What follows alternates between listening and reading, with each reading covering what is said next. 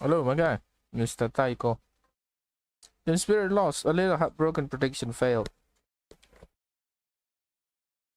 Yes, it's completely failed.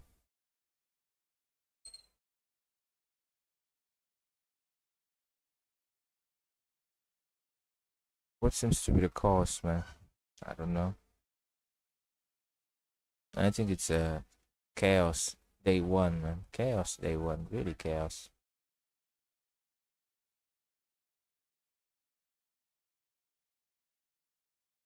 I think I put 5 fantasy.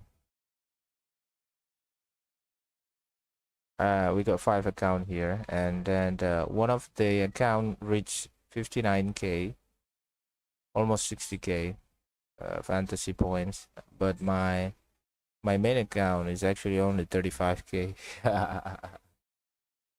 that is that is effed up. Well, I will take a lunch, man. Have a good day, buddy. Have a good day. Thank you for stopping by. Thank you for the like.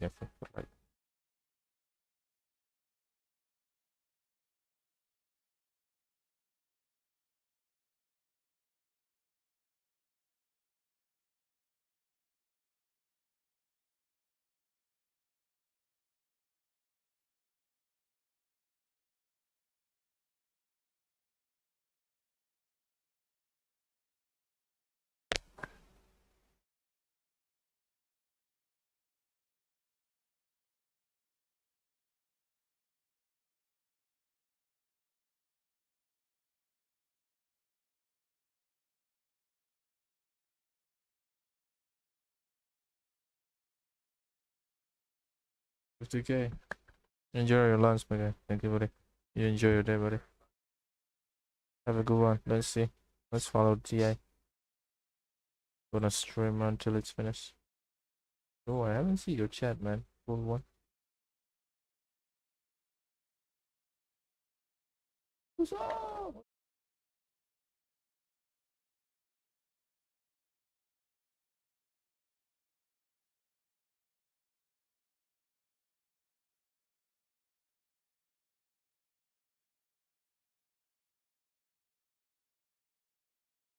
Oh, yeah.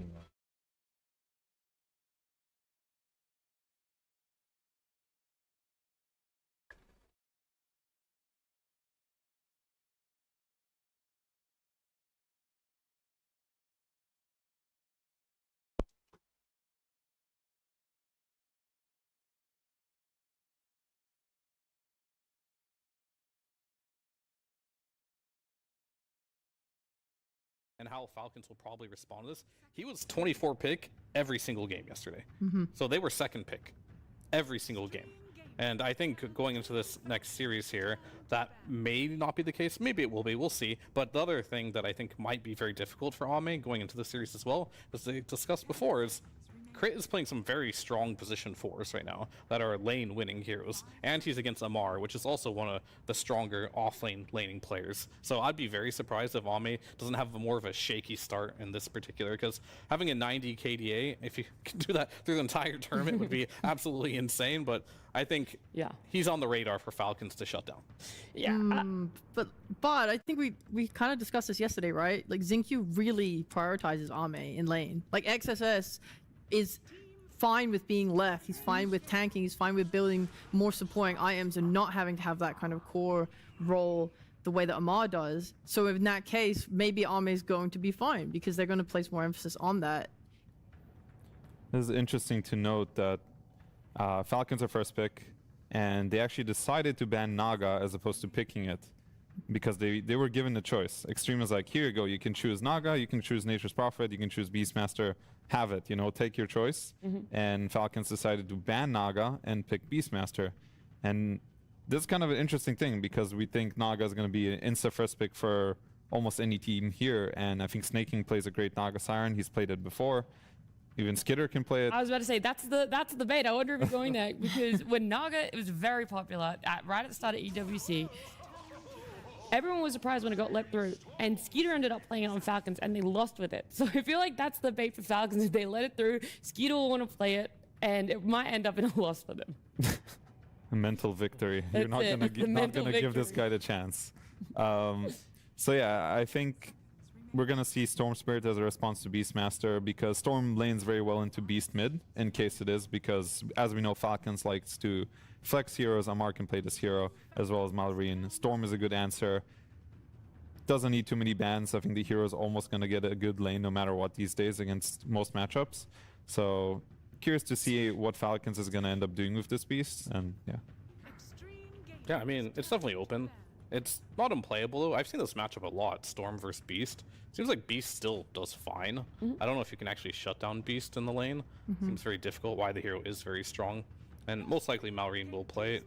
Technically, Amar can play it, but he doesn't like it too much. And I was asking where Warlock went, because I feel like this hero used to be in every single game, but the priority has changed, and like these disruptors, like I guess there's a lot of bans right now for supports right now. So I guess when 5 or 7 supports are banned, you gotta just go for the next best. I thought that maybe Extreme would pick Silencer here to help cover their Storm Spirit, but now I'm looking at Falcons and it looks like it might be nice if they took like Silencer plus Snapfire or something to be able to help deal with this Storm Spirit, to give your Beast a really strong lane if they do want to put it in the off lane. I mean, you have a lot open.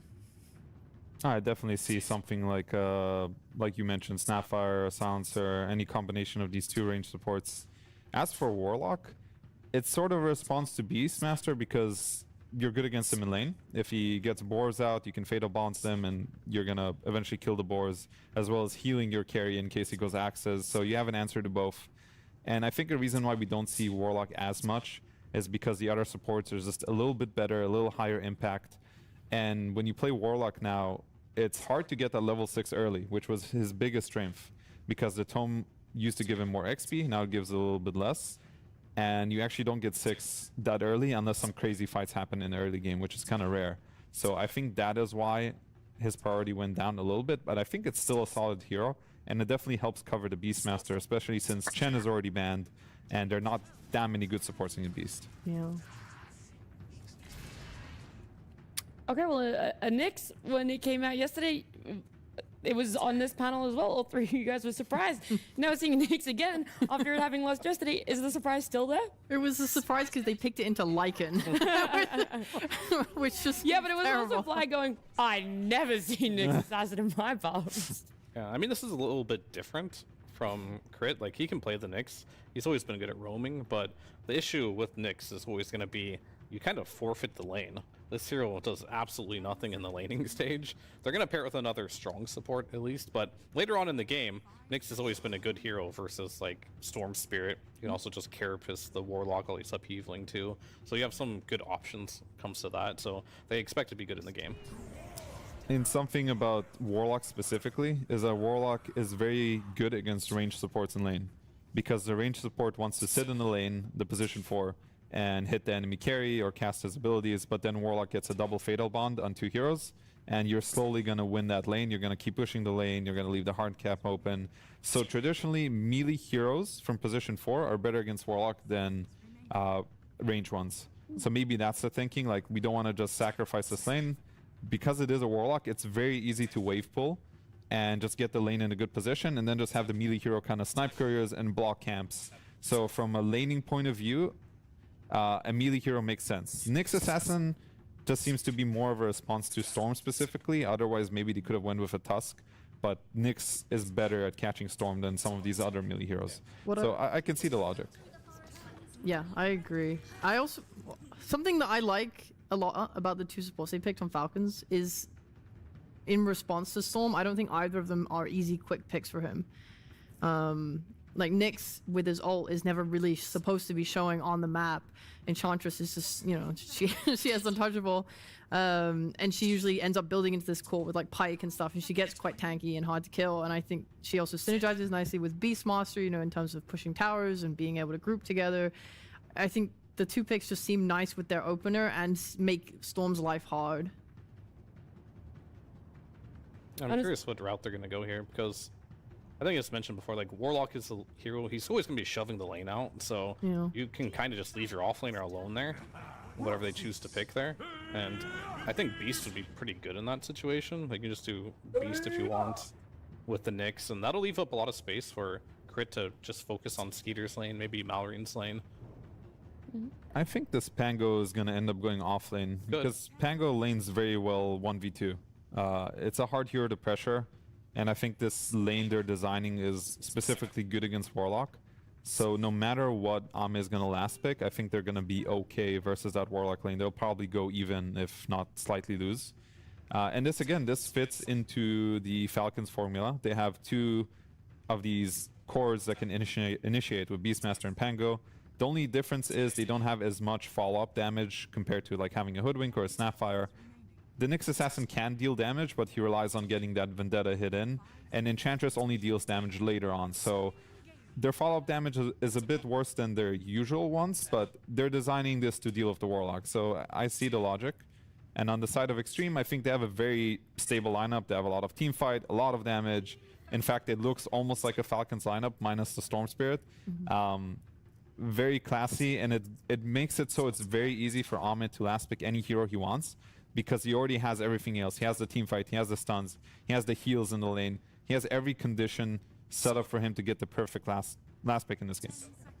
I mean, he's going to have a free lane pretty much with whatever he picks, right?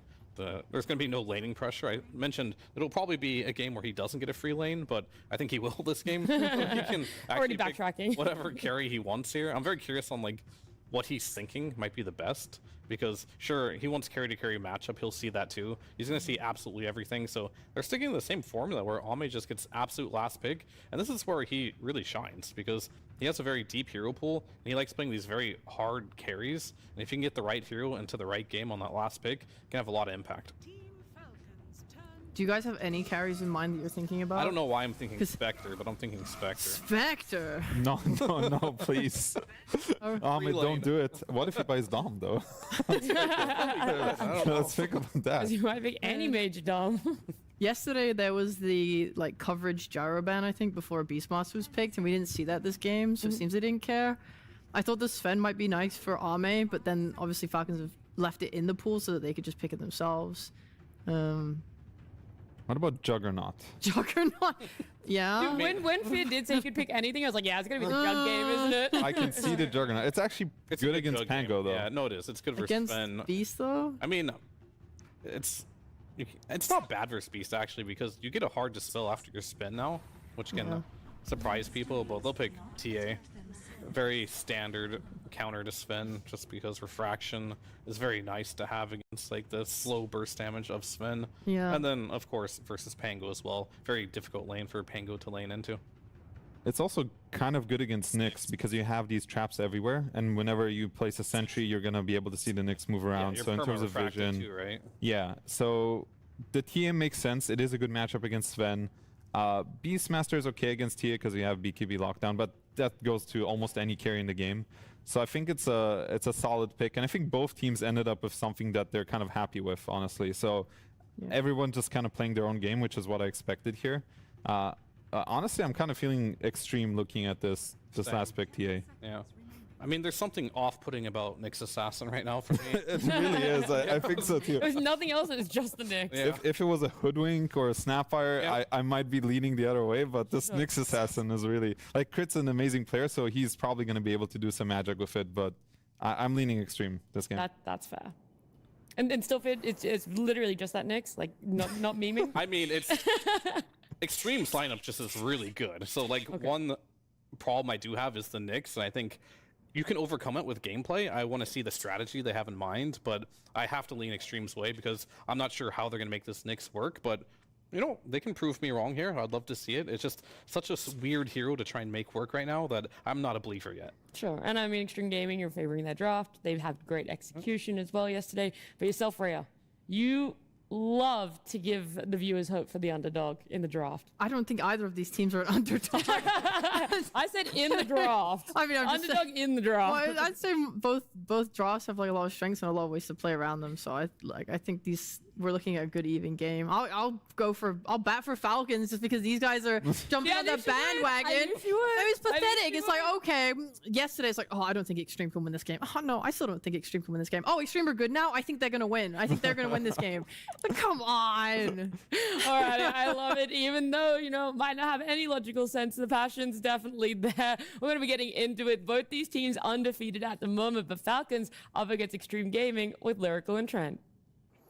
Thank you so much, Nat. I cannot tell you how excited I am for this game, Trent. It's going to be freaking awesome. One of these teams I had going through undefeated. The other one I said was going to be out. I'll let you decide who those people were. But I'm on the bandwagon now, too. Let's go. Yeah, you're hopping in there. I mean, did you hear what Fly said? He said, classy. Yeah, they're very classy draft. That's nice. I like that. All right, that's what he thought about that XG. Panel was looking classy. Mission kill Ame, says Skeeter. Ame replies, come. Oh my God. Oh, that's good. I like that, dude. He really does just think he's in an anime, doesn't he? I know. Look, I tell you, I'm looking at the replays this morning from the games that we didn't see because we were over on the B stream, and I see this Yadaro PL versus Ame Anti-Mage. Come on. Yes. Give me a break. It's really unbelievable. What is it with those two? They need to get Star-crossed lovers is what they are, I tell you. You know what it is? It's the problem, too, is they can never be together because they both play carry. That's the real problem here. Oh, man. Wouldn't that be something, huh? I know. We throw them on a team together. Make it happen. Holy. Somebody. They'll just trade off playing mid, It'll be like Emo. He does that sometimes. Okay, I like this idea, actually. All right, Ame. Wait, what if we put them in a lane together? Oh, yeah. And they trade off going support. That's a terrible idea. No, but once you lose the game, you swap. Okay, As long as you're winning, the carry, you get to keep playing carry. Yeah, they're just going to throw us that way they get to play carry. Yeah, oh, sorry, I threw the lane, man. It's too bad. Well, Bounty Rune situation right there. You can see 3 of them going the direction of Falcons right out of the gate. So what you would hope to have happen. Namar going to try and body block this wave out. As Panel was talking about, Pango, one of those heroes that can survive a little bit more when there's a little bit more of an unorthodox position for kind of an old school one, but the Nyx Assassin. Yeah, and likewise, same thing with there being a Warlock, right? Like the panel pointing out that we've had these Banes, we've had these Shadow Demons. These are heroes that are really good at stopping you from doing the annoying skip the laning stage pulls. Walking away with the creep wave. Warlock, he just got to watch you go. Like, he can try and harass you a little bit, but Nyx still has pretty decent HP regen, and he can just tank his way through it, It does look like for now, though, they're willing to play this a little bit more straight up. We'll see if that changes on the next round of creeps coming in, but feeling somewhat okay with how things are set up, at least down here on the bottom side of the map. We'll keep our eye on mid, too, see if there's anything to write home about, but it's, Storm versus Beastmaster, some possibilities. Not a ton, though. Yeah, Storm is, I don't know why he got Walking Remnants and still has all this armor. I'll just say it, Yeah. It's kind of crazy. The whole excuse for the armor used to be Remnants. Now his Remnants walk away from him, still has the armor. Explain that to me. I mean, you can't. It's an impossibility. Apparently so. And then again, up top, we've got our first creep sent out on a mission. Skeeter is going to have to back away from XXS and ZinQ here together, as the pressure might be mounted a little bit there. We'll keep and see if there's anything that comes their way. But you would anticipate there might be some early pressure being mounted if Snake King can manage to find himself a pretty nice creep. Yeah, what was the streak he had? Oh, yeah, there was that long streak of him. Oh, sorry, 27 wins. Yeah, that's before crazy. He lost his streak on Snake King's Enchantress. Pretty disgusting. One of the more crazy ones. That's like going back to freaking KP Newbie Doom. Oh my god, exactly, yeah. On the lead up to TI, they won a bunch of games in a row, too. That was a good one. You can see already these fatal bonds. It starts to become a bit of an issue. Never forget the Zai Wraith King as well. Support Wraith King, That was another fantastic streak. Mar just chunked. And it's going to be forced all the way back. Does have sick charges at the very least. Crit's going to have to pass over some of these tangos, though, if he wants to stay in this lane. Yeah, Amara long on the Pango grind. Gotten to the point where he's very comfortable on the hero, which, of course, fits the idea of Falcons, where they're just trying to get these heroes that they like, that they can flex around, and really open up their draft options. Right. Is a little bit different than what you see where Amar's farming a ton, though. So that is going to be... I'm curious if he does anything sort of unique with the Pango in that regard. couple of denies there on XM. 20-2 so far for him versus the 16-17-2. So far, nothing really to write home about except a slight lead for XXS up top against the Sen, and then of course down bottom side, Pango's a little bit behind as well. Yeah, and I imagine as we get into like 10-15 minutes, this game's going to turn into a lot of Nyx Assassin hunting paired up between the Pango, the Beastmaster, and then trying to turn those kills into objectives, right? That's a pretty good goal to have when you've got an Ench on your lineup with a Beastmaster. You can sort of bully your way. Oh my god. Okay, that's The cool. neutrals killed his courier. I mean, think about it. You know, you think of all the heroes, they leave the couriers alone, but Enchantress, Yeah. like, what's she's taking your bud? You know, Yeah. you're all just hanging out in your creep camp, suddenly your friend hates you, starts hitting your buds. That's not good. I'd be killing her courier too. It's a fair thing. Doesn't stop the pain though. Crit comes in, takes away that water rune. Malrine able to get the other one, so no rune for XM. But he should be perfectly fine, still full resources.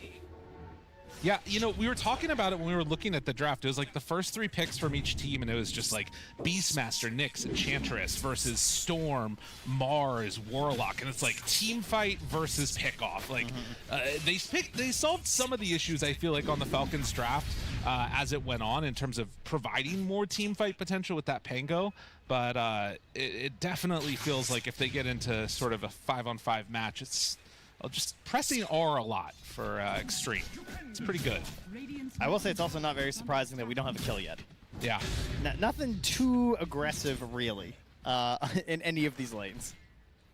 No, there's not much of an option there to make any moves. I guess a rotation later from, well, Crit's backing down, and actually might be first blood.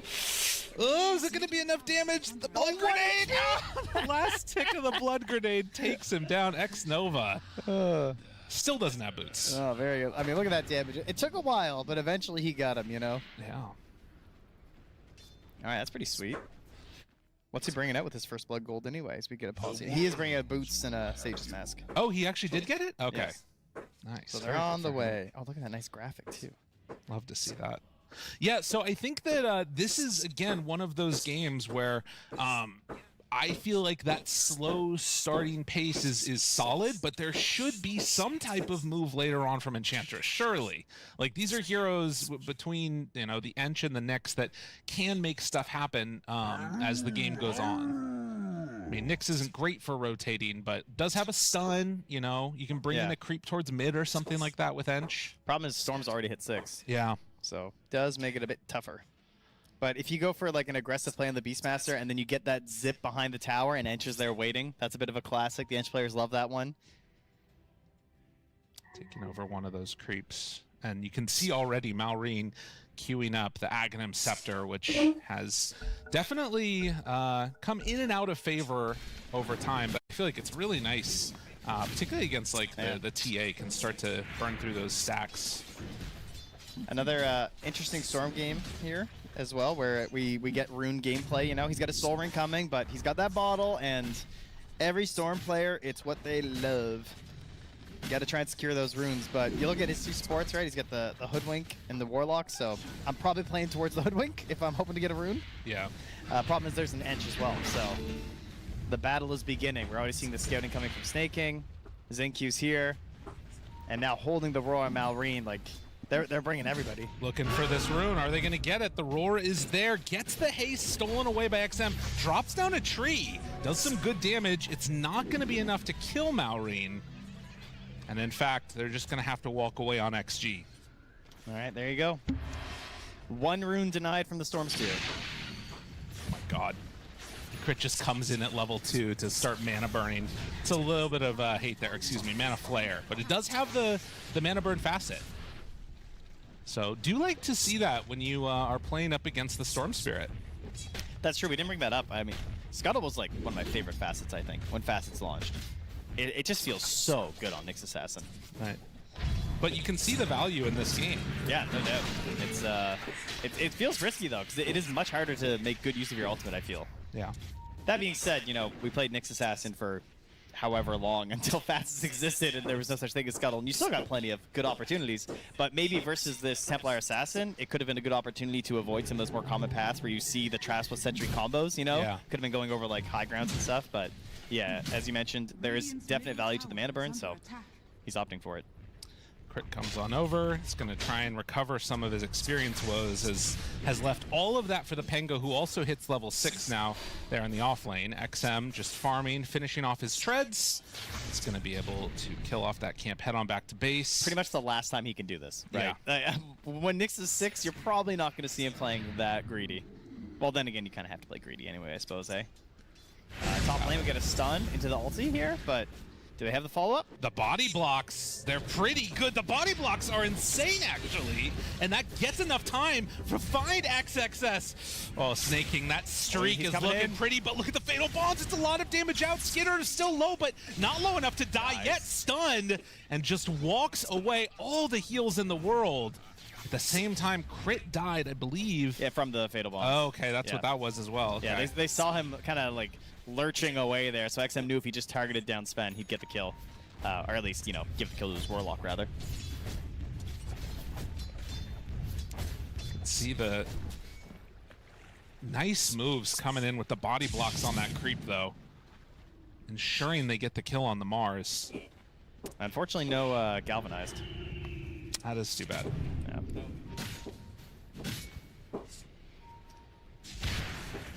So stun to farm. Skitter, this is going to be his happy zone for a while. And thankfully, like you're talking about, does not have the same worries of the Nyx assassin as XG do. So he can play a little bit more greedy with this. Yeah, it's a little bit more difficult for XG to get onto that side of the map here. But maybe we'll see some smokes when Xinqiu's 6. You know, obviously likes to play pretty aggressive. And you can see XXS just making some stacks and farming them up. Still only 3 kills here at this 9-minute mark. This XXS is looking for a soul ring himself. Crit soaking up all of that experience in the mid lane along with the Hoodwink here. But look at this gap opening up for Ame. Yeah. Ame is pretty huge right now. 8 camp stack to 7, but he just finished out an ancient stack down bottom, and they've already got 2 stack waiting for him up in the top, so I'm sure it'll be 3 or maybe even 4 by the time he gets there. Sims have been back home again. Yeah, Ame just gonna have to leave and head over there. XXS still hanging on to this area.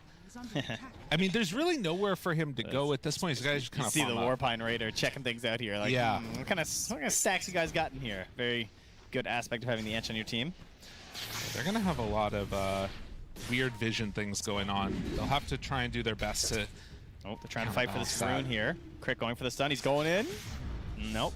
Oh, and a regen. Ooh. Yeah, that's one it's hard to give up, but I feel like you kind of have to, although now, level 5, there's no way. Yeah, I don't know. I'm kind of getting the feeling from XG that they might not even try and necessarily fight with this regen, because I feel like Falcons are just going to dodge. Yeah, I would just be farming it up. I mean, pushing in feels really good here, but they're very happy to just passively play this for a little bit, right? They're going to try and strike that timing with Ame. There is a fear, of course, that, oh, we're letting Sven free farm. Like, he's doing his thing, but I'm sure they know that Ame is just feeling great right now. He's probably telling them, like, guys, I am unharassed. I'm getting everything in the lane. I'm getting my Ancients down bottom. Give me an Ancient stack up top, and we've got a free game here, you know? Thankfully for Falcons, Skitter also can clear through his own, so those aren't being stolen anytime soon. And, well, XM decides he's going to take some for himself. Of course. That benefit works. of the regen rune here. Yeah. Meanwhile, maybe a fight happening up top. Snaking shows up.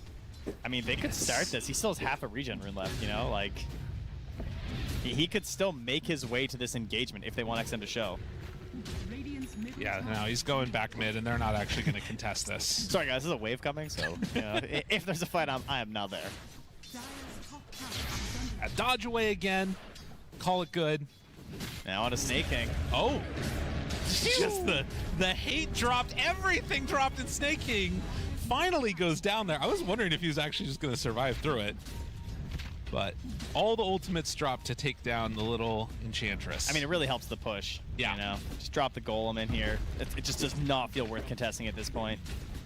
And so far, we've yet to see any action, right? 0-0-0 Beastmaster. Crit is now starting some vendettas here. Again, no Scuttle, so a little bit more difficult to have success with it. Now, Crit did show top and now is running mid. And XM picks up the Invis rune. A little bit off there, maybe. You know, not that he'd have any help to get a secure. I don't know if you're going to be able to connect onto this.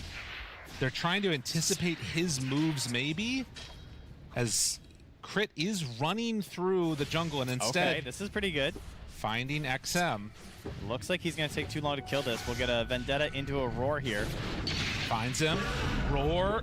Couple more punches. Yes, it's enough. Okay. Didn't want to risk the Vendetta damage. Good choice. Just able to clutch it out. Yeah, I mean, that's important to do, I think. If you're going to pair this Beastmaster with the Nyx, just make sure you get the Roar. And if you can do that, all's well.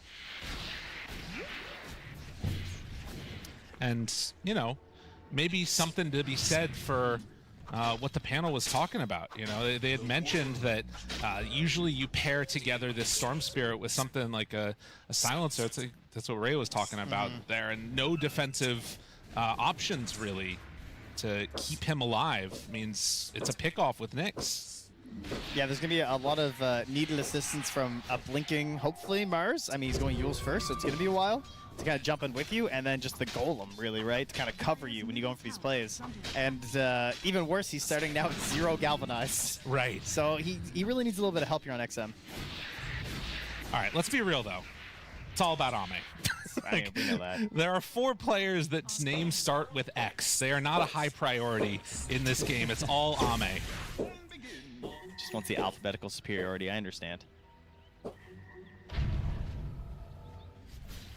Oh, I didn't realize how busted Vanquisher is this game, actually. There's going to be so much chain stun when you think about it. Like Pango Roll, Roar, Nyx stuns. Vanquisher from the Sven's going to go kind of crazy. Yeah, that's a good point. Just 30% bonus damage all the time. Going in for the Echo Saber after the Mask of Madness, the classic Sven build. But still not willing to make any real aggressive movements, as Ame is still top of the net worth chart. Yeah, again, just satisfied with what's happening here.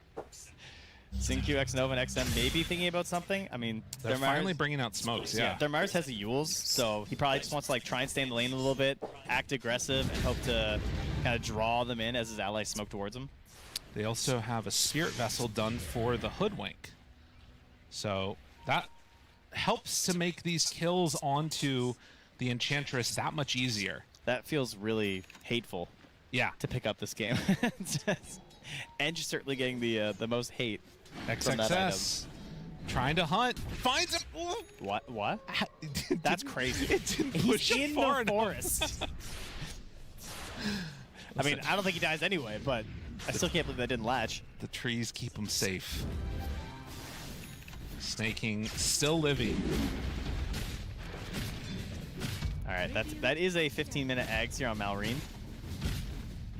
So, despite Helm being one of the most busted items in Dota right now, this mid Beastmaster is still opting towards the Ags. It's obviously still pretty solid, especially when you're just going for these big combo plays. That's a good point. This is a game without a Helm of the Dominator.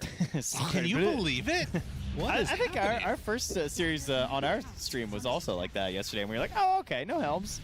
Then we're just hearing from everyone else, there's Helms everywhere. As expected, I suppose, coming to this tournament. XXS just a little bit off from finding Skeeter there. And now, Crit, hello. Oh, you know, you always get one. I don't know what it is about Invis Heroes. It can be Herald, it can be the International, the road to the International even. You get one, you know, where the dust just isn't quite there in time. All right, 5 heroes bottom now, lining up for XG. Crit probably doesn't want to come in here, assuming that there might be some sentry coverage, and also, you know, not nearly enough friends to help out with anything. And Ame's just going to Dragon Lance this down with a death, so it's pretty simple. God, it's just a carry player's dream, 0-0-0, 200 CS. It's really nice. 16 minutes, no problem. And that's the whole Hurricane Pike coming out now. Pango is bottom, and they see him on those wards, but will manage to get the TP away. You were an RTS gamer. Yeah, What was he called? No Rush 20? Isn't that No what it Rush was? 20, that's the one. Is that what we're playing here? I think so. It kind of feels that way. 5 kills so far. That's it. Oh, 5 matches with 100% win rate when they get the Dragon Lance. It's apparently. over, dude. That's it. got everything they need. It's in all 5 matches. It only has 2 wins. Oh, I see. My bad. Yes. Yeah. Understandable. They find Snaking. Spirit Vessel onto him. Damage out. Is it going to be enough? Yes, it will be. It better be when you're buying a vessel. Like, come on. Oh, yeah. Got to get that one. Okay. Again, nothing like super impactful, no like huge decapitations across the map. Pardon me? Well, you know, there's some moves that people make where it's just like, okay, the game's over now. You know what I mean? And we call those decapitations now? Now we do. Can we get it like a voice line? Decapitation. We should do that next time around. That'd be a good voice line. But no, so far it's been very much tit for tat, back and forth, little skirmishes. All right, well, we all know that Storm players get a little antsy here, okay? He wants more galvanized. Stolen immediately gets obliterated. Did manage to steal the Arcane Rune, though. So what's the plan here? Are we thinking about a Roche? Is it a little early for a Roche? I mean, does it open up an opportunity? They definitely have an ability to. There's no Pango for 30 seconds. It's a spicy Roche, I'd say. Snaking, Spirit Vessel already onto him. Do they have enough to bring down this little Enchantress a second time? Okay, look at this movement by Sven and Beastmaster right now. It's like, do we want this? This is a crazy play to go for this. If they move in right now, I mean, it's still 10 seconds till Pango. Do they have enough time to contest? I mean, it's really just that pickoff that really kind of, you know, because they probably were thinking, okay, we can delay things. Amara comes back, we get a Pango play. I mean, you know, it's taking a while. Oh, they're coming in. They're still sticking around this area, trying to run in with the boar. Roche is low. Roche is low. Crits there immediately. The jump forward stun. Aegis down. Ame snatches it. They get the kill, but not the big prize. And now the roar. The hit Skinner goes down as well. Malrine is going to be obliterated. Trent, that's what they call a decapitation. As the silence comes out, Amar tries to get out, but he can't roll away. Now manages to get some separation. Xingqiu on the hunt. Can he find the right bushwhack? It's a little bit tough. He TP'd into this. So yeah, Amar's in trouble. He's stuck over here. Ooh, 50-50 guess. Still chase. Oh, they don't realize that he's... Okay, they can't get there. You've been driven around Hamburg by now. The streets are very narrow. That's okay, right. I don't blame them. It's really difficult here. Whew. Well, at least they get the gold from the Roche. I suppose that is a positive there, but man, XG, what a great play. Just knowing, because everyone knows that TA wants Aegis at this point, right? It is ideal because it gives you this Aegis, this safety to farm towards your BKB. You want to get your Blink, you have your Aegis, then you can go for your defensive item. Because right now you just want to be the glass cannon that you're designed to be. And perfect timing here. It was noble. Crit jumps in here, doesn't find a Carapace play. Yeah.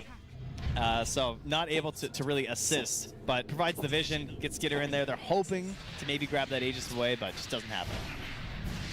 I mean, I'm not sure if it would have made enough of a difference. Maybe Amar can get like some good roll-off or something then, but whatever the case, it falls apart. Yeah, I mean, they just got put off balance by the pickoffs, and the confidence by XG just to commit for that Roche is really good from them. Oh, and now spotted crit here.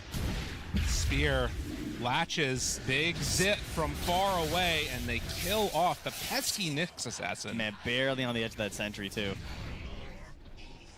So and the Yule's working out well here for XXS. Roche into Tormentor timing, into another pickoff. And as Falcons, I mean, there really isn't much of a game plan besides just like dodge, right? Yeah. I mean, this is literally how you draw up a TA game. Yeah. Every single box that you could hope for has been checked right now. We got the Roche, we got the Tormentor, we're picking things off. I'm going to take this Aegis towards my first defensive item. That's really all you need to do. And now trying to find a way back into this game on the side of Falcons, it's got to be that big BKB here for the Sven. All right. And again, it's like the panel sort of talked about, you know, both sides are trying to just execute their draft, right? Yeah. And XG are the ones that were able to exert their will over the game more effectively than Falcons have been able to so far. You can see Dota Plus still puts it relatively even. This game is far from over, but XG definitely the ones with the upper hand at this point. Right now, Xingqiu has a crazy amount of bursts for this point in the game, too, right? Level 13 at the moment. So you got 2 points in the Sharpshooter, has the Spirit Vessel, has the Boomerang. Even, like, Snaking will just get obliterated. Smokes on smokes, breaking, jumps in. XXS finds a weird target. This is getting a little bit discombobulated here. And it looks like Amar is just going to reset. Nothing else happening. Oh, TP out there. Yeah, I Close think on that's Mallory. wise. Snake King is gonna have to TP away from this too. And they did get both of the Wisdom Shrines as well, XinQ and XM. Dire's middle tower is under attack. So And look at Ame. yeah, I know. A minute and a half left on the Aegis. No worries. I mean, he knows his team can get to him. He's going for the Daedalus too. Yeah. That defensive item. We're ahead. I got some coverage. Not My an Mars Aegis all went game. Yule's Lotus. It's fine. Does he not even have a blink? Oh no, he does. No. Okay. Oh no, he doesn't. Not the Yeah. Mars. No. That's Ame's. Yep. Dire's middle tower has fallen. And XM, Invis Rune spots out. The Pango, the Bushwhack connects. Woo. XinQ comes in for the finish. Yeah, I mean, the not a thing has worked in the direction of Falcons over the last 5-6 minutes. All 23 ages. minutes, I might say even. Yeah. Stun there. Follow up. Vanquisher hits. Is it enough? Is it enough? No! XM zips away. He actually zips forward knowing that there could have been a follow-up the other direction. Now the Going chase rest down of his here. Team forced to blink to get away. Ame finds Crit. Crit realizes this is not going to work. Dies. And now Skeeter trying to run. Nah, surely. He does have a TP, but not feeling like he has to use it. Radiant's top tower is under attack. Well, they're trying to find their way back into this game. Unsuccessfully. But Malorine has BKB. Thank you for the like, guys. Have fun Zen watching it. is really close to BKB. I mean, some of this has obviously been trying to dodge out the worst of the damage from the Aegis, and then they've been losing a couple heroes here and there. Yeah. Now that Aegis is down, do you feel like Falcons might be more comfortable trying to group together for some type of a play, or are they waiting on another timing here? I mean, they're definitely waiting for the BKB, but other than that, there's not much else to wait for, is there? It's, you know? Yeah. I think you'll continue to do a little bit of split pushing and stuff. Maybe try and get some good vision down aggressively. They kind of left a few in behind. Dire's bottom But it's really hard to take a fight into XG when they're set up at a tower like this, because you know X Nova's just covering in the back, and how do you get to the Warlock? It's pretty unlikely that the next assassin can do much to him. Well, look at this. They drew it up. They're wrapping around the back. At least that's what they want to do. Amar ready, thinking about the jump forward. Ame caught. Mission, kill Ame. That's what they said. But is it going to be mission impossible? They do manage to bring him down. Skitter now turned upon. Is it going to cost them everything? Slowed. The Fatal Bond still doing some good damage, and the Spear throw onto 2. Sven staying alive no longer. Mars up on the high ground trying to find this kill into X Nova. They've only lost Ame so far. As X Nova backs out, they cannot keep him alive. XinQ also trying to run. XM runs back forward, starts to hit into the Pango, a double for XXS.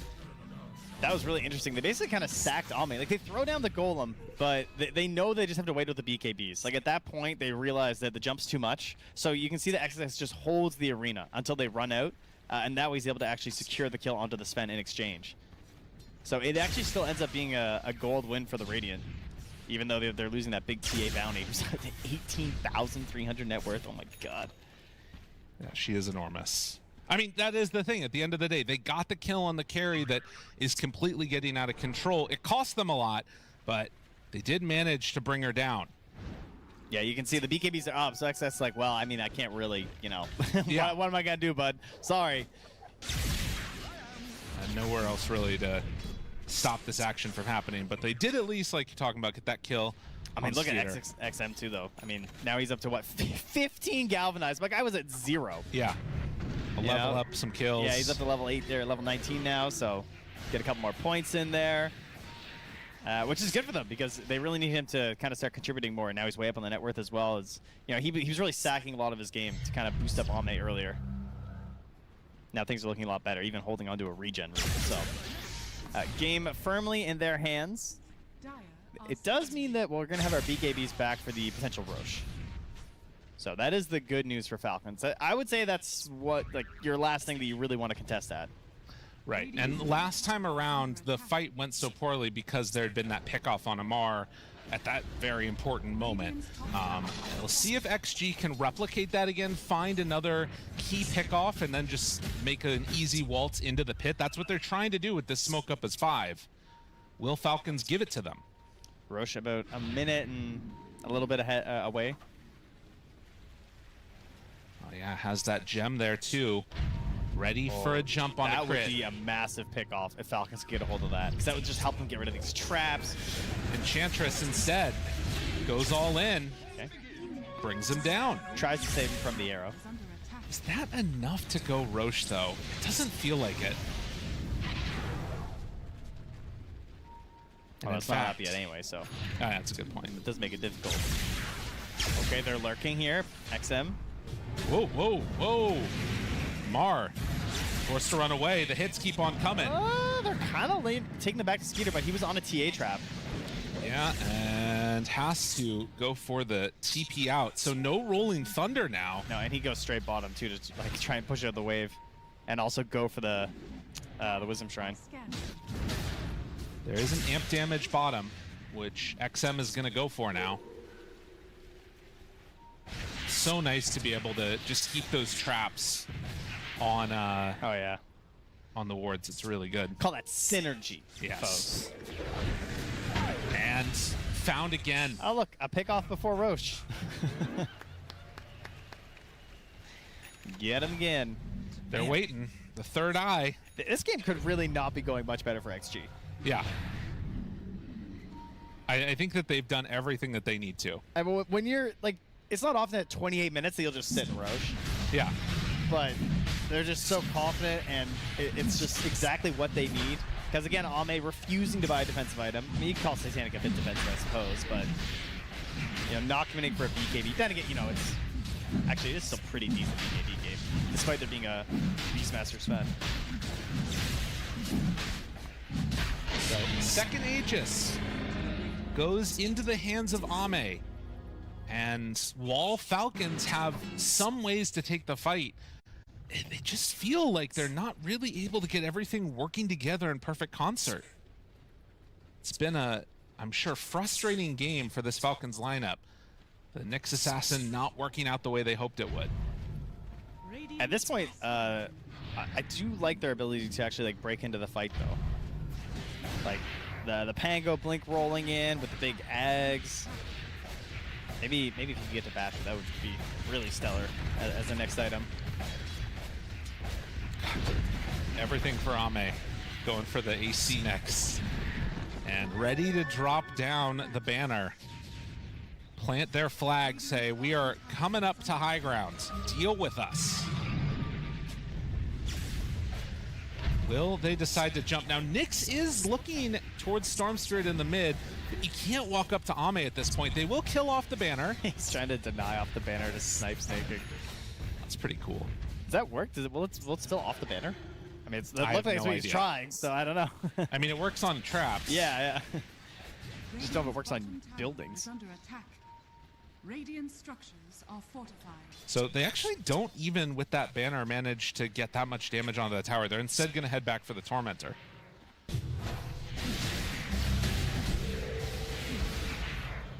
That was easy. Slapped on XXS. Very happy with that. And at 31 minutes, an 11k gold lead. All right. Ame completely out of control. Here's what they have. They got a sneaky ward down by this bottom Roche. You know, that's nice. The side of the Dire. That gives you some vision as to what's happening. That's all I got. That's that's what Falcons have going for them They right have now. an ward. They have an individual ward scouting the bottom rune, and you Okay. need to turn an 11k lead around with that. Yeah. I mean, I guess the one thing that you could also say about this game so far is that we haven't seen a real fight coming from Falcons yet. Like, almost all of these engagements, they haven't been able to get into position for a good You're making that jump. sound like a positive. Exactly, because now maybe they'll have a good fight, Trent. There's a Okay. chance. Right. Things 'Cause could be better. The We can- absence of a good fight as the game gets worse and worse Yes. means that there We will can be one. hope for a better world, okay? Okay. Hope for a better world for Falcons. There's a chance. What about +8 Warcry armor? Oh, there you talents. go. Does that change everything for you? I mean, no, but every little bit helps. Not even a little bit? He's He's got got the shard a little too, mini you crit. know? That little Crystallis right there. That's their hope. They just keep stacking crits. That's the only way it'll work. Mar. A smoke up. Will he get the roll up in time? Doesn't need Okay. any blinks down. Dodge. Dodge, dodge, dodge. That is what they're playing right now. And Ame, he's going to step all the way up to the tier 3 again.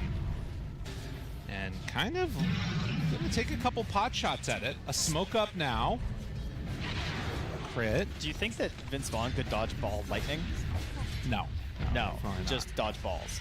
He wasn't even actually that good at dodgeball in that movie. That's true. Actually. Jump forward, Alright, stun. 1, 2. The follow-up is there. He's down Alright. 1 time. They have enough for a second round. Where's the follow-up? Malrine looking, trying to find a target. A big crit hit eliminates ZQ. It's starting to actually look okay. They're starting to believe. Oh, the Fatal Bond's hurt. The Fatal Bond's hurt. But do they have enough damage? Ame is low. Roar, no. The Lotus. X6S, you god. He saves his life. Ame now turned upon. Is going to live. Crit throws out the stun, but there is no damage. They're buying back? To follow that up. They got to. There's nothing else left in the tank right now. I mean, but You gotta get there's no something god out of strength. this. Like, the buyback is just such a sad state. Oh man, Ame stands alive. This XXS guy's pretty smart, you know. That's some good itemization right there. That was so clutch. He was satanic too. Like Ame was, that was it. You know, if they get the roar, they can actually get that spend just freewheeling on top of them, but not gonna happen. And they're just leaving the base. He's down in neutrals. Amar is up farming ancients. Yeah, so Skeeter, like, they know. Yeah. They're certainly not going to be defending right now. 20 seconds until God Strength's back. A second set of racks here at 34 minutes, and just everything going XG's way this game. Ladies and gentlemen, take notes. Like, if you want to play these heroes, these lineups, it does not get much better than this. Oh man. Somehow they're still only 17k down. It feels like should be more than that, but it is very much all XG's game at this stage. It feels like aura gameplay with no auras. Yeah. You know, like auras are like easy mode because you don't have to actually do anything. Oh, it's great. But instead, this is just like, well, we'll buy all the right items and use them at the right time. Yeah. And that's what's going to give us the win. Simply do that. They're waiting. Dude, they're freaking marking out the pool timings. What is happening? Who are these The people? Lotuses are crazy. What is going on? I feel like there have been so many moments where I'm watching these games and suddenly a hero just heals 900 health, and I'm like, oh yeah. That's a thing. That's a lot of HP. It's the Willows that get me. Yeah. They Shadow Realm, they use it, and you're just like, huh? Ooh, okay, wait a minute now. Wait a minute now. We got a Revenant's Brooch. Hold on. Wait one gosh darn minute. Yeah, nice AC, fool. I got a Revenant's Brooch. Can they burn through the refraction, though? All right, here we go. Golem's about to be back up in Look at 10 this, look at seconds. This is the swing, the Storm Gem. They see the real storm. Jump forward, stun, onto him. X-Nova ready with the counter initiation. He didn't drop the rock. The gem? It wasn't back up again. They take him out. Get the gem. Oh, yeah.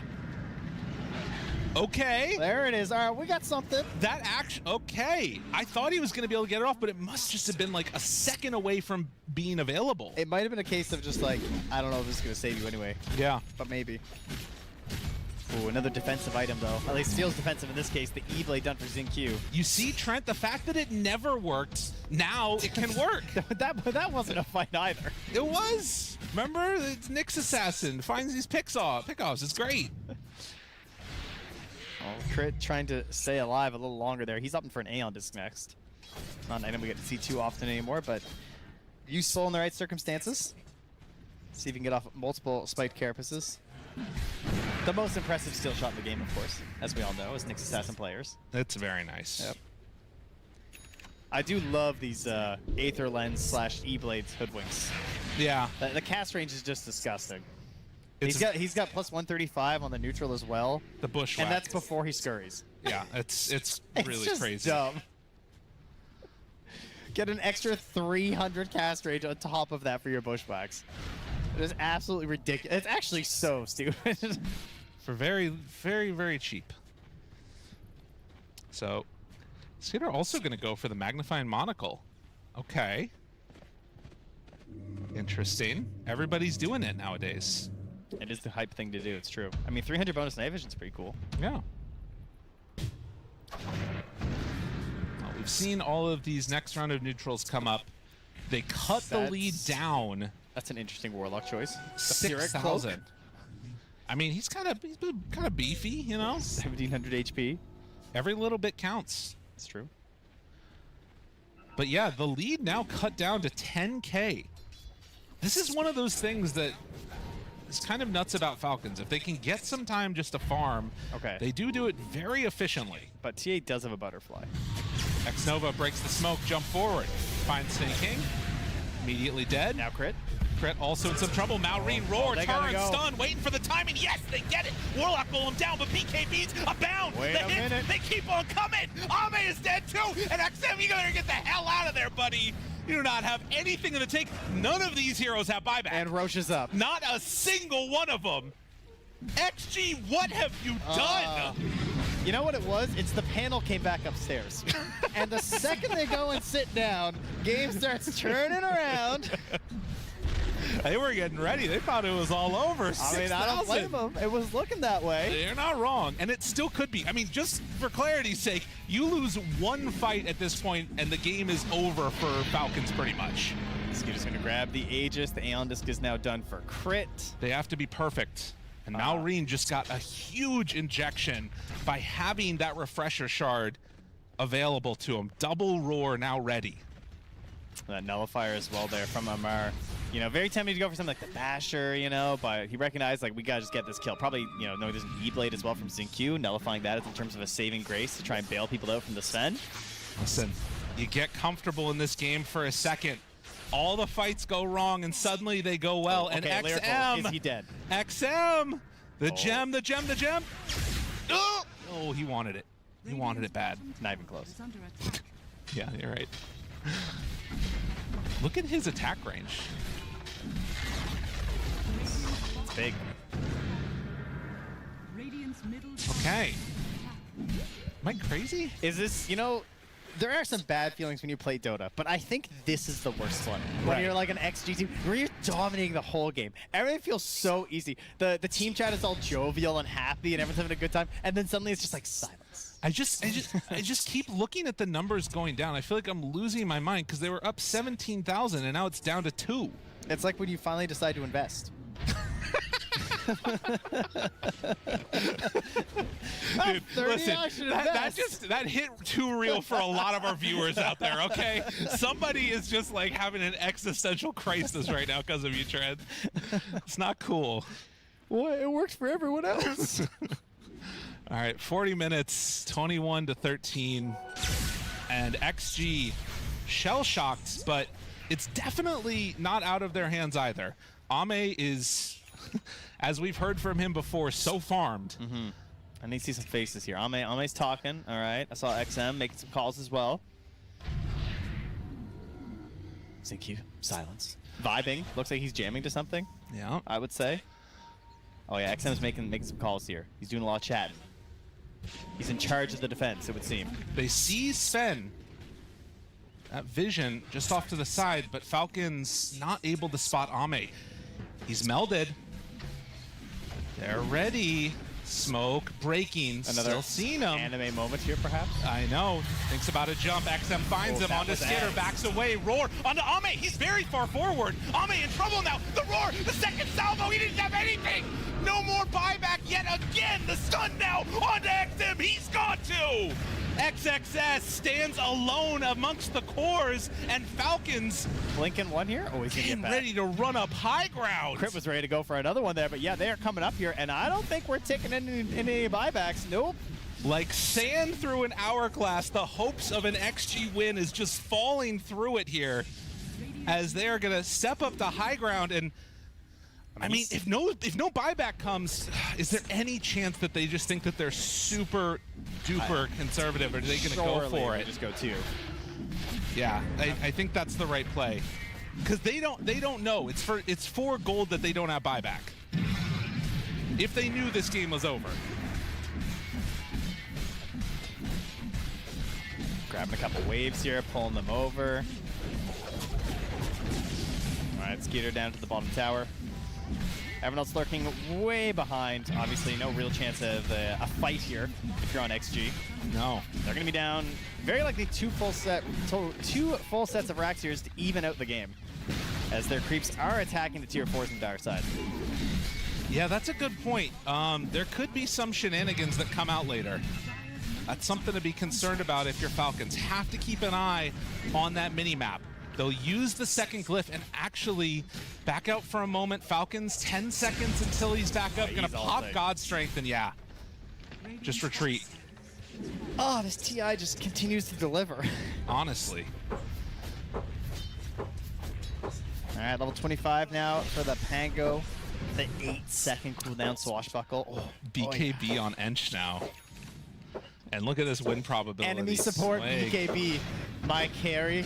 Go BKB. Wait, is that current? Is that real? Oh my god, it is. Makes sense. You know, the gold's whatever. Yeah. Yeah. It's not too crazy. And I guess it is double racks, so makes the difference. Double racks apiece. Whew, XG. What do you do now, buddies? Well, our Aegis is expiring in a moment. What is happening? Our TA is getting stunned and dying and not pressing any buttons or getting to swing at all. Yeah. That is what's consistently happening in these fights. So we might see Ame maybe take a backseat. Also, what happened at the start of that fight was XM jumped in with an Ags pull and he only hit Sven. Yeah.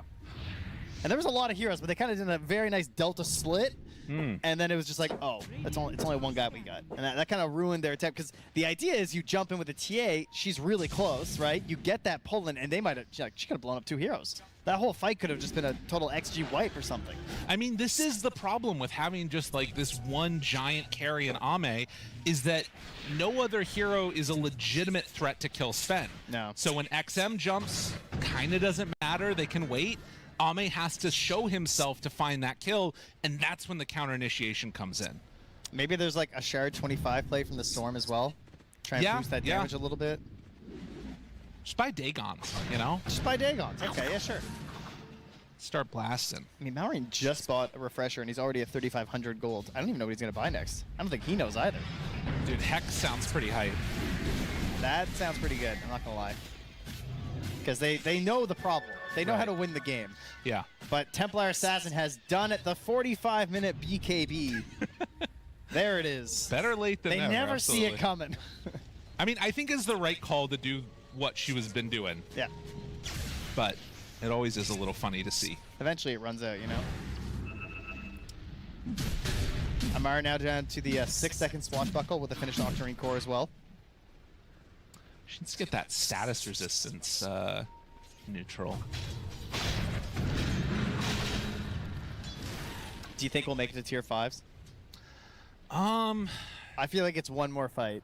Yeah, I mean, this is the thing, is that I also don't think that we're going to get mega creeps this game. That's the feel of it. Like, this is a win a fight, end the game type of dynamic. And so I kind of feel like we're not going to get mega creeps. Or, excuse me, not tier 5 items. Yeah, Ame's really far away from buyback. He's 2,200 gold away from buyback. It's probably, you know. Just don't die. All right, that's good advice, actually. Sven was close, but Skeeter's buying out. He was only 200 gold away. Nyx has block of cheese in his inventory. All right, nice, nice. They were able to get the whole thing done up. It's scrumptious, as they say. We got a heart done on the Sven, too, so that's what he bought out for. A heart? Did I not just see a heart? Am I crazy? I must have missed. It was probably the satanic. Okay. Okay, I thought I saw a heart. Bobby. That would have been pretty crazy. I would have been hyped. I was wondering. You know, I'm not gonna. I feel like we might not see a heart at TI. Oh, come on. I feel like there's PLs. Come on. Maybe. I guess there's a chance. There's been one PL. Yeah. And he didn't buy a heart. I didn't see. Probably not, though. 21-15. And again, everybody very concerned about taking any step too far out of position. Oh, Rush with an insta-spawn. Oh, yeah. Now, XG do know about this because of TA's innate ability. Yes, of course. Got to remember that one. So they're aware that this could be happening. I think actually they know before Falcons do. I don't think Falcons had checked it. Oh yeah, I totally forgot about that earlier when I was like, oh, they're just going to wait in the pit. Wow, 28 minutes. Classic. Gets me every time. Skitter. Do they know? He's a little ways away. They're actually walking up to high ground now. Malrine, this would be a good point of contact for them to find. Dude, this is a dangerous and he gets the roar off, finds him, Warlock. He bladed again, down low, but not dead, and they get the golem drop. Mamar rolling back and forth. They're all lined up together, but Ame, he got his stuff off. The BKB, the walk away, the right click's coming in. The control is still there, though, and XM dead. Ame, does he have what it takes to take him down? Skitter, low, Skitter dead!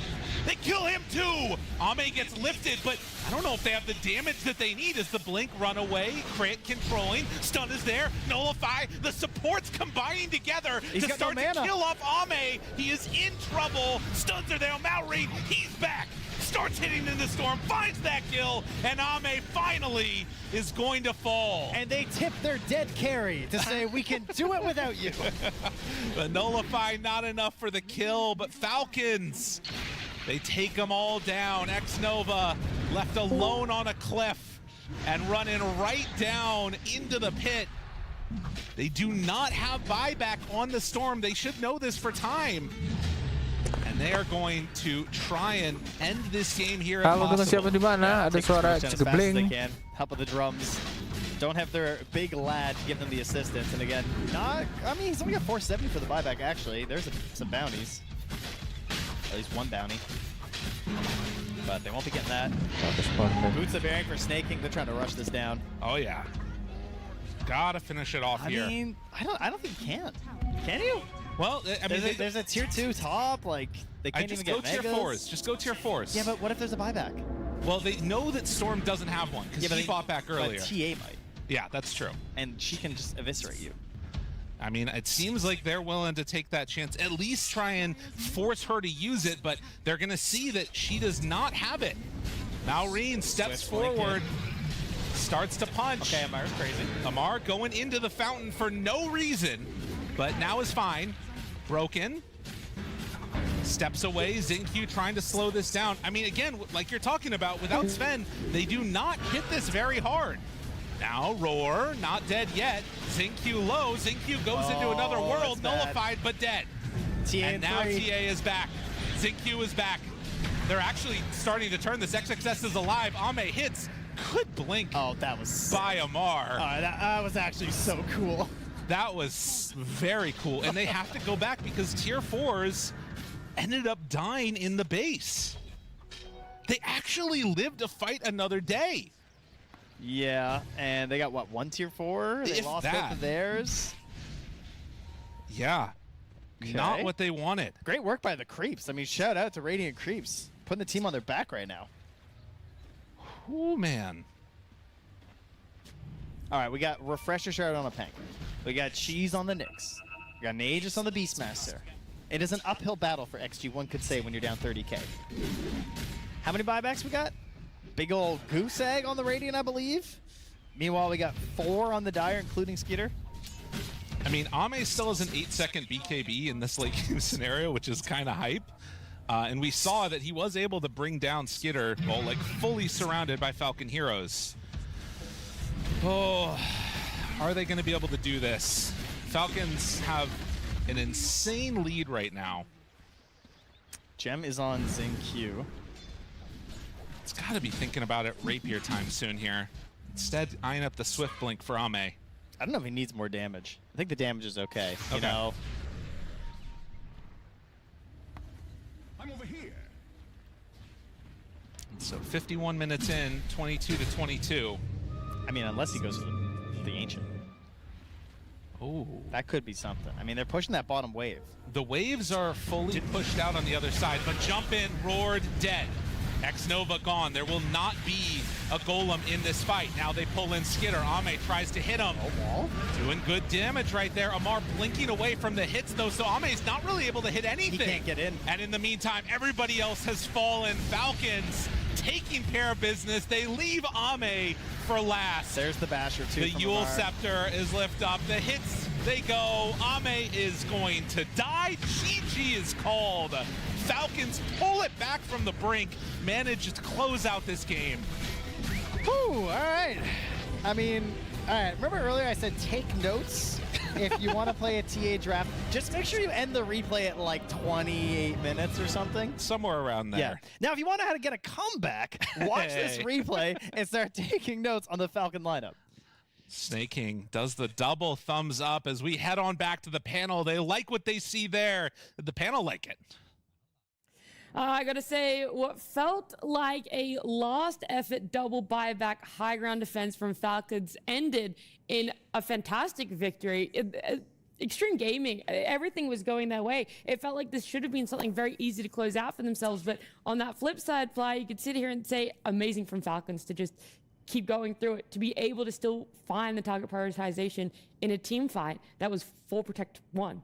Yeah, I think Falcons is very commendable for kind of keeping their head in the game because, you know, this is tier 1 Dota. You can always come back into the game if you find that opening. They had what it takes to take down this TA. TA didn't have a BKB, which we're going to get to later, but they found the opening multiple times to clutch up a bunch of team fights when they were severely down. And, you know, that's the sign of a winning team, of a championship team, which Falcons are.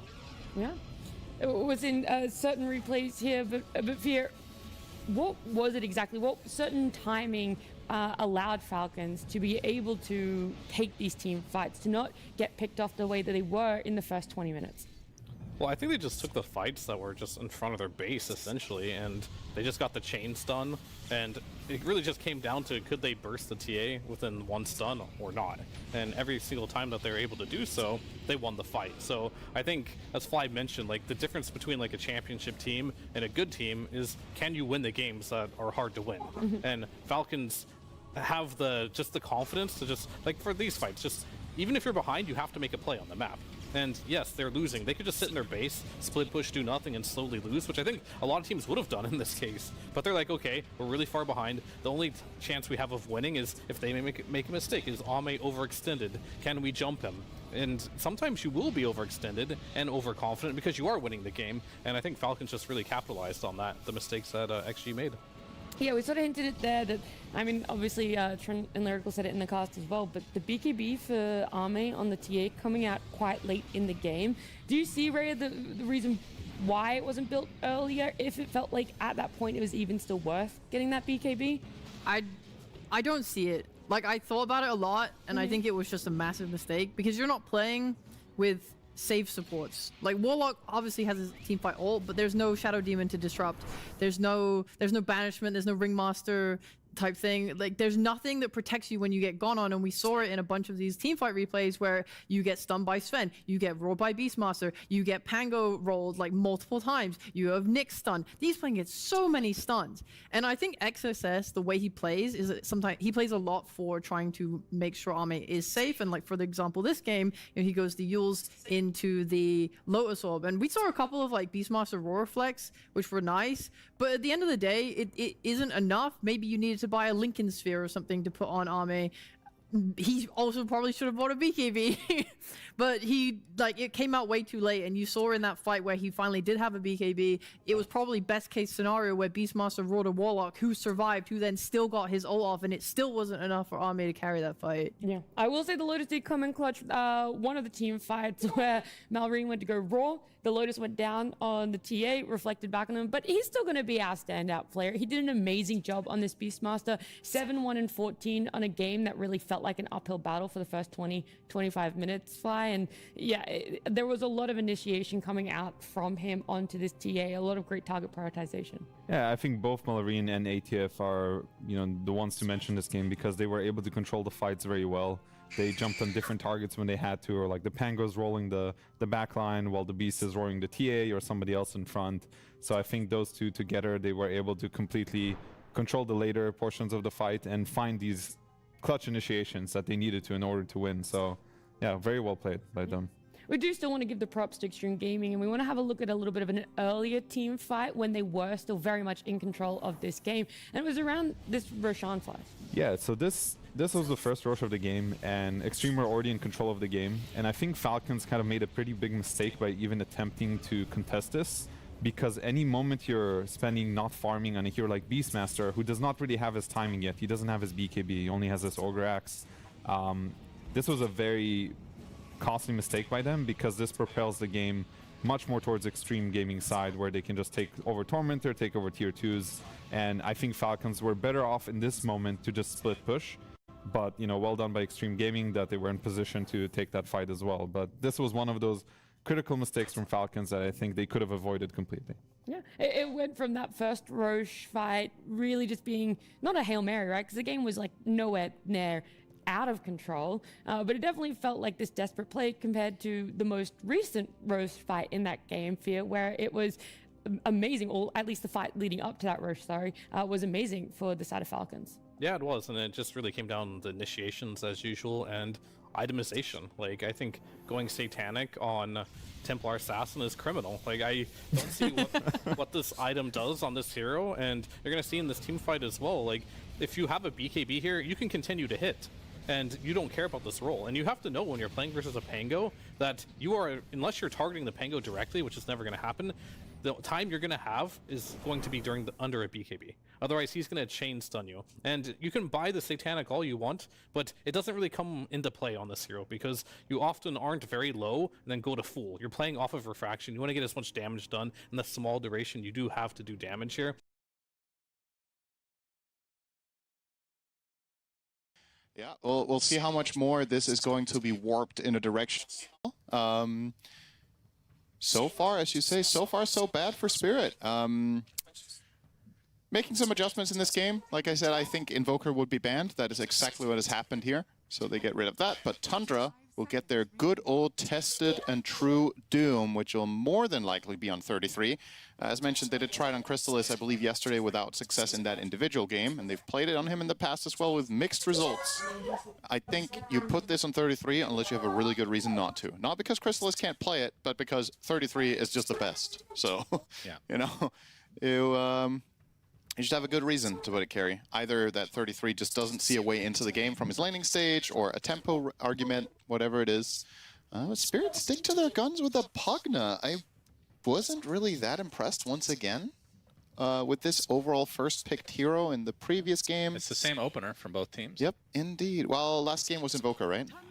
Oh, yeah, you're right. They picked Invoker before Doom. I forgot they first picked it. Yeah, so Doom could have even been banned last game if Spirit wanted to.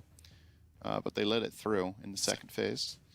But yeah, you're starting to see a pattern here. Look at Spirit's first 3 bans, right? Dominator, Dominator, Dominator. And then in the second phase, now they're banning out the Abaddon. I personally think this is a really good ban, and I think this hero deserves a second phase ban almost consistently. I find Abaddon carry to be extremely powerful right now. And yeah, now Spirit don't have to deal with it. This is going to be a different game. 2 of Tundra's previous heroes are unavailable. So they need to find different angle to attack this Spirit. Yeah, Pugna plus whatever it's called. Miposhka can find a little bit more impact on the Pugna this time around. Yeah. It's interesting, though, because he is, generally speaking, incredibly skilled on these support save type heroes. But yeah, Pugna that last game couldn't really act as a save because of the matchups it had. You doom someone, you can't life drain them, and then Abaddon eventually just blinked in and overwhelmed the backline. So you couldn't really play the positioning game. Another Medusa ban again. Yeah.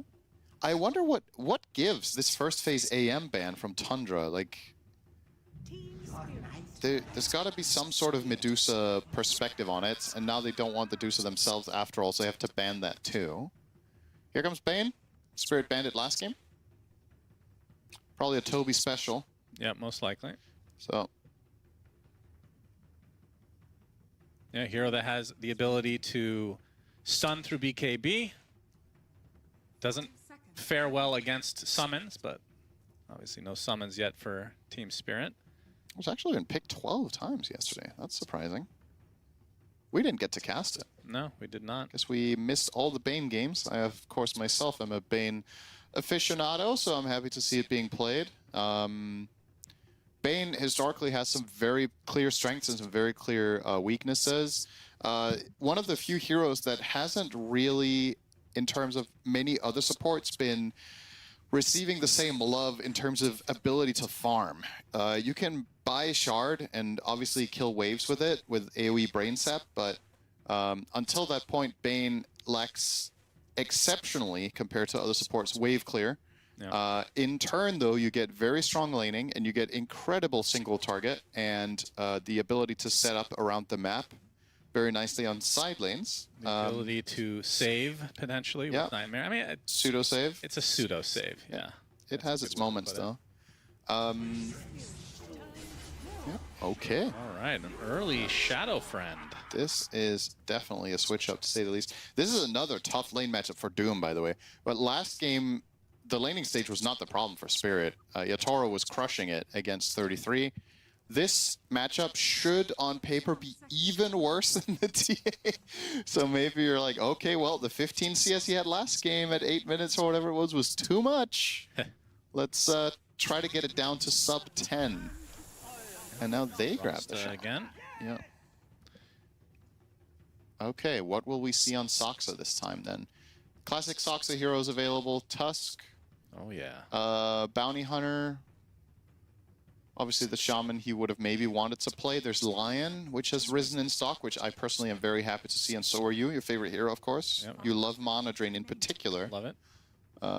Speaking of learning stuff yesterday, or learning stuff we talked about last game with Invoker, it turns out yesterday I also learned something, Shannon. When you Mana Drain teammates, it's for half the amount. I was actually not aware of that as a Lion player myself who has done it countless times. Oh. It's 50% reduced, which I was making the case yesterday that why don't we see Lion played as a battery for Storm? There you go. You only give him 300 mana with max Mana Drain, which is probably not enough. So, yep, good mechanic to nerf, probably.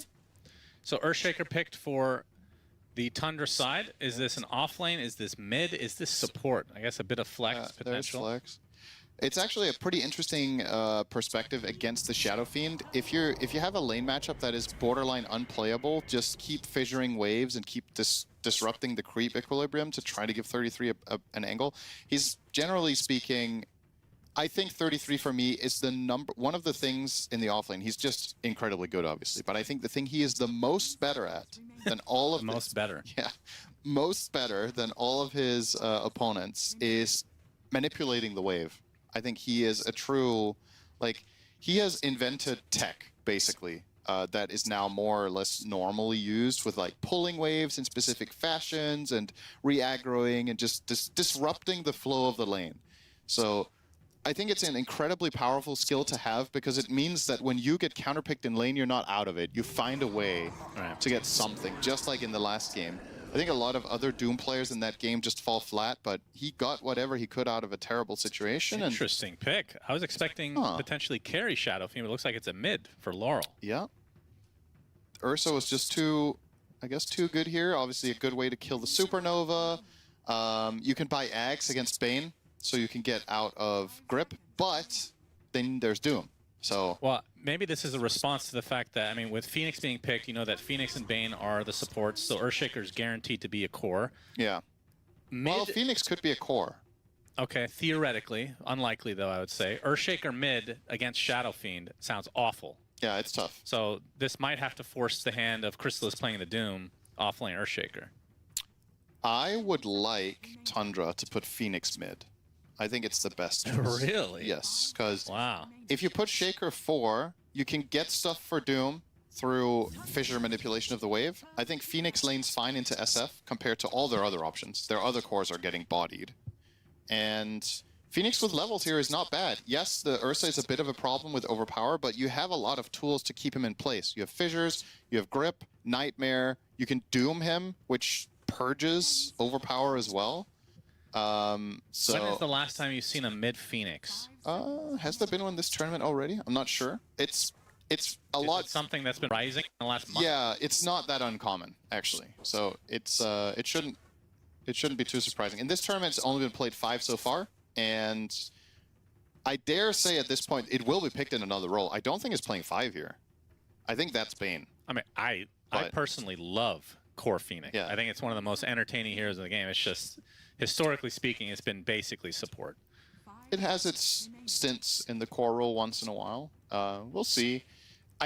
I don't think playing Phoenix 5 and Bane 4 is the right adjustment here to what Spirit are proposing for the side of Tundra. So I don't think that's what we're going to see. But all right, Magnus Bane against Collapse, hardly surprising.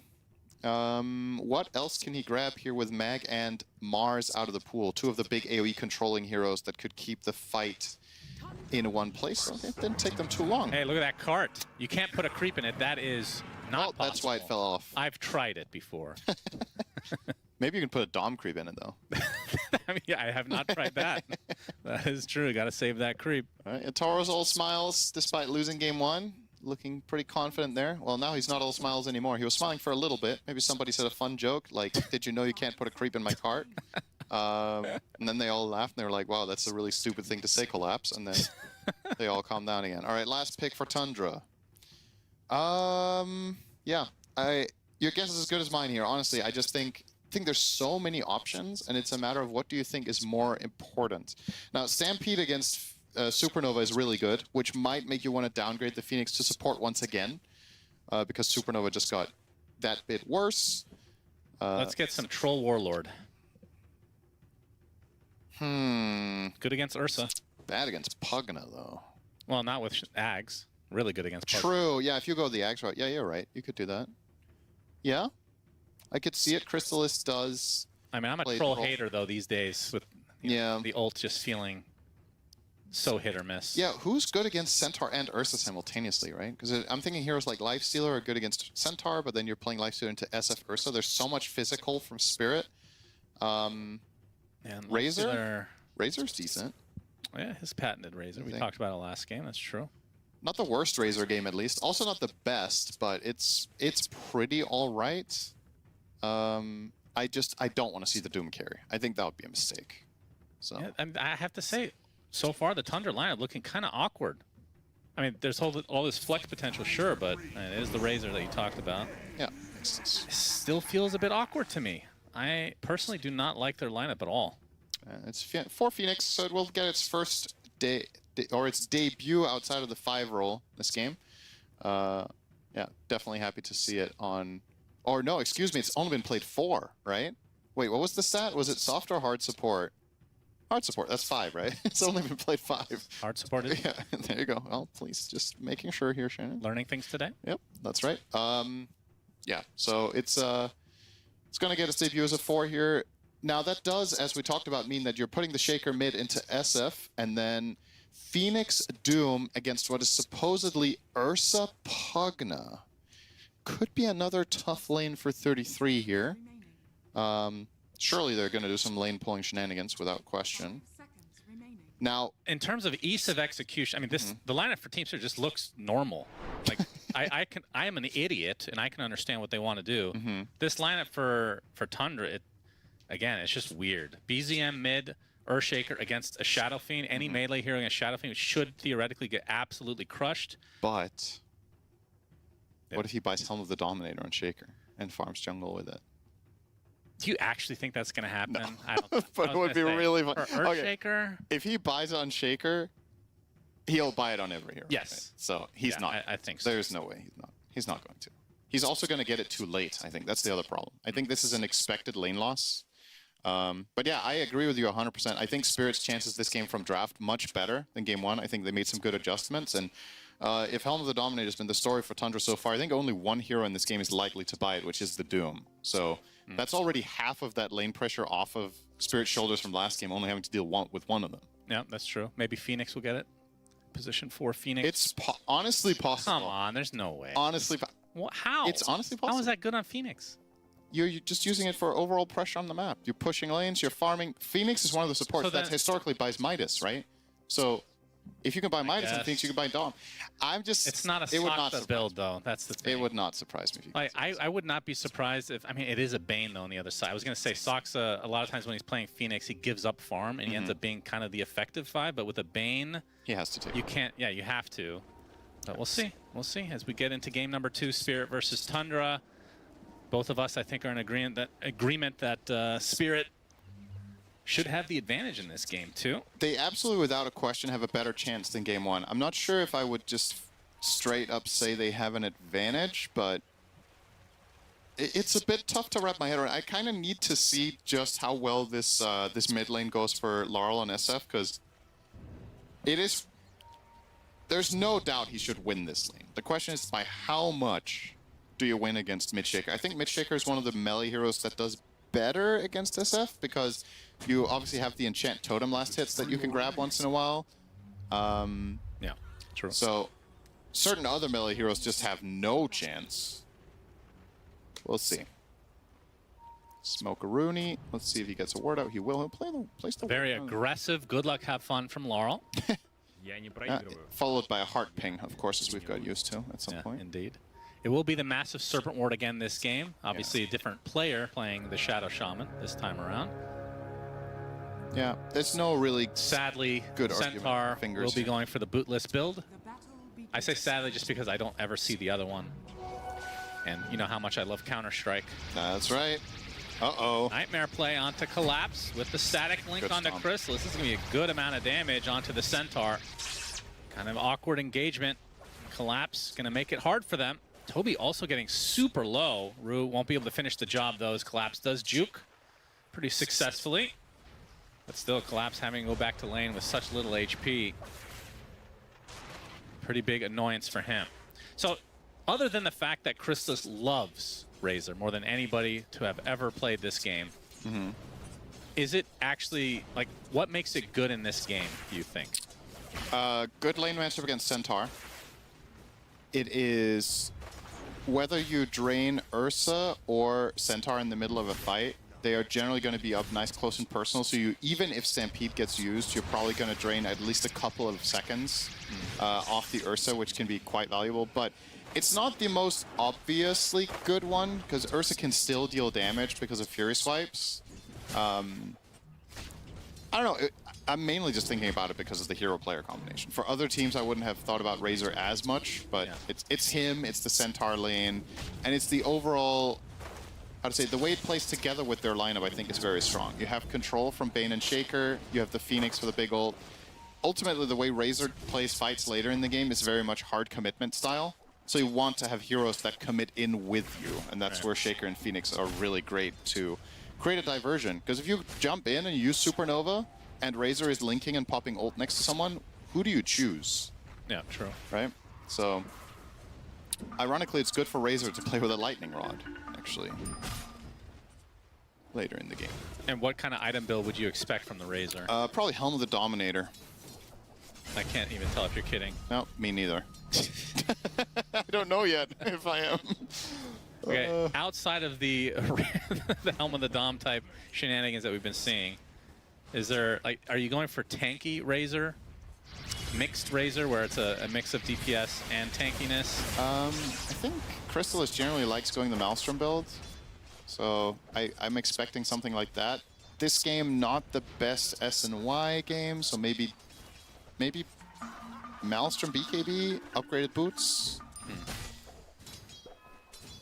Does he ever buy Falcon Blade? I'm actually not sure. Razor's one of the carries that does use that item quite well. Yeah. So we'll see. So far, the quick buy is just movement speed, which is completely standard. You want to get boots and wind place on this hero without question. It's all about that mobility. And mid lane, we talked about Laurel on the Shadow Fiend versus BZM's Earthshaker. So far, 15-6 versus the 9-1, so not a huge surprise. And when Shadow Fiend gets level 5, that is when it theoretically should get ultra hard with the level 3 raises. Yeah. It's already pretty damn hard as a melee hero anyway. And in terms of the ganking potential from the supports, do you think one team has the advantage over the other? I mean, like, the Phoenix feels like it's, maybe not the worst. I mean, it doesn't have any hard lockdown, of course. I definitely would be more worried for the Shaker if he gets ganked by, say, Shaman coming in with 3 raises, but... Oh my. That's a lot of damage to Laurel. No. Are you serious? No. Laurel pops the stick, gets off the Shadow Raise, pops the Fairy Fire as well. BZM taking a lot of damage from the tower, but he's going to get first blood. My God. How is that possible? My... God. That is not possible. That is insane. finding a very small opportunity. BZM taking full advantage. That is actually crazy to find that kill onto SF. It takes two to tango there, though. Like, that requires a really good play and a mess up simultaneously. Yeah.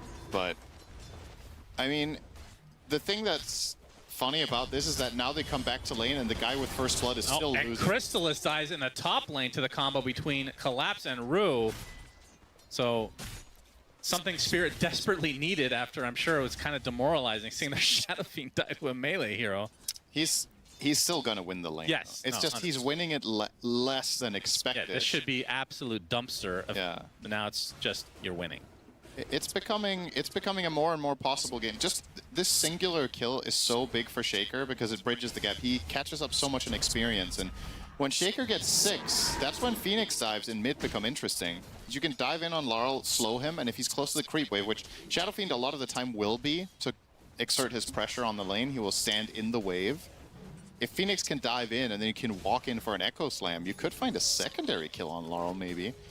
But let's not count our chickens here. Still some ways to go. BZM just cracked 5, so we're looking at multiple creep waves before you get there, and in the meantime, Laurel will just be winning every singular wave. Yeah. It's 27-14 to the 13-1. BZM queuing up an infused raindrop. I thought you were going to say Helm of the Dominator. I was hoping that was so the point. much. That was the point. I feel like if he was going to go for that, he would have queued it already, so. Yeah, probably. Looks like the item maybe not as strong as Wraith Pact, which is good. Which people notoriously bought on Shaker. Fine. This would actually, that's true. If they're buying it on multiple heroes, it's maybe the strongest. But maybe the impact not as noticeable as a Wraith Pact. Yeah. As Rue gonna get fissured in, puts down the Nether Ward. BZM still not level 6, but Toby coming in to apply some pressure as well. As Rue in a lot of trouble, gets off the Nether Blast. Nightmare though with Laurel, level 6. We'll get off a raise, maybe a couple, as BZM now on the run, takes 2. This is gonna add up. It's gonna use the Enchant Totem into the Fissure though. And now even Soxa coming to play, but Laurel has the Invis rune, so we'll be able to get away safely. Really good job from Tundra supporting cast here. Getting the kill on Pugna and then afterwards bringing Phoenix for protection there is nice movements that aren't really that costly because their side lane cores can be left alone. Doom is doing significantly better than last game. 33 laning into the Ursa, has 32 CS. Sure, he's not winning, but he was never meant to. He's doubling up his CS from last game on Doom, so that's pretty good. And Razor should be fine being one-on-one against Centaur for a little bit while Bane goes for a walk. So these moves are good from Tundra. Make no mistake, they're still losing the laning stage, but they were also meant to. Like, you're looking at these drafts, you're like, there's no way, right? So it's a lead for Spirit, but honestly speaking, I don't think this lead is as big as it should be on paper. Is this going to be an Echo Slam on creep situation? The TP by BZM? No. It's not a big enough stack yet. No, you want a triple or quad stack. Ideally, you want to bring the Ancients and the big camp together and then slam everything, but you want it both to be at least triple. Ironically, you farm faster when the stacks are bigger. Is it normal for Shadow Fiends to get Requiem at 6 these days? Yeah. Oh, okay. Poshka in a lot of trouble. Foul play will activate. 33 and company take him out. As he has Oro and a lot of trouble. Come up to Fairy Fire, gets the overpower as well onto the other side. He's going to get chased down. The Earnest still applied to him. Soxa puts down a war for a little bit of extra vision. Is 33 now in a bit of trouble. As Rue with the Nether Blast. Laurel going to accompany Yatoro so he can get away safely. Okay, good job Yatoro getting out of that situation, but finding himself in it to begin with. Another good move here from Tundra. Just, yeah, showing up today. Once again, if you're just tuning in and you're like, what's he talking about? Spirit are leading by 1K. This is a laning stage that is Spirit favorite. Nice little raise combo there from Laurel will make his rotation somewhat worthwhile. And 33, we talked about it.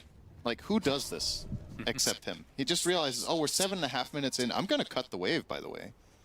Yeah, just clever stuff. We'll get him his level 6 and TP's back to tower. Helm of the Dominator, only 300 gold away. Yeah, he could find the Doom. He will into the Infernal Blade, and Yatoro is just dead. Caught plain and simple. Completely off guard. Man, really nice kill here for the Doom. He will tick away, so big kill for 33. First Doom in the game, successful. Hey, it feels like it was just like last game.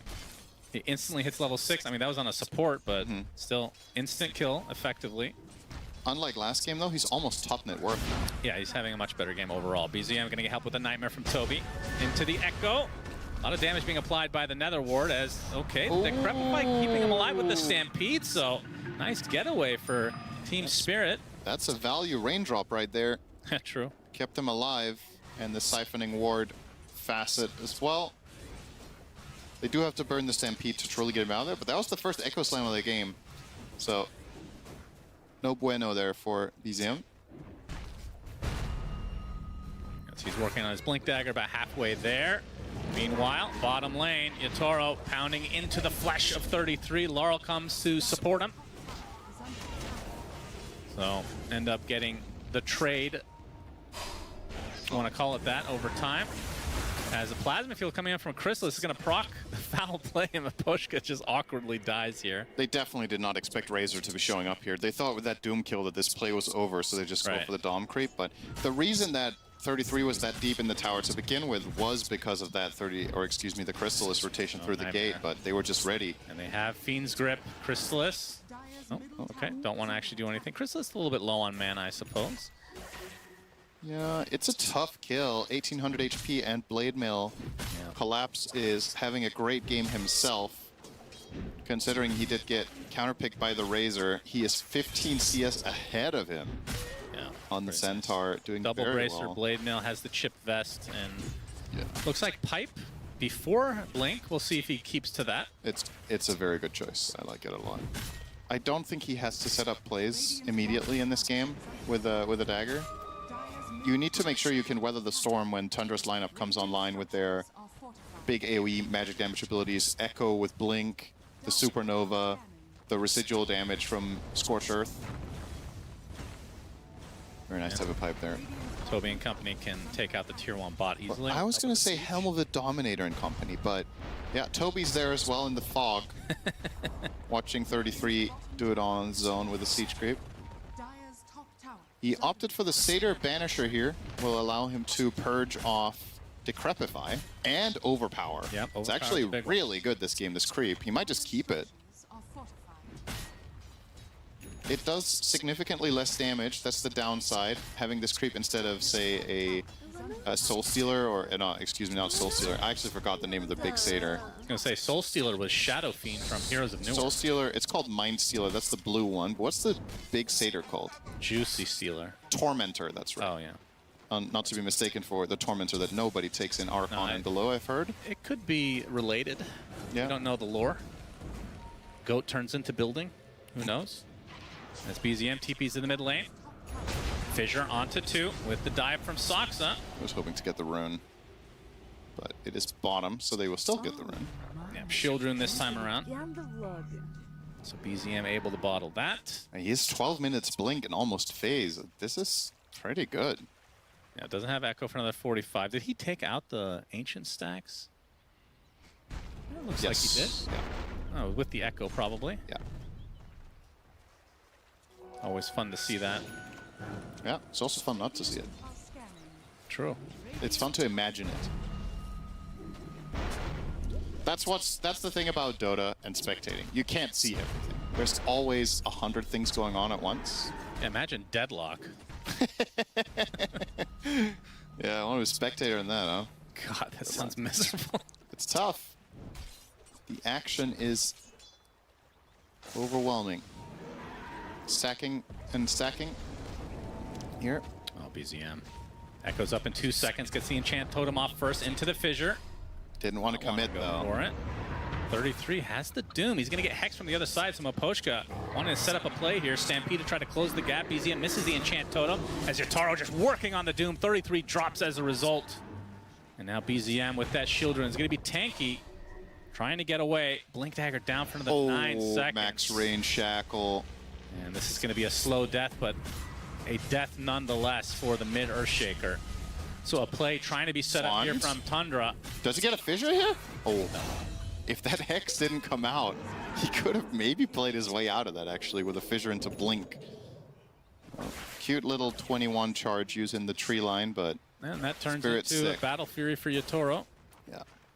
sub 14 minutes. How often do you see this? Yatoro is 1,000 net worth behind both of his teammates on their cores at 14 minutes. It's almost always Yatoro. Not for long. High up the board. Of course, he's going to overtake them with his Battle Fury, but yeah. Laurel as well as Collapse having really good early games here. Dire's middle tower is under attack. BZM not able to find a real opportunity for the Echo on enemy heroes at least. Gets another rune. This one would make it more possible. You can blink Echo, use your entire combo, and then haste rune out against a potential Centaur chase down. Shackle's pretty good against Helmet Dom. Yeah, I guess. Frostbite would be good too, right?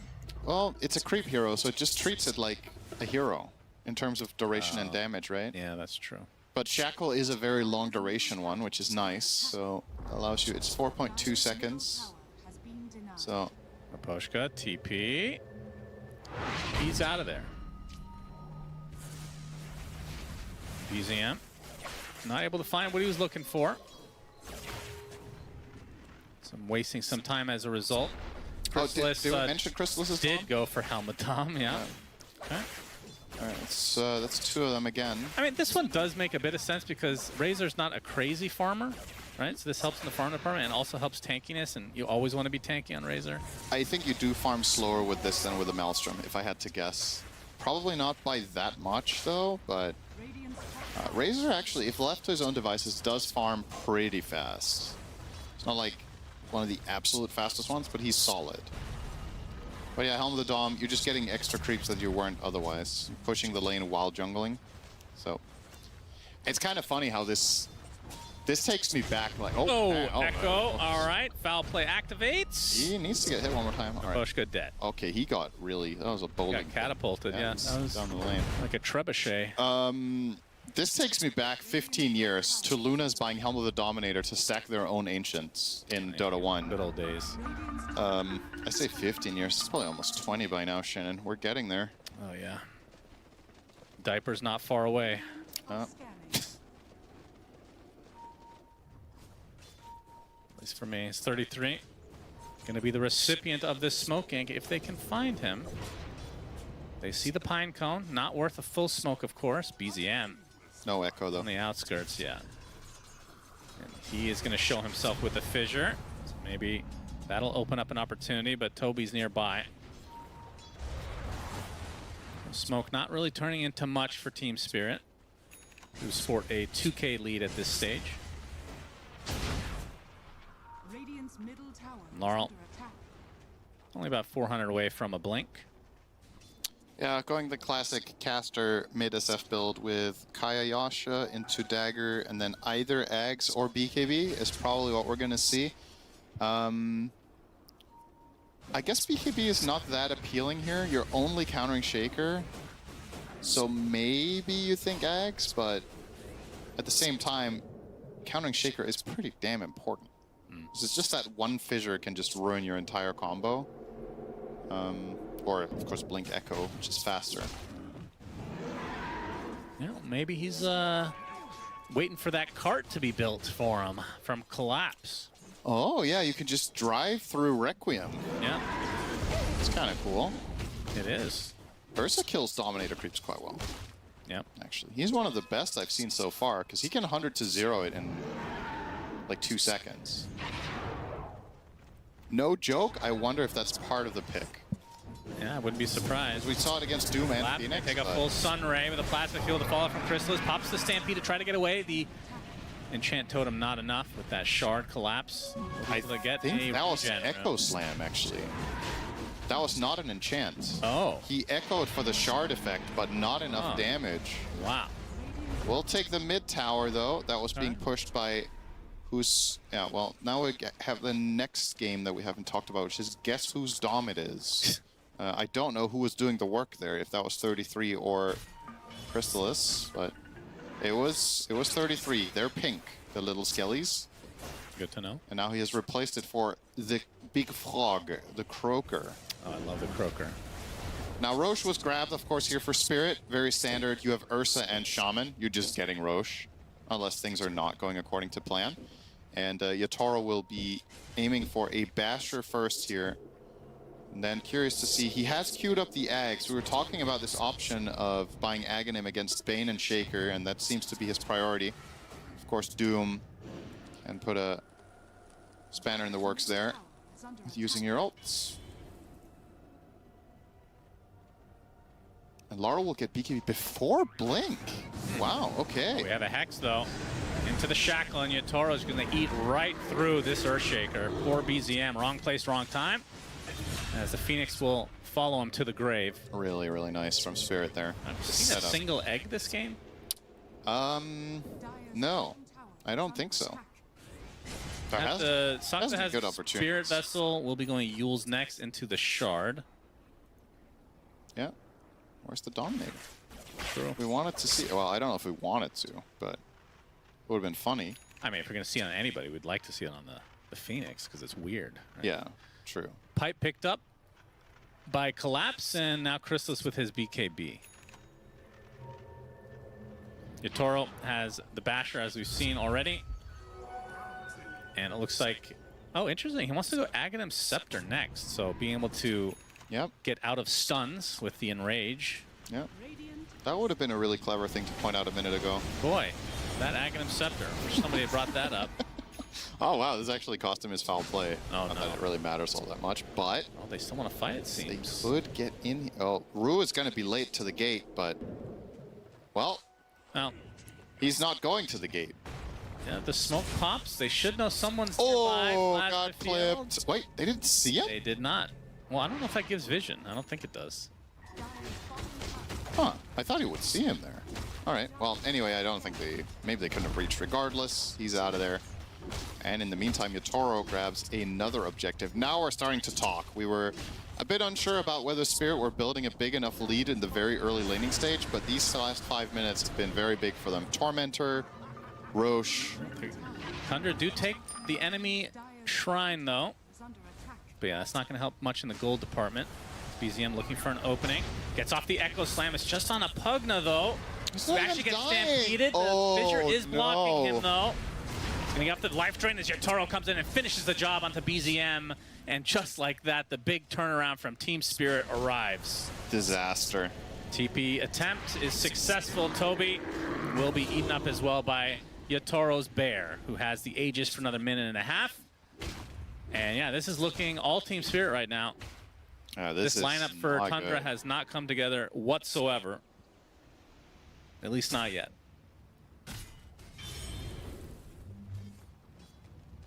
Yeah, they've yet to find a Supernova.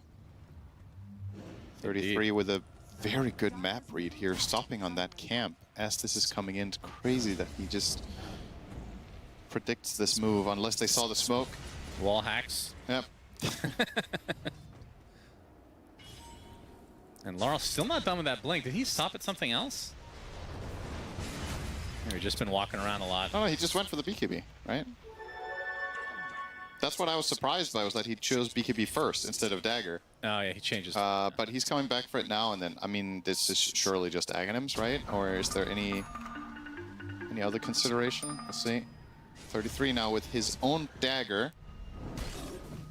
This is gonna be a really uphill battle for Tundra, because not just because of the gold lead, but the itemization of Centaur is actually making this really, really hard. Like, the pipe is incredibly powerful right now.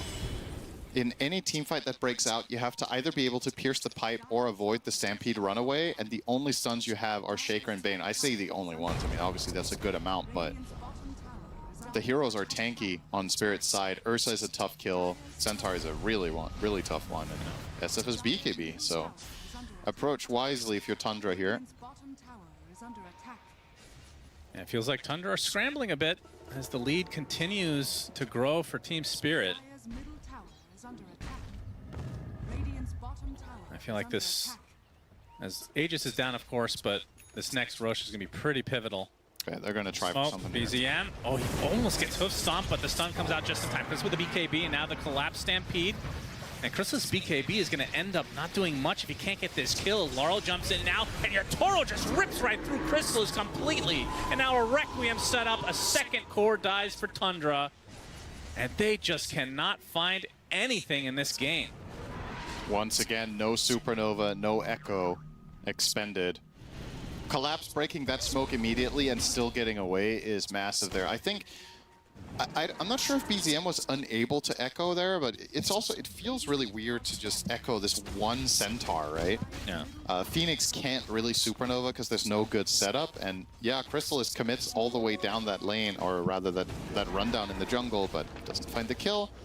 You need the Fiend Script in this play. They have to try to bring Toby into these smokes so that Razor can stick on his target. Uh-oh, BZM will get out. Laurel's still not putting anything in his quick buy. I wonder if there's another consideration here than the Axe. Maybe, can you buy like an early Hex? Is that a thing here? Can you buy an early refresher? You don't really have the mana for it. Yeah, okay, it's Axe. He queued it up now. Fine. Makes sense. I do think it's the best item as well, so. A little over a minute away from finding out when Roche spawns, and Team Spirit can probably take that uncontested. Although, I mean, in theory, Tundra's lineup is extremely good at fighting in the pit, but with this kind of deficit, feels like Spirit can just play the map, get a pick off, go for Roche. Relatively safe plays at the disposal of Spirit. Yeah. And, ooh, Crystallis. Ooh, just dodging this smoke gank. Soxa, the fact that he's farming this far away, just try to find anything on the map, which kind of indicates the state of affairs right now for Tundra. And Laura will find Soxa. Actually was he TPing at that point? Either way, Soxa's dead. A good Requiem to cancel out that very annoying play from the Phoenix players. Nope, he wasn't TPing. Guess he was anticipating this exact thing, so. Save the scroll for later.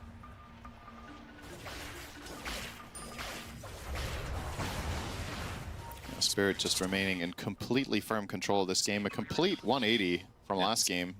What do you think about... So I know we talked about Razor and the fact that Crystallis loves this hero. In my experience casting recently, it feels like this hero doesn't do well if they don't get off to a good start. Yeah. Like it feels way too tempo-based. Yeah. And in this lineup, their lineup just doesn't make any sense to me. It feels like they were taken aback. Like we saw all the options they had, and then some of the picks came out from Spirit and like, oh, maybe we can't play it the way that we wanted. And that's what it feels like, at least. Yeah, I'm with you. I think Razor definitely more contextual of a hero, but I can understand why. Because I mean, they obviously saw something in it because I saw it too, right? But I wasn't convinced that it was going to be a great pick, but just knowing the player and the team, they oftentimes will go for this. In hindsight, now that you've seen the game play out, I kind of agree that there were probably other choices that could be more impactful at this early stage. What else were we debating though? Because my challenge in this situation was what hero is good in lane against Centaur and then also has a matchup that's playable against Ursa SF. See you later, Soxa, by the way. Just burst out of the map. Still no Supernova. Yeah. Maybe he'll finish the game without casting it. It's possible. We've seen it before. Instant smoke. Roche. Yatoro will solo it. Yeah. This is a really good smoke. This is cool. Because you think that they're not going to solo the second Roche with Ursa. So this is actually a quite likely successful connection now. Because when Roshan dies, Tundra now are going to assume that there's 2 or 3 or maybe 4 heroes in the neighborhood up there. Yeah. And therefore, Crystal is trying to maximize on the map here. He does break the smoke, gets hexed. He's going to get destroyed. Does Crystallis get away? I don't think they see him. So. This is a really good death from Toby. Absolutely. Could have been a lot worse. Yeah. But regardless, it's still another hero dead for Tundra, another Roche given up. As Collapse working towards a heart, has the Lotus right now, and then does have his eyes set on Cart. Yeah, wants the overwhelming blink first, maybe? We've even seen that used on Ursa's before, and it's actually not that bad because you do get extra attack range on melee. But the Shadow Fiend... Yeah, the Shadow Fiend. I mean, in general, just using it as a save, also just good. It has so many play opportunities. It does feel like if you're playing with SF, though, you're playing some sort of mini co-op game where you need one person to drive the car and the other guy to aim the turret, right? Hitting razors while you're being driven around by Centaur is probably not the easiest thing, but... Well, Requiem will be easy, and so will killing 33 and his Dominator friend. Another death for Tundra. Yeah. Team Spirit in firm control. This archetype game is something that Tundra fall into, I want to say 1 out of 4 games, is where they probably they have an idea and then it gets a little bit too greedy for its own good. And now you're in this, now you're just struggling to find any sort of footing in the game. Had the concerns that this could happen based on draft. Then they got through the first 5 minutes of the laning stage and I was a little bit more hopeful for them, but Spirit came. They just doubled down and have basically not lost a single engagement this entire game. Yeah. It's always been a good trade. Netoro, by the way, went for the Lincoln Sphere. Oh, he's in there. Toby. And pops that in rage, so not much to be done from the Tundra side, it feels like. I mean, what can they do at this point? High ground defense? Like, how is their high ground defense? Egg, in theory, if it's cast at some point. What is that voice like? Which one? Have some milk and go to sleep. I've not seen that one before from Oh, that's funny. Very toxic. All right, high ground we go. Yatoro with the big snake at his side. Yep, that's a giant one. Yatoro on the high ground. Who can even destroy the serpent? Nobody. Like, you don't have a hero that does this. Nobody. This is just a laner. Okay, he's a jump. All right. Gonna try to force Soxa to use that egg at some point. He refuses. Yeah, he's being very disciplined, maybe overly disciplined at this point. And this is gonna be a lane for Spirit. Just feels like Tundra are waiting to lose. I mean, is there a power spike incoming that they can try to have a last-ditch effort? Not an obvious one. I mean, the Shaker BKB is pretty big because now he can reliably jump into the enemy team and actually cast his spells without getting insta-requiemed or stomped or whatever. So that kind of was the timing for me, was Shaker get BKB, look for a fight, but at that time, Spirit just made a great move of their own and got the Roche. But they're gonna try, as it looks. They will smoke into the enemy team with Aegis. Yep. Well, for now, they're just using it to get their own triangle, but they're hoping to find Spirit. Not really going to be the case, though. Spirit reading this, and they're staying on their own high ground, waiting for trouble to come their way.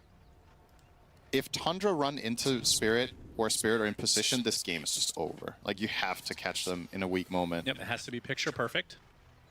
And they're just not going to find them. They're just running the wrong way. Soxa, if you die here, you might not cast Egg the whole game. Oh, smoke broke on Yatoro. He realizes what's going on. Not going to connect, though. Get the auto attack off. He's going to continue chasing, though. The Owl Bear. Soxa in the pit. And Sunray to the other side. Is Rue taken out by BZM, apparently. So that's a good start for Tundra.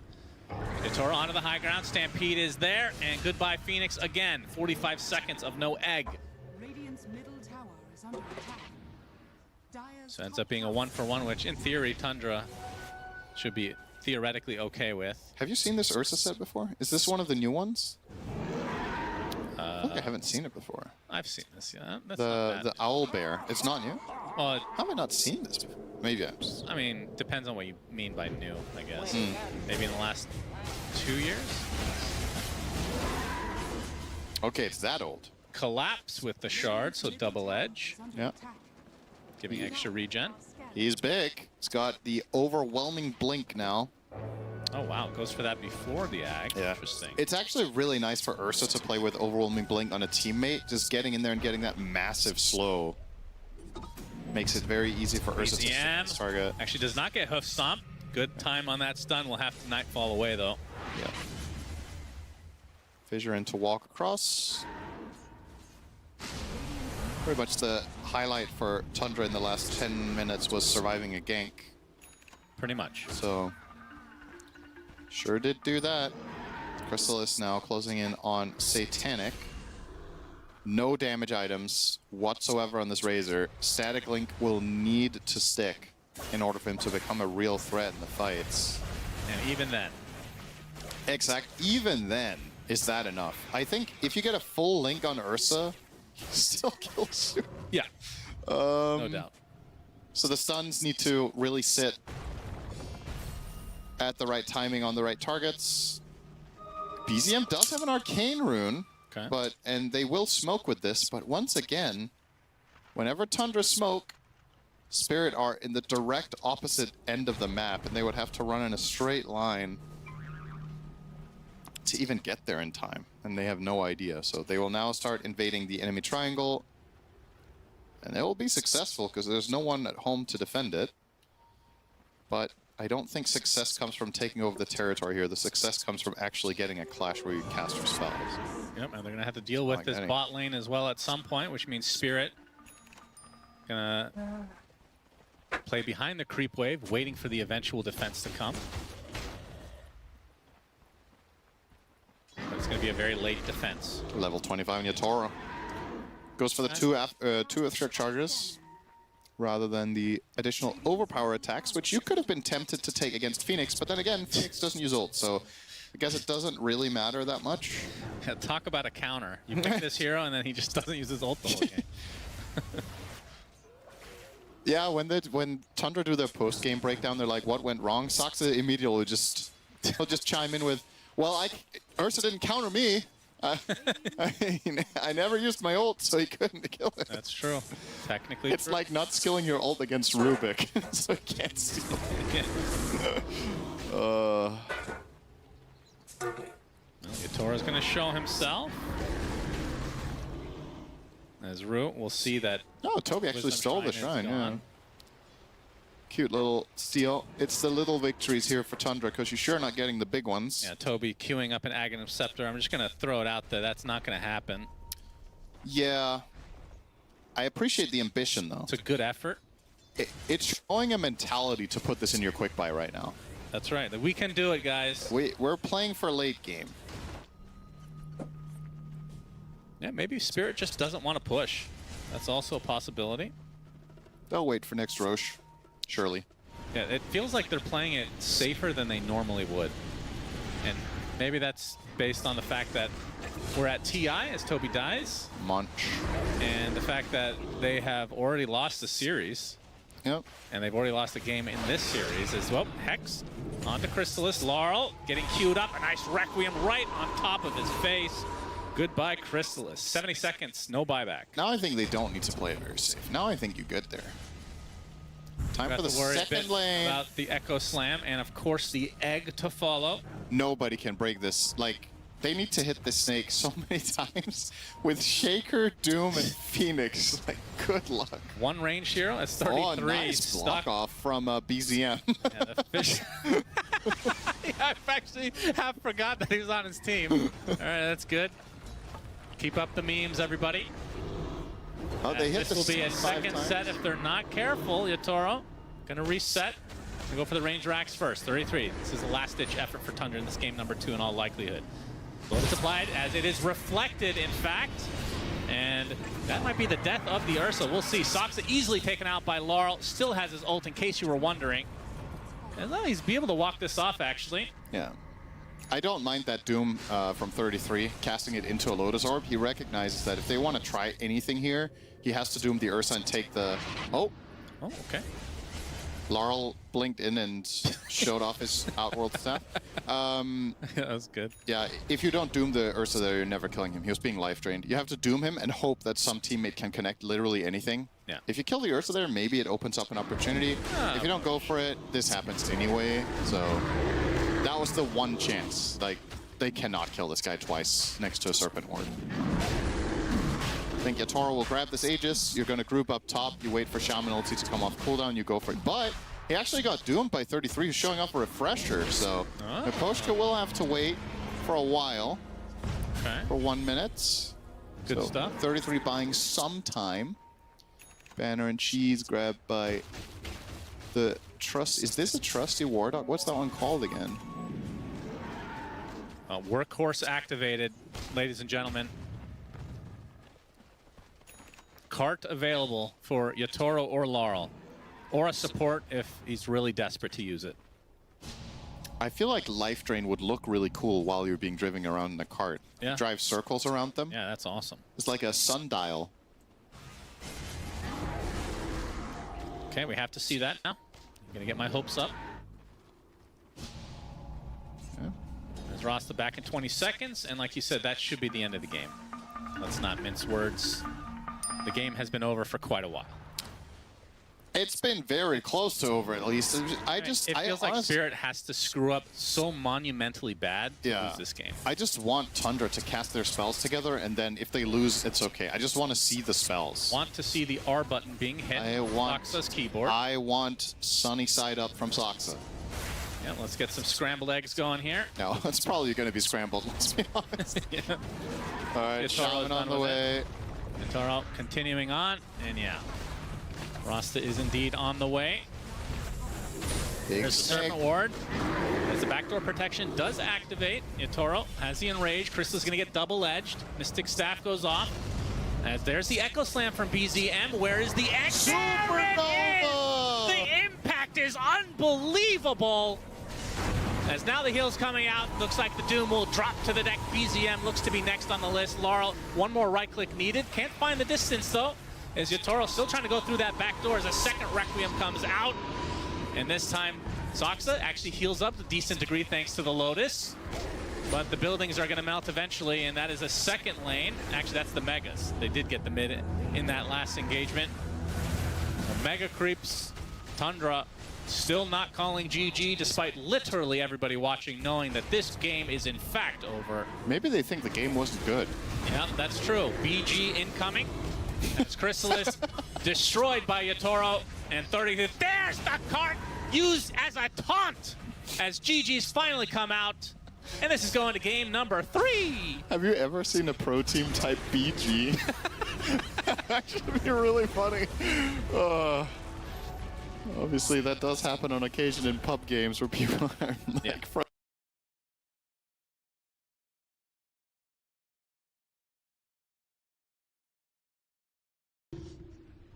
X-Nova just sending in the arrows.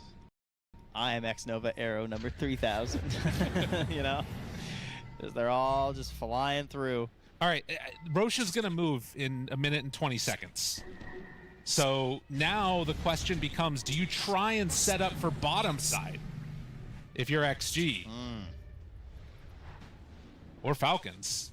I mean, if this moves... Amar just blinking in there. Oh, he got the wanted his eggs. on. Yeah, he had to blink into the secret shop. I think this is going to come back to hurt Falcons now. Because if they are not willing to initiate, Roche moves down, and then that's in favor of XG. I mean, no one's farming, though. It's just... I see what you're saying. I don't even know which one it favors you, necessarily. I guess if they... Like, do they have enough resources to get similar vision on the other side? Yeah, they're realizing now that they're going to have to move. So Falcons start to head down south. This is going to be, I think, through the vision of Dire, but Amar steps up, catches 2. It's the supports. Oh, but there's the echo. Is it good enough? No, not even a little bit. Both supports dead. Now they're trying back away. Crit stepped forward, and they're going to reclaim this area. I mean, the ability to just run in there with the creep is really nice for the Lifestealer. Give the vision, make it easy for Amar. They used Echo. XXS blinks away. Stepped forward, realized that it was going down, and yeah, you can see this jump in here, which ends up being perfect. I mean, good choice on the eggs, and XXS tries his best, but there's just no way for his allies to also get in there. Ame would have been very close and needed if you want to try that. They're not done with this, though. Oh, Roche threw him! He didn't wait for it to get inside. And that allows them to get up here. Crits up on the high ground. They do a vision. Need to be careful. Arrow, not quite going to connect. There's the leap back. Now trying to storm high ground. Amar, jump forward. Finds one again. It's another dead Mirana potentially. XM immediately going to pop the ulti, but Ame starts to hit. He's stunned. He's controlled. Do they have enough to keep him alive to turn the hit? The punches. He's strong. He's strong enough. They take down Skinner. He does lose his life for it, but everybody else has to run away now. All right, they're buying back, though. XXS hits onto Snake King. XM finds him, force staff to try and get away. Ethereal form, a couple more punches. Malrine jumps in, disrupted immediately by XingQ, and now the arrow is not going to connect, and instead they kill off the Shadow Fiend. Oh, there goes the chance of Roche. Oh, wow.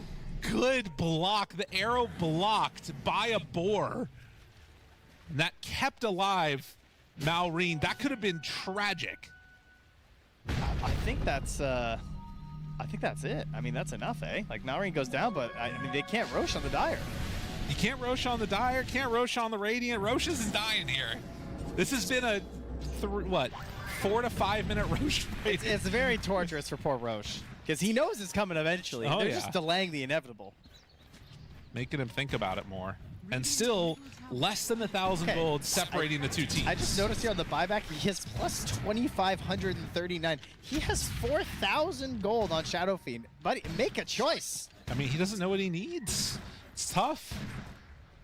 I think Lincoln's is a pretty good bet, though, because like that fight would have gone so much better for XG if he could have just popped a Lincoln's onto Ame. Yeah, because he got disabled for the vast majority of that. Otherwise, he probably survives, yeah. Ame just trying to help his own mobility, go for the Echo Saber and upgrade into the Harpoon. Yeah. Well, back we go again. Playing a little footsie around the pit. Okay. Shield Rune for XM. That's pretty helpful. Lets him blink in a bit more aggressively. All right, we got Force Staffs on the Pugna for around the pit. We got Force Staff on the Snapfire. We've got our blinking and horn tossing. I gotta say, I think Falcons look like they have way more options in this fight around the Roche pit. That being said, there's a Shaker. So XXS, he is like the X factor, one could say, for XG. We'll see if he makes the difference. 90% win rate on this Shaker coming into this game at this tournament. And like you said, it's for a reason, not for nothing. Basher gonna be the next one on the docket for Skeeter, and like you talked about, this is where, you know, probably things start to feel a little bit weirder for Sven. Yeah, you even saw in that last fight. Yeah. You know, Sven is like peaking right now, and he was just going toe-to-toe with the lifestealer. And part of that's also, I'm sure, the Empower helping out. Whew. I mean, Ame does still hit hard, though. He's, what, 3,000 gold ahead of the lifestealer right now? Yeah, with the Daedalus. Like, he is going to chunk. By the way, we just saw Ame leave an ancient camp to join this smoke, so this better work out, XG. Or someone's going to hear about it. Okay, skewer used by Amar. Might not have it as it starts. They're going to find somebody waiting for that rune, and it's right there. Crazy. Onto him. Damage out. Done. Obliterated. Was it worth it? Well, when they're right, they're right. They're like, you're going to come down here for this rune. It's and just crazy how such a little thing can just... Like, that's it. Yeah. I think there's no Roche fight now because one. Okay, great. Trying to steal the Roche? Oh, he made it roar. Oh, and Ame pops BKB now because of that. That was really smart by Crit. Oh, here comes the Gore Storm. The Croaker. He disabled all of them, and now Ame's in trouble. Bro, the bash. Ame's down. Team? That little slowdown forcing the BKB open up an opportunity. I don't have anything to help me in that situation. I got 4 allies around me, and the Lifestealer just munches me and walks away. Yeah, it's pretty gross. Well, they have Roche's banner, Trent. All that for an Aegis that disappears in like 8 seconds. Yeah, it's pretty rough. That was our 10-minute Roche.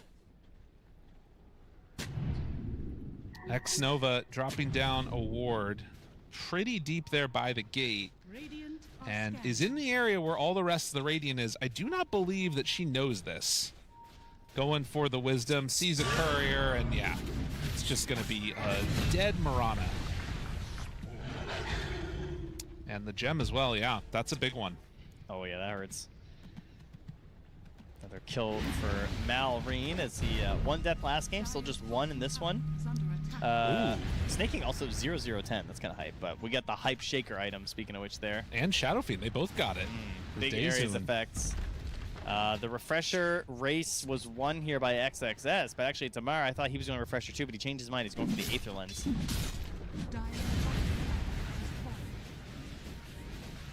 So a very big Requiem of Souls. Oh, Tormentor going down very quickly here.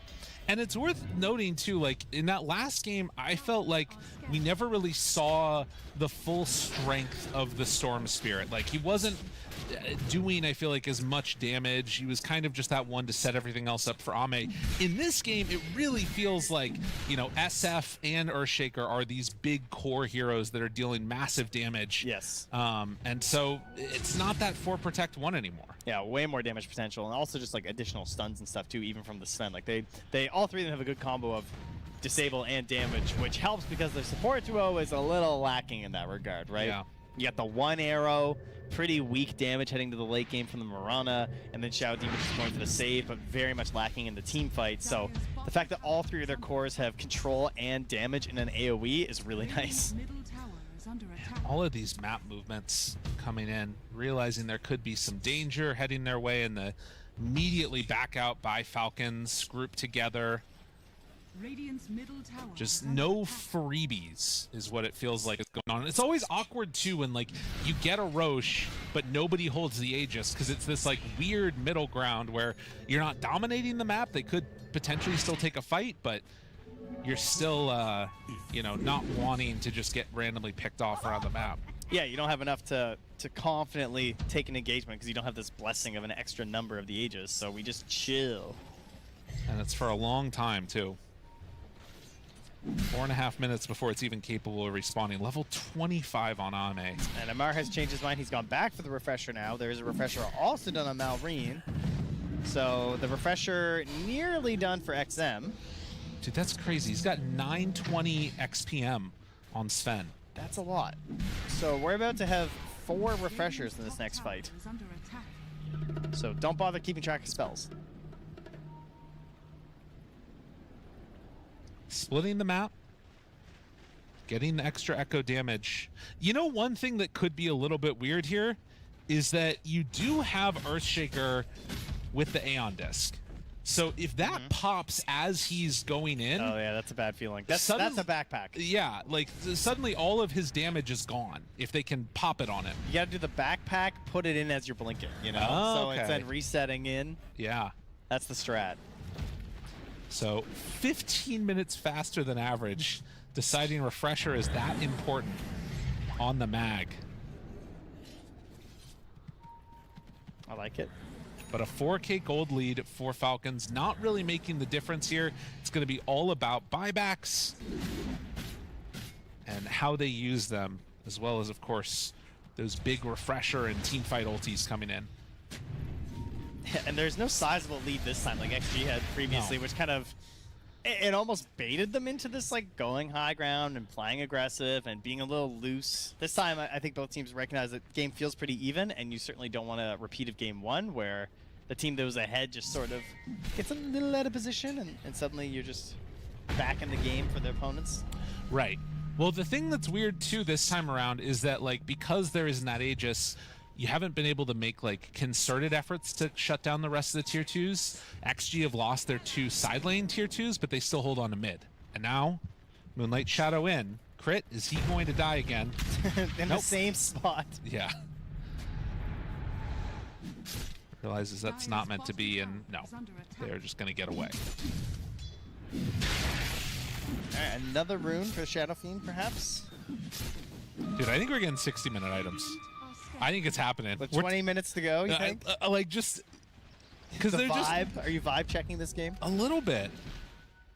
Because it's hard to go high ground with these guys. Yeah, we got Roche coming, though. Like, even Lifestealer, how are you going to hit high ground with him? Because you could potentially get, like, fissure blocked. You can't do a safe, like, step up to high ground. Whoa, princess. Carefully, Pink. Thank you, Nat. All right, 11 to 10. And they don't have the Shaker here, but do have the rest of the heroes. And Crit, still getting away with a lot of these little cookie pushes. It's valuable, right? Like that little bit gets them into a nice position. Are any of them greedy, by the way, right now? No, it's quickened over there. Yeah, Brawny. No greedy ones, at least for now. Was that a BKB I just heard? Don't think so. I think it's XM just tapping his ulti every once in a while. Oh, I see. That makes sense. Yeah, that. He's getting into it. Skeeter with the pure cloak, helping his 1v1. And he takes the Croaker down bottom. I Oh love this my guy. God. He's the coolest. He is the coolest. Also, it's one of the most insane abilities, I feel like, that it has the passive on it that just gives you 14% outgoing damage if you're in the water. Yeah, that is pretty wild. It's like, what the? And look at that. A little mini Ravage. He's the coolest guy. I mean, the accuracy of the Croaker just knows no bounds. Yeah. Like, the NPC Croaker is crazy. I love that dude. Perfect reaction time, too. Can we just look at the Croaker again real quick, please? Because this is about to be the death of him as he runs into all of XG. The Croaker stops the gank. They jump forward, though. Find the stun. Requiem out. BKB. There it is. The RP and the getaway. Oh, man. Can they fight now? There it is. Get croaked. Get croaked. But the save. Zinq is there from range.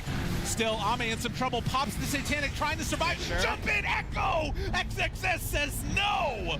Takes down two of them. Maureen in more trouble. And XG on the hunt, finds a couple more. Now, there are buybacks. If they go too far, it could be punished. They're inside the base, though, and they're not wanting to. Another Echo Slam land. Snake King is gone. If you're not buying back there, you're not buying back. That is a Satanic hero. That's a little better than TA Satanic right there. Big saves from XXS. Oh, my goodness. Just nothing done. On all of that tension and build-up oh, they're gonna force the buybacks. Oh my God, they are. They're forcing them. They gotta buy back you know right why? now. Because last game there were so many moments when they had no buyback, so they're like, maybe they don't have buyback like we didn't. All right, they got Amara to use the buyback. Now keep in mind, he did use that RP, but it's back up again post-refresher. If XG stick too close together, there's still an opportunity here to pull them pretty far back. XG, they want the rest of these buybacks. They want the real ones. XXS is blocking them off. They're actually going here for the tier 4s. Gets the banish, the precast, and now the Requiem out. Amar forced to use it again. Pulls him back into the fountain. Isn't enough damage though. Oh, with the horn toss. It's looking good. XM, he's down. Crit chasing. On Zinq finds that Shadow Demon, and they get a little bit of retribution, but it comes at a cost. My God. Losing the full lane mid plus your tier 4s. That gives a lot back. A little bit of a rebate there for Falcons after that disastrous fight mid. And no buybacks are going to be available now because they had to use 4 of them. Only the Lifestealer held on. So XG, you have a win condition because there's no tier 4s either. That's true. Oh, man. Okay, they have to get... Oh, no. Oh. There's nobody else to help out. No, you got to get out of there. Your XXS. All right, so they will get the Roche. Yeah, you can't contest. And that'll be Aegis Cheese Refresher. I mean, it was an expensive defense. Dude, this series is hype. It's a pretty good price, though. I love this. This is awesome. Top teams facing off against each other. Back and forth they go. Don't leave the cheese in the pit. Might be smelly, but it's helpful.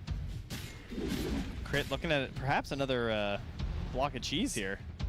You know, he's already got one saved up. You got any more around? Oh, yeah, we got one on Snay. Pretty close. Yeah, as these games get later and later, it starts to just happen more, I feel. All right, is more well, valuable. they've returned those panelists, so that I don't know which way that'll swing us. That's a good point. Yeah, things were looking close. It's back down to 5K. I mean, again, one fight over and that could be it. Look at that swing. Or one fight for Falcons and we go another 30 minutes. Yeah, that's true too. You're not wrong. It's okay, the panel's very comfortable. They got nice chairs. If Falcons win a fight, do you think they try and force, like, buybacks? Or do you just get, like, do you just take it? It depends. It depends if XSS is up. Yeah. I'd be too scared, you know? Depending on what his spells have, because Refresher Shaker is very spooky. And this really, like, if XG managed to take this, this just solidifies in me, don't give people Shaker. Like, he's too good. The hero's insane. Yeah, that was pretty wild. That big save on Ame there when it was looking like maybe they were turning around that attempt onto Omar. And I couldn't believe that Amar was able to survive, and it looked like, okay, we're good, we're able to get out. But no luck. Yeah, I feel like he was just insta out of the stun, which will happen again this time because he does have an Aeon that's ready to assemble. Okay. Wow, the eggs and backpack is a strat. Yeah, that feels a little bad. He's got too many items to deal with, Yeah, man. that's He way wants too dust, much. too. He's got to put the helm back away. So despite the triumphant win in that last engagement, not an easy fight for XG to take. They still have to play this one very safe, particularly into an Aegis on this Beastmaster. Radiant's top tower is under attack. Are there any nullifiers that are coming out yet? Ooh, I don't think. I haven't seen one, at least. With like all the Pugna saves and everything else, it feels like that's At least not for the Dire. There is one on Malrine, but I mean, yeah. I guess you still have Demonic Purge, so that kind of is an option too. Mm-hmm. Yeah, just make sure. And also, ZinQ has the gold for Aghanims right now. Obviously wanting to save for buyback. But when those start getting spammed out, Demonic Purge will cause some serious issues.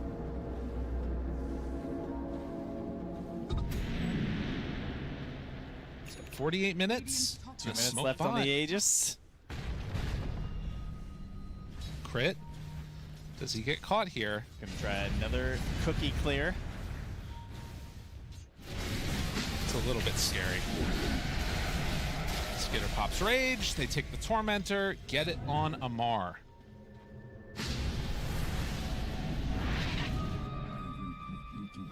They're gonna try and tap his top tower at all. X-Men's gonna grab the wave. No, he's not. Never mind. He lets it go. It's really hard to feel safe in this one at all. Wow, they're just gonna back it up. Yeah, they're not feeling it. They will Moonlight after getting the talent for the cooldown. Oh, jeez. Sit back and relax, everybody. It's gonna be another one of those where, like, honestly, all of that stuff kind of doesn't matter that much. It's just gonna come down to the fight. It's like, I think for Falcons, you need 2 fights to win the game, and I think for XG, you just need 1. Yeah, that's pretty accurate, I would say. But they're like 3 minutes away from XG needing to win 2 fights because of buybacks. We also have gems on both sides, so it's hard to get these like aggressive wards down that gives you the advantage where you're going into these like attempts to move into enemy territory and try and start a good fight. So that's what also just delays things. They are scanning for the shrines now. Shrines at this point, I mean, it would be nice because we give them R25. Oh, but it's one of the few things that causes a fight. Is he gonna get baited into this? Is this how the fight starts? Skitter. Oh, 25. He's on it. They see him. Arrow goes out, not gonna land. Okay. 25. So rage duration. We'll gladly take it. Other shrine still up.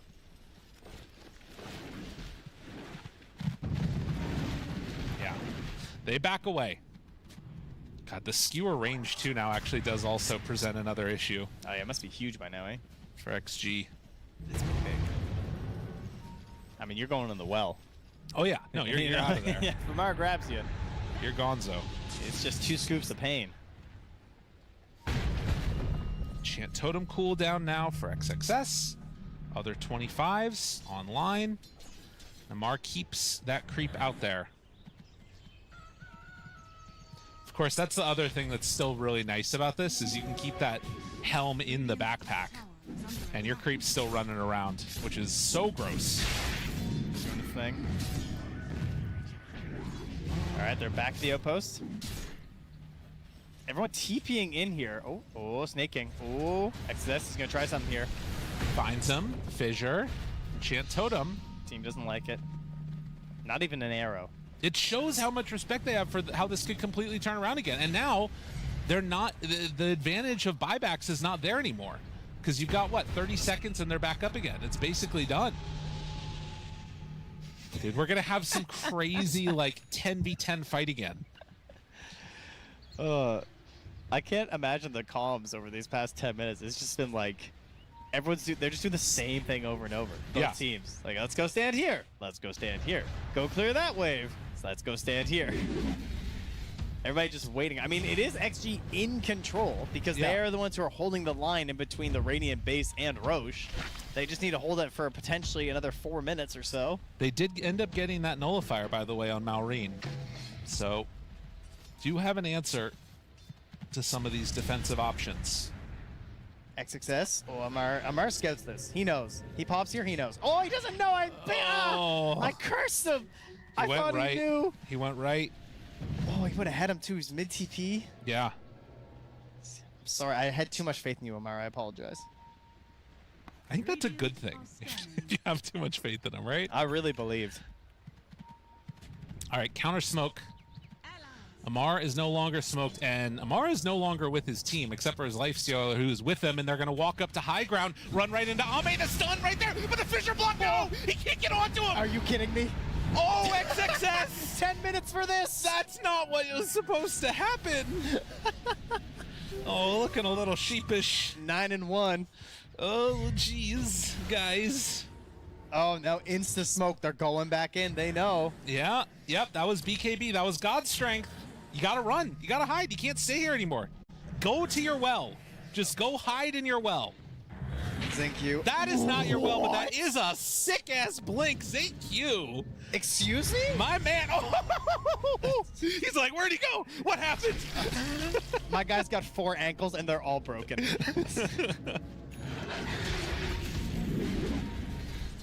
All right, well, they do find a shrine. That's good. Necessary. They won't stay for it, though. Jeez. 52. Where are we going? What are we doing? You're running into a Shadow Demon that just blinked halfway across the map. Because his cast range is insane. It's like a 2.5-minute Roche. Yeah. Well, I said I thought we'd get tier 5s. I wasn't so sure after I hit the tier 4s. No, I think you sniped it. It is certainly looking that way. I'm gonna take a look at this real quickly. Look at this guy. Dun dun dun dun. Whoa! Caught sight of him barely and then just blinked out. Back in the world of the living as Amar is... Did he pop refresher for that too? He did. He did, yeah. Jump in, mid lane, onto him, dead. And still have more of those demonic purges ready.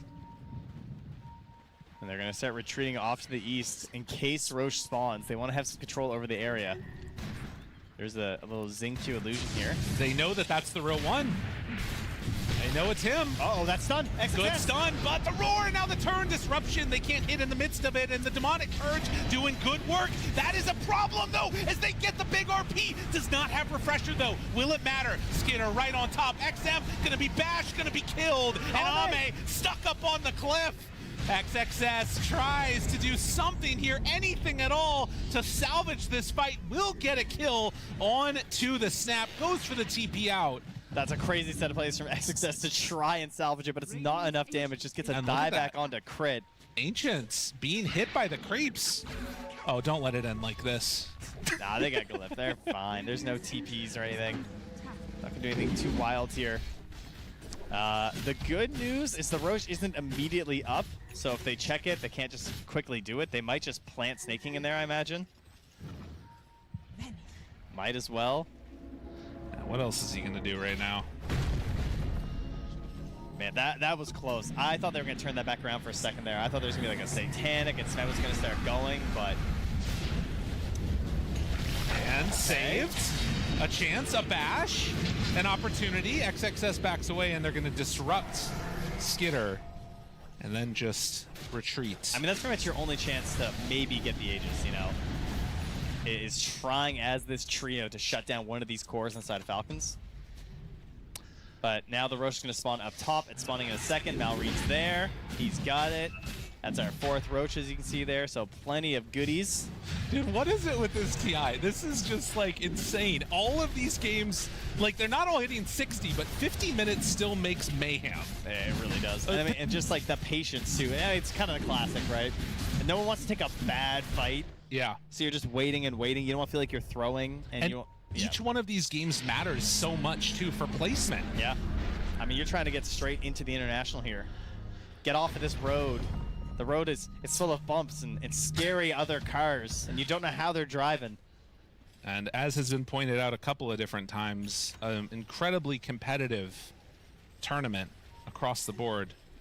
Rebuild and Radiance there? Okay. Oh, did he try and do the trick and then lose his talisman? His inventory was full? No, there's no way. Okay.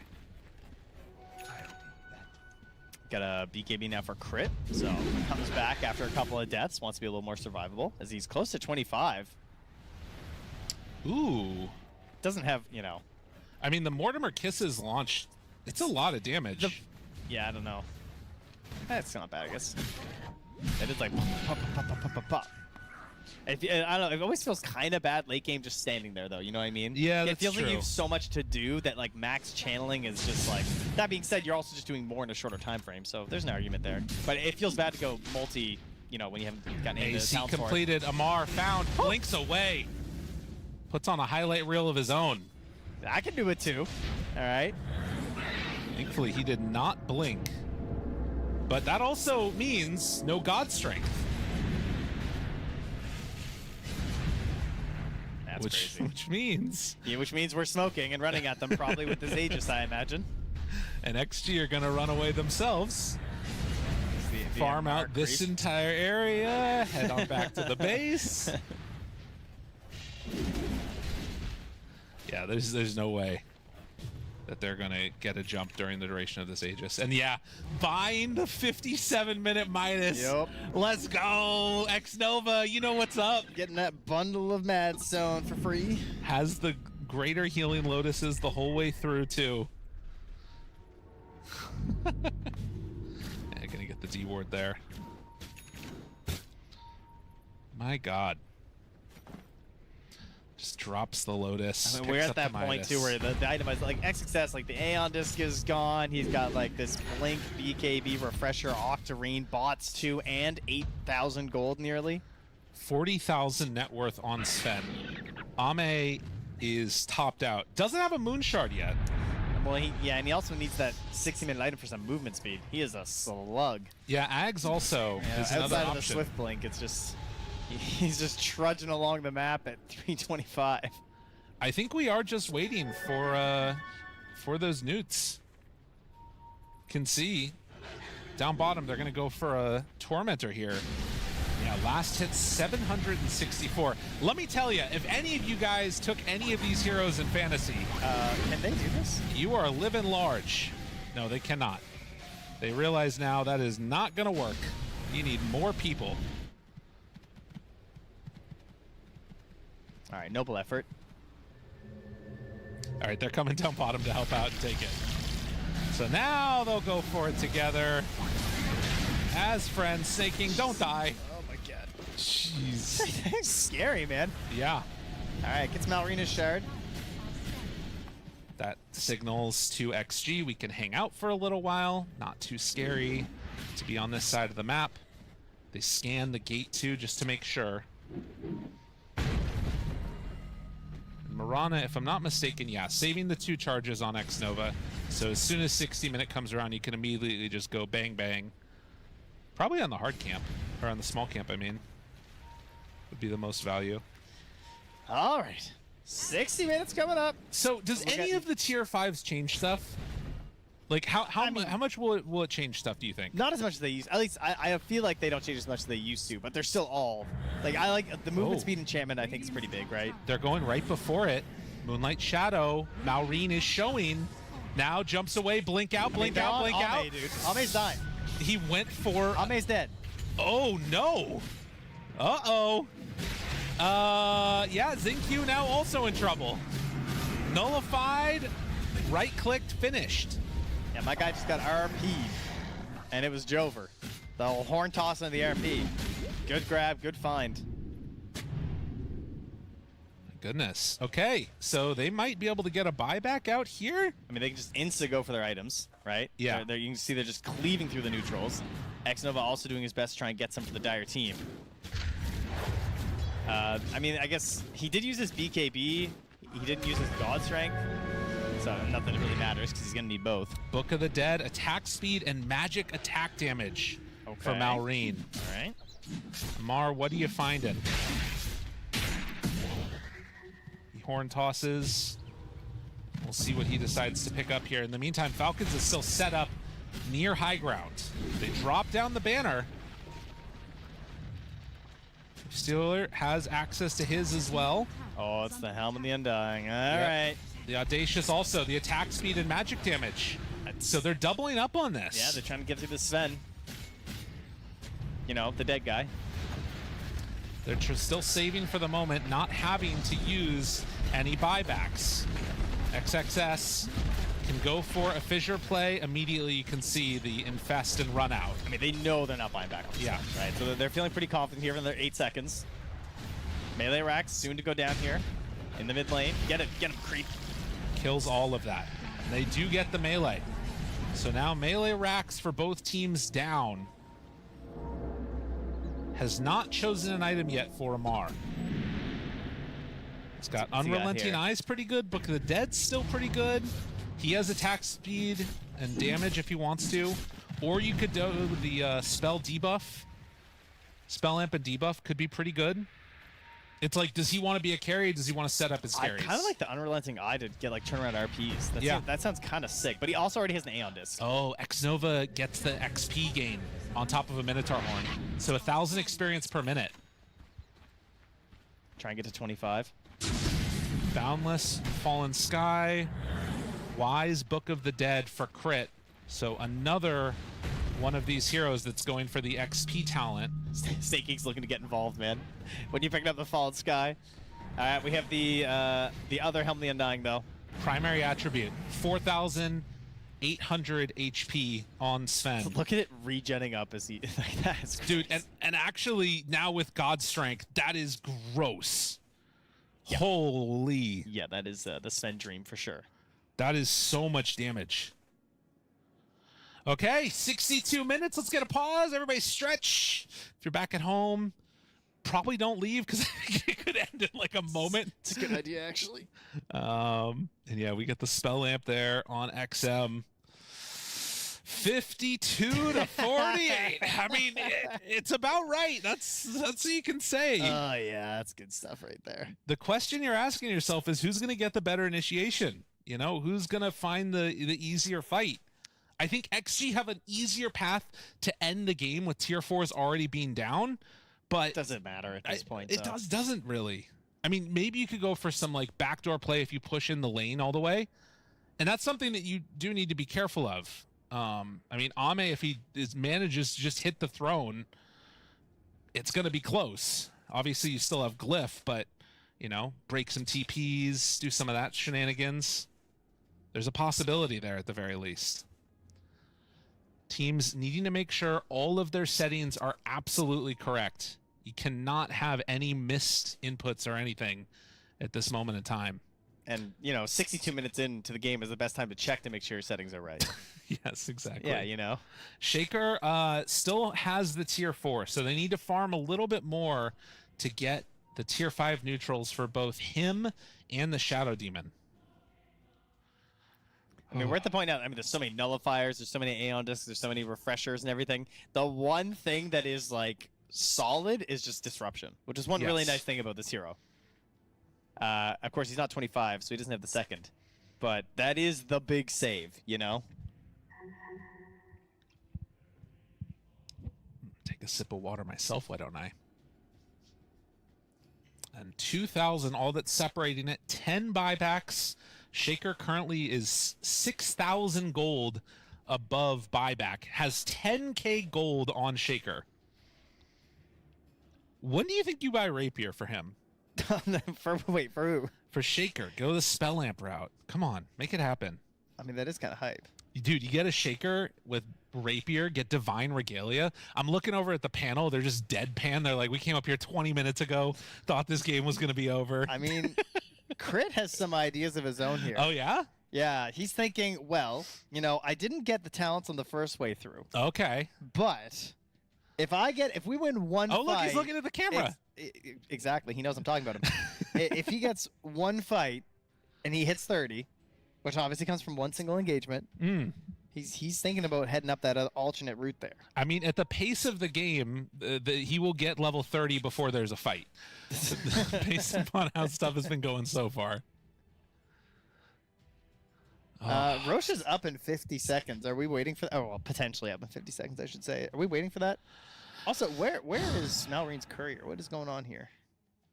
Yeah, I'm not sure. It's back in the base, because he is an empty slot. It looks like there's maybe some weird bug going on. I wonder if that... Wait, is there any way that that's the issue? No, there's not a bug happening, is there? Okay, Where'd no. it go? Apparently not. I think he's just, spent. I just like to build some drama. Yeah, wait.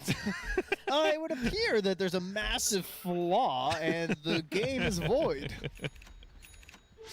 Yeah, remake. Just remake real quick. No problem. All right, well, we had some conversations on XG during this pause, and Ame decided he needs an Abyss. All right. So that could be a little surprise. Lincoln Sphere on the Radiant. We don't have any, right? Ooh, wait, is that disseminate on all of them as well? That could also be nasty. All right. Okay. Now, there's nothing worse than Dota than when the pause. Oh, he goes in. They got him. Pulls him in. There's the disruption, though. The long range. So insane. And there's the stun. He gets the blink away. Ame onto Snake King.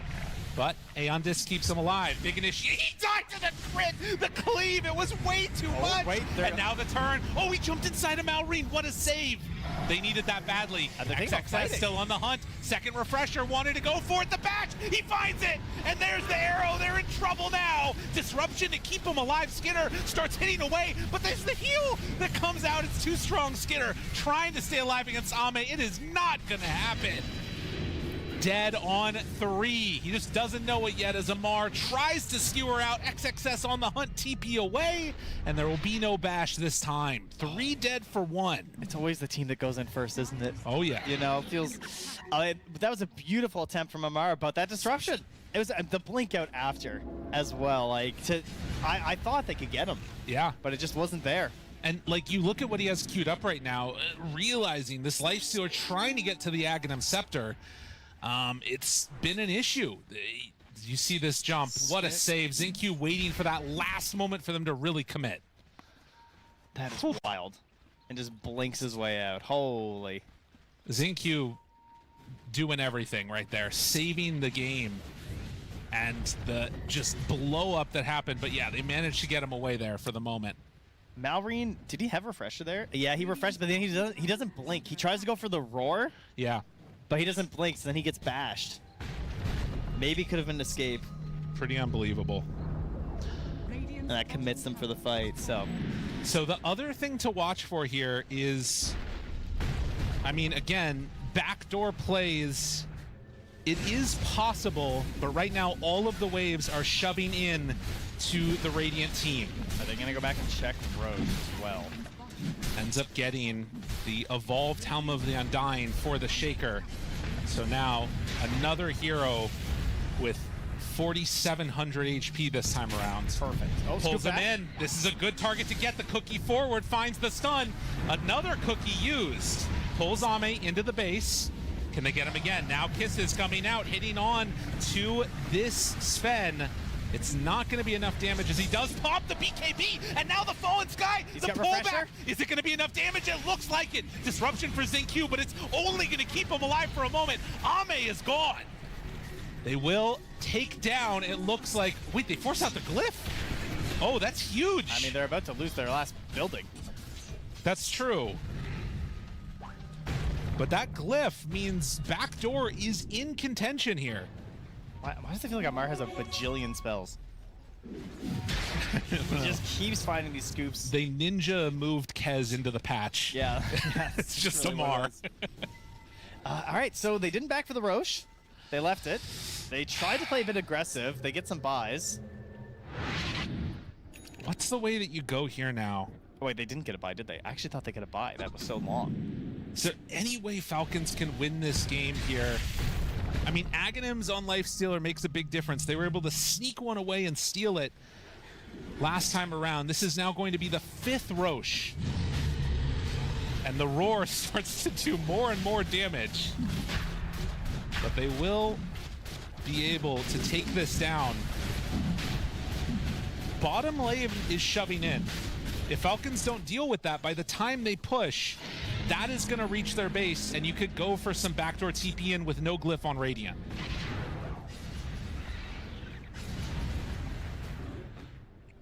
Gem? You know what hero it feels awful being in a game like this is Mirana. Yeah. It's like, what do you have to offer? A YOLO arrow that you can't even really follow up on at this point? He has level 25 now, so it's, you know, 3 YOLO arrows. 3 YOLO arrows, yeah, to be precise. Fissure hits on the Skeeter, and that is going to be another Rax down. Bottom not pushing all the way in yet. The Force Staff from Snake King means he gets out of there. Right, and look at them. Look at the creeps. They're going down. They're going to try and push that out. So they do keep their base safe. Keeping an eye on things. This actually can work now. Is Amara going to try it again, though? Yeah. How fast will ZynQ be? Oh, they got to be so quick on this. He's going to just be spam clicking.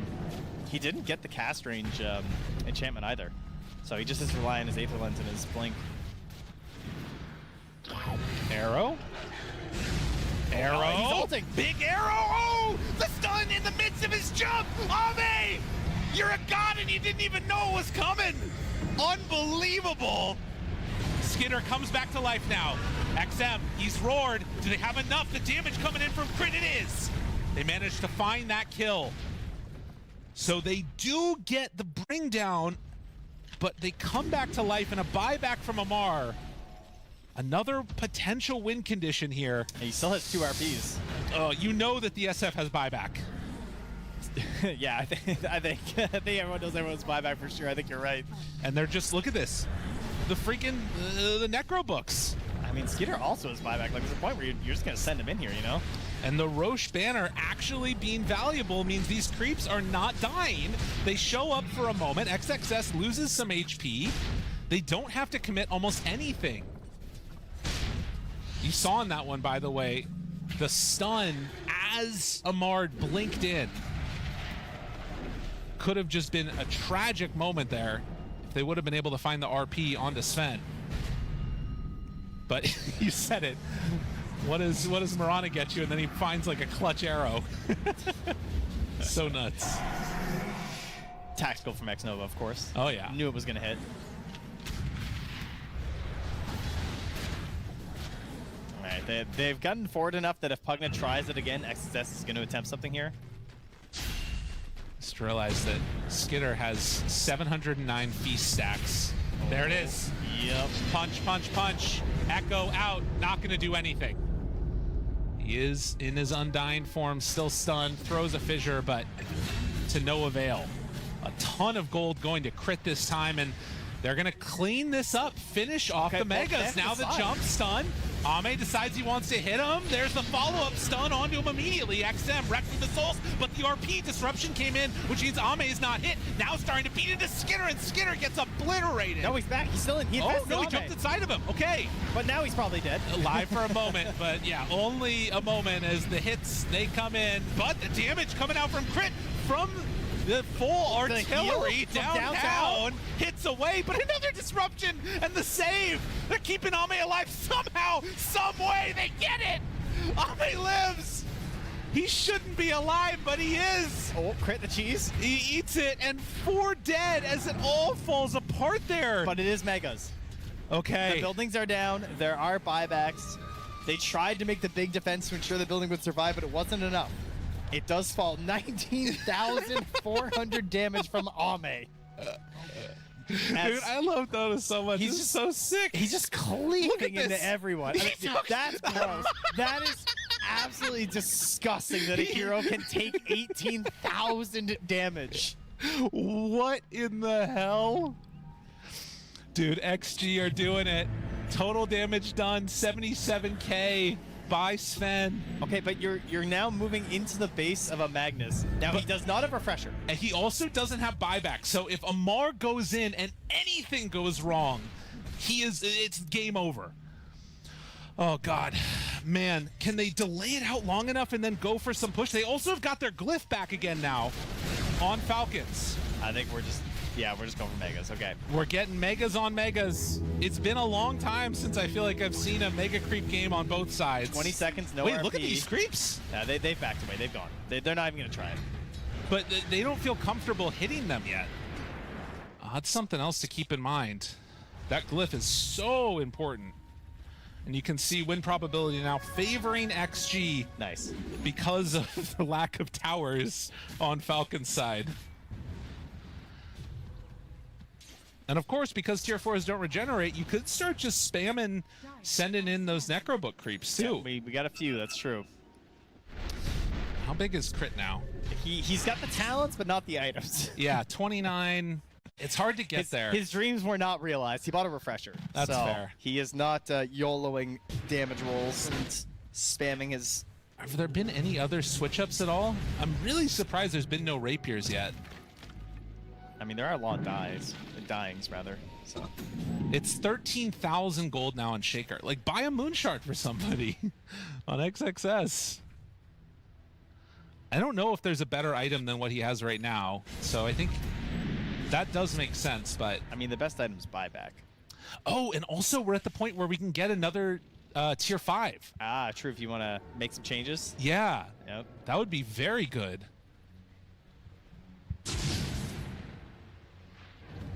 I mean, at this point, you could maybe ditch the Necrobooks.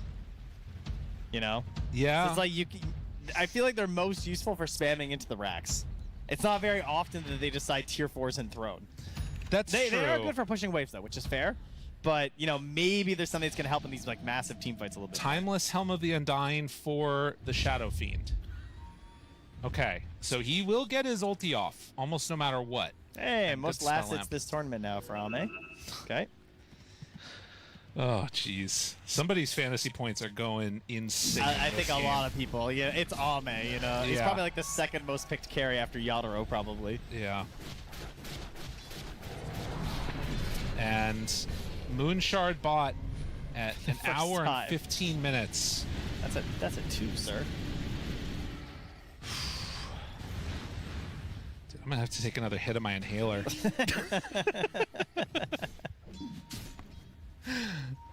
Gets the shard on the Shadow Fiend now.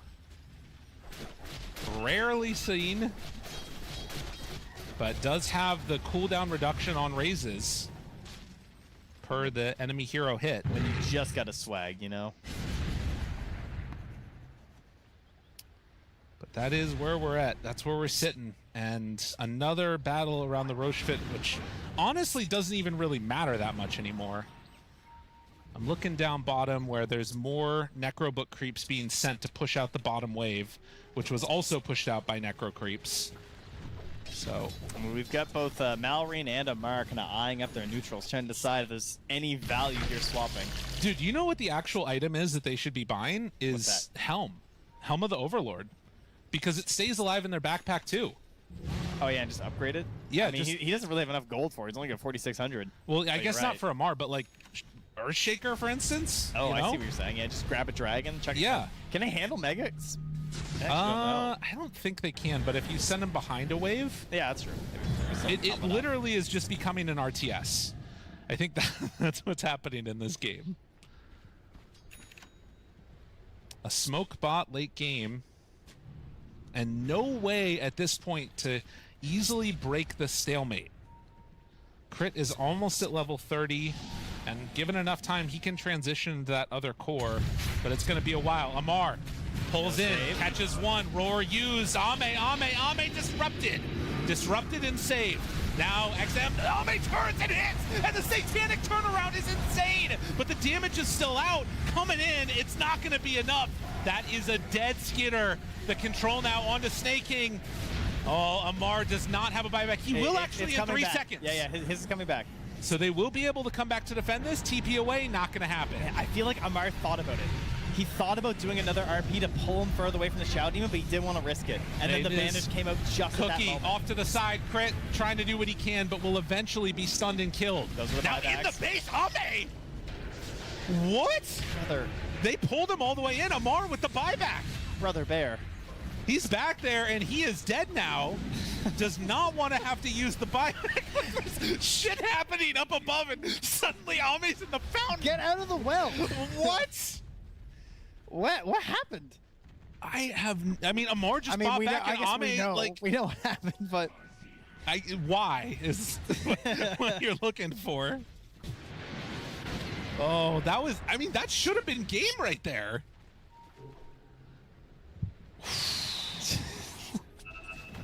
A late game flub. And a moment now where, you know, anything can happen. XM, if you manage to step down here, they find XinQ instead. They're trying to TP in on the Shaker. There's the RP connects onto two, but they didn't get the Shadow Demon. They didn't get him. Pulls him into the RP back. Oh, Omar, you're so sick. Skidder gonna get stunned for a moment. Can they find XM? Ame on top of him, hits immediately, but the save comes in from Skidder. It's not gonna be enough. He's getting low though. Skidder's in trouble, and XinQ, he has done so much in this game for his team, and another time where he does it again. Heels coming out for Skidder, trying to back out, but the arrow connects. He's gone. GG. We're going to a game number 3. Oh, finally they have done it. After a mere 78 minutes, a GG is called in this one. And after all that, we still get one more match. Isn't that lovely? Unbelievable. How is he so relaxed looking on XinQ? I think it's all a fake. Nobody's relaxed snaking. Nobody feels good at the end of that one. No but we thumbs up. are going to be seeing a game number 3 as we head on back to the panel. I would say we feel pretty good. I feel like the viewers as well feel pretty good having to see these two teams. Look, 78 minutes. Everyone loves it. A good game of Dota. Good. How would you describe it, the fear exactly for this one? Because we ended up getting mega creeps on both sides.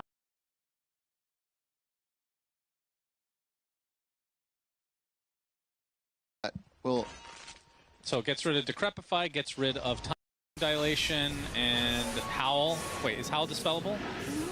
I think yes, right? Yes. Yeah, it gets rid of Howl. That's a good point. I didn't think about the Howl at all. That's actually pretty important. Any items that it dispels right now? No. Static Charge, perhaps? Mjolnir? That should be dispellable. Not that it's that big of a deal, but Yeah. just trying to count, Synderen. Yeah, yeah. You're counting great. How much did you get to? 4. Okay. As a lone Pugna is found in the jungle, and Toby will fall.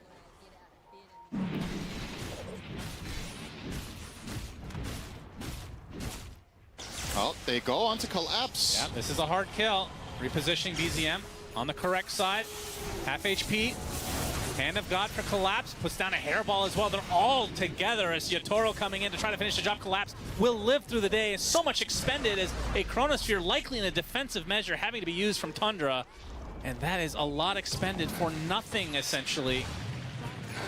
Will 33's creep get away? No, the Ogre will drop to the deck as well. Okay, $1 million question. Can you high ground off this at 20 minutes?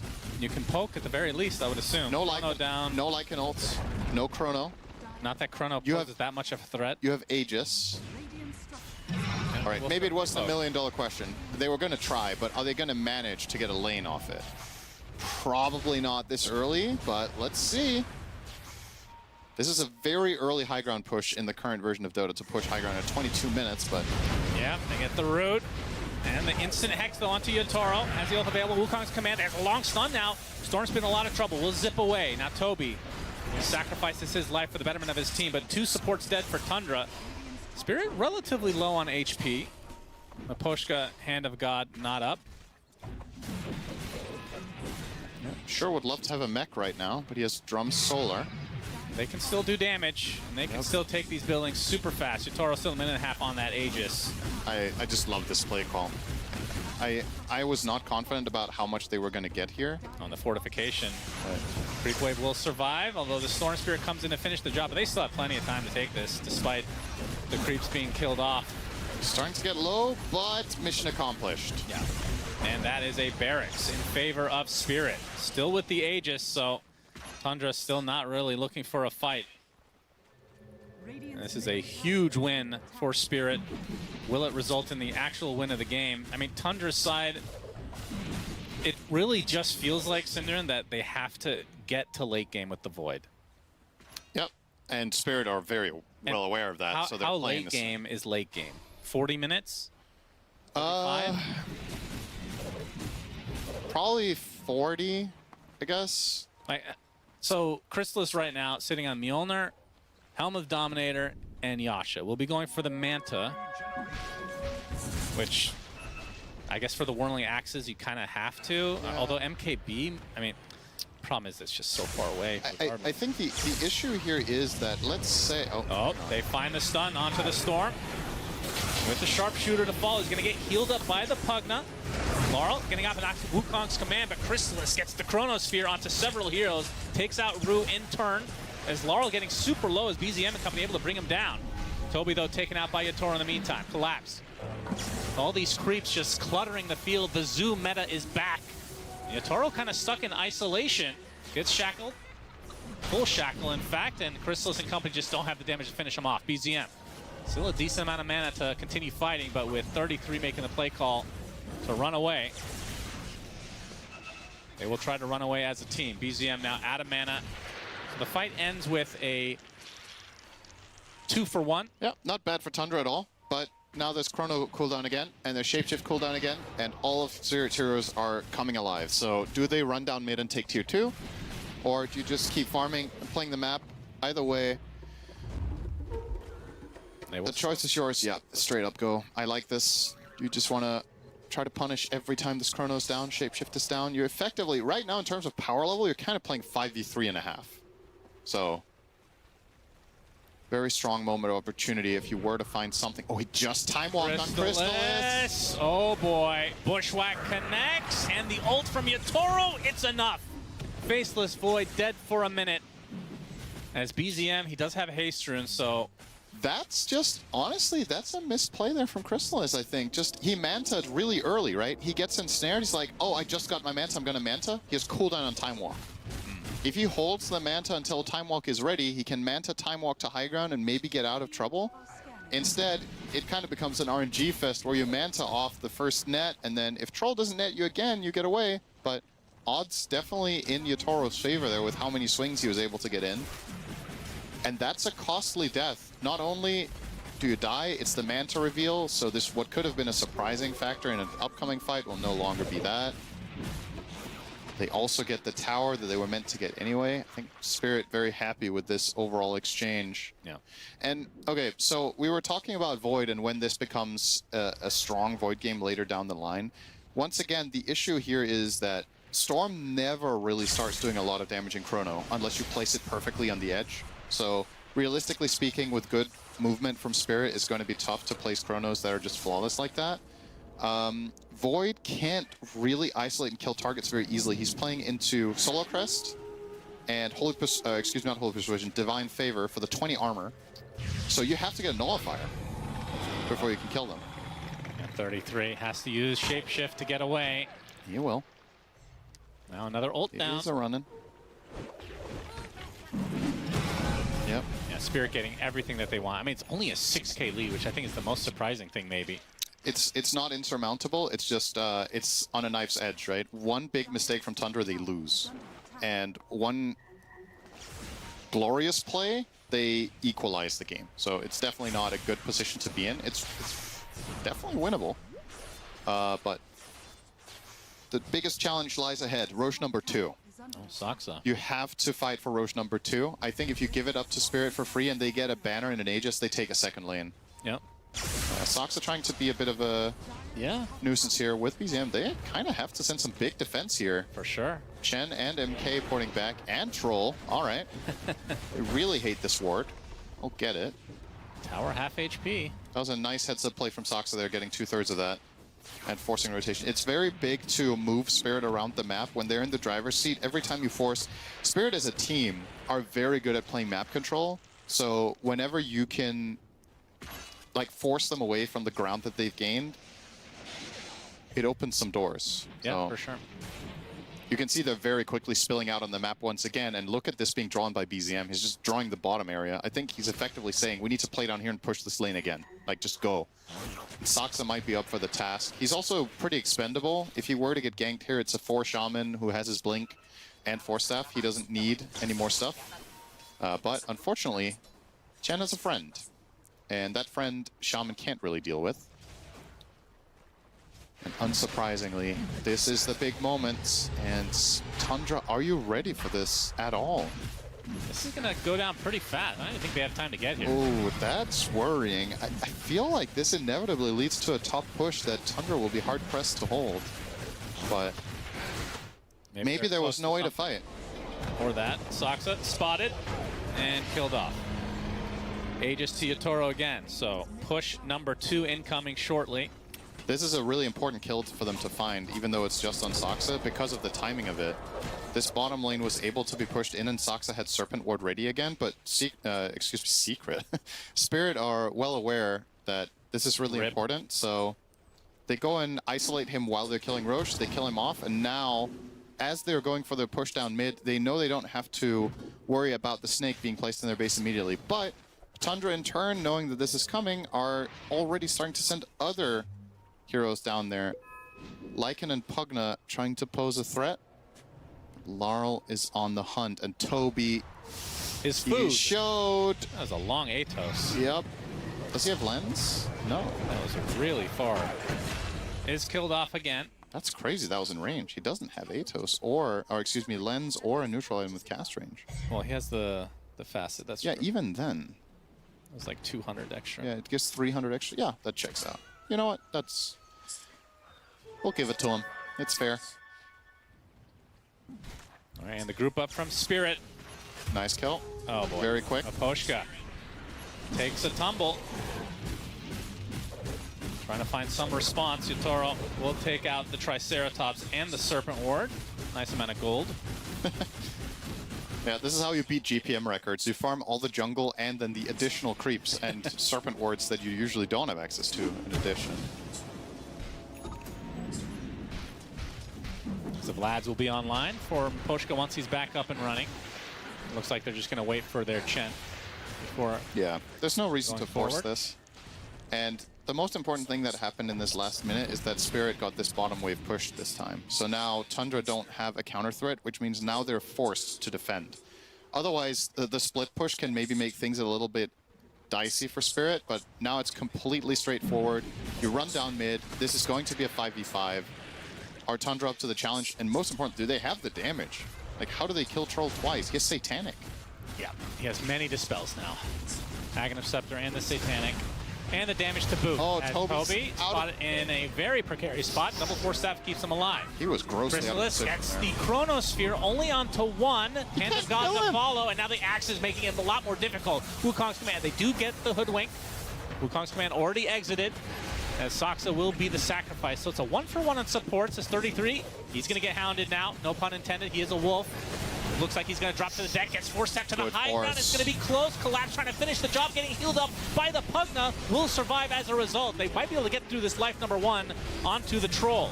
So Yotaro does go down once. Laurel on the backside. Has the Jingu up. BZM trying to break the tree, but a little bit too late. Instead, they're going to get the Boundless Strike onto BZM, but no kill to follow.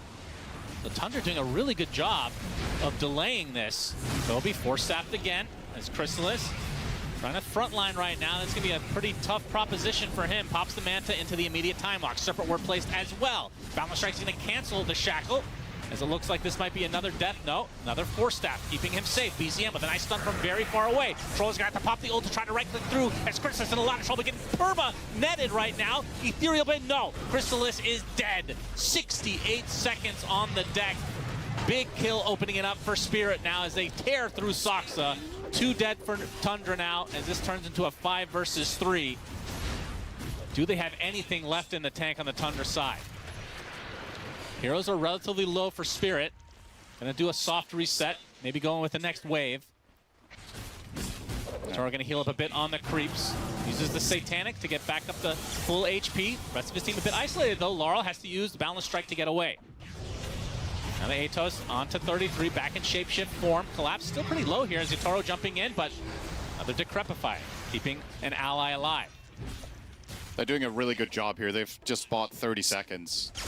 Yotaro really wants to get this tower. He'll do so. And now the building's in peril. Laurel jumps in. Has the Wukong's Command back up. He's going to use it to zone out the rest of Tundra. They're going to have to give up this second lane. It was long-winded, but finally the second set of barracks goes in Spirit's favor.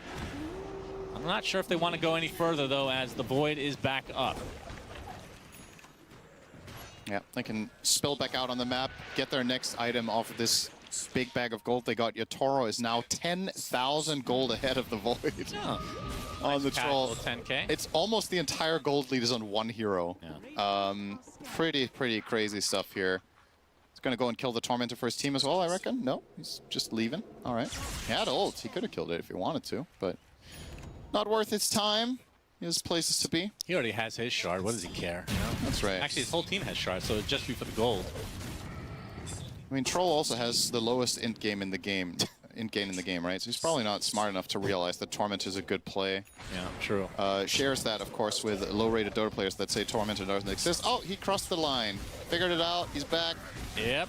Troll has purchased Mantle of Intelligence. And their lead went from 15 to 18 and now to 17. Oh, this was only gold. Everybody had their... I've already said that. Thanks for it listening. was only gold. We're now we're going to keep track of this, by the way, throughout the whole tournament. How often I don't listen to you and vice versa. We're 1-1. Okay? I've been nice. There's been more moments. You should bring it up every time then. Keeping track here. Okay. Maybe I haven't been nice. Did you say something? Yep. Collapse. Okay. Spotted. They get the Hex. They get the destruction. Collapse just melts. That was without Hex breaks, by the way. I was going to say, is he level 15 yet? No. He's level 14, about to hit that talent now. Little bit of a moment there for Tundra. That's a minute. They get some breathing room. They obviously have to take care of lanes because they've lost 2 full sets, but you can see the lines being drawn here from Saksa. Push bot and mid. We need to get these lanes out so we can keep making moves out on the map. Now, the potential for this game to get interesting really hinges on the next Roche. I don't think there's a chance for Tundra to really get any real estate before that. And they have to win the fight, too. I already said it for the second Roche. So, like, if they don't contest, this is going to cost them a lane, and it did. So, the next one, if the recipe stays true, 1 Roche into 1 lane is megas. So, you cannot avoid this next fight. It has to happen. Scotty completed now for Crystalis, a general item you would buy on Void for 2 purposes. First of all, it's really nice to get the tankiness and the overall, like, just growth of the hero, but it also enables you to have enough mana to buy Refresher, which is in his quick buy together with MKB. It's a bit of a problematic game for him because he kind of needs both items, but likely will have to choose one. I think he should choose Refresher if he only gets one of them. Surprised he didn't opt for the MKB a little bit earlier. Brew the day. It takes a while. Is he alive? Still dusted? No TP way, attempt? And he is out of there. That is unreal. Did he escape that situation against Storm Shaman? Yeah. What in the world? Well, Yotaro picks up Butterfly, so I think this decision is going to be a little bit easier. Now, MKB is a must. Absolutely. Between the blind and evasion, what's his hit chance actually on Void? So you miss 60% of the times against Whirling Axes, and you get 35% evasion on Butterfly. So he probably has like 12% chance to hit with diminishing returns. That seems good. Good luck. And it's not only good against him, it's also good against Lycan, and it's also good against the Storm. Yeah. Having evasion against Storm is actually deceptively useful sometimes. You can use Battle Trance in Chrono, right? It's not going to do anything other than keep you alive, though, right? If you're 25? Yeah. Yeah. You should be able to, I think. You think he takes that over the Piercing? Actually, there's no BKBs on the other side. There's literally 0 BKBs. Doesn't really need to worry about that. What in the world? That's the last time I've seen that. That's crazy. I think it's a good call, though. Yeah, there's 3 physical damage. I mean, yeah. They don't. Now that I look at it, there's not enough incentive to buy it. Yeah. But yeah, it is a highly unusual game in that sense that there's only BKBs on 1 team, and there's only 2 of them in total. Parasma, big item here for the Storm Spirit of BZM. A big damage increase. Storm can do deceptively high damage at this point in the game when you don't have to spend 4K on the BKB, which you usually have to. So he packs a punch. Needs to find the right targets, though. I think the goal here has to be kill supports first or pile everything onto Monkey King. I don't think Bristleback is happening, and I really don't think Troll is happening to start the fight. Well, you said that, but Collapse did die pretty fast, and now they do have. That was a Hex 1v5. Yeah, well, they have Hex breaks now. You're actually right. If he gets caught by Hex, maybe he can be the first kill. Because of Hex break specifically, that might work. It might. Saksa positioning, looking for an opening now, as Howl will be applied. Collapse will show himself. BZM will do the same. Zip to the low ground. Atos to start. Bushwhack to follow, but now the Force Staff to counteract. Gem on both sides. The fight will actually 3 gems right now. Extra vision for Tundra.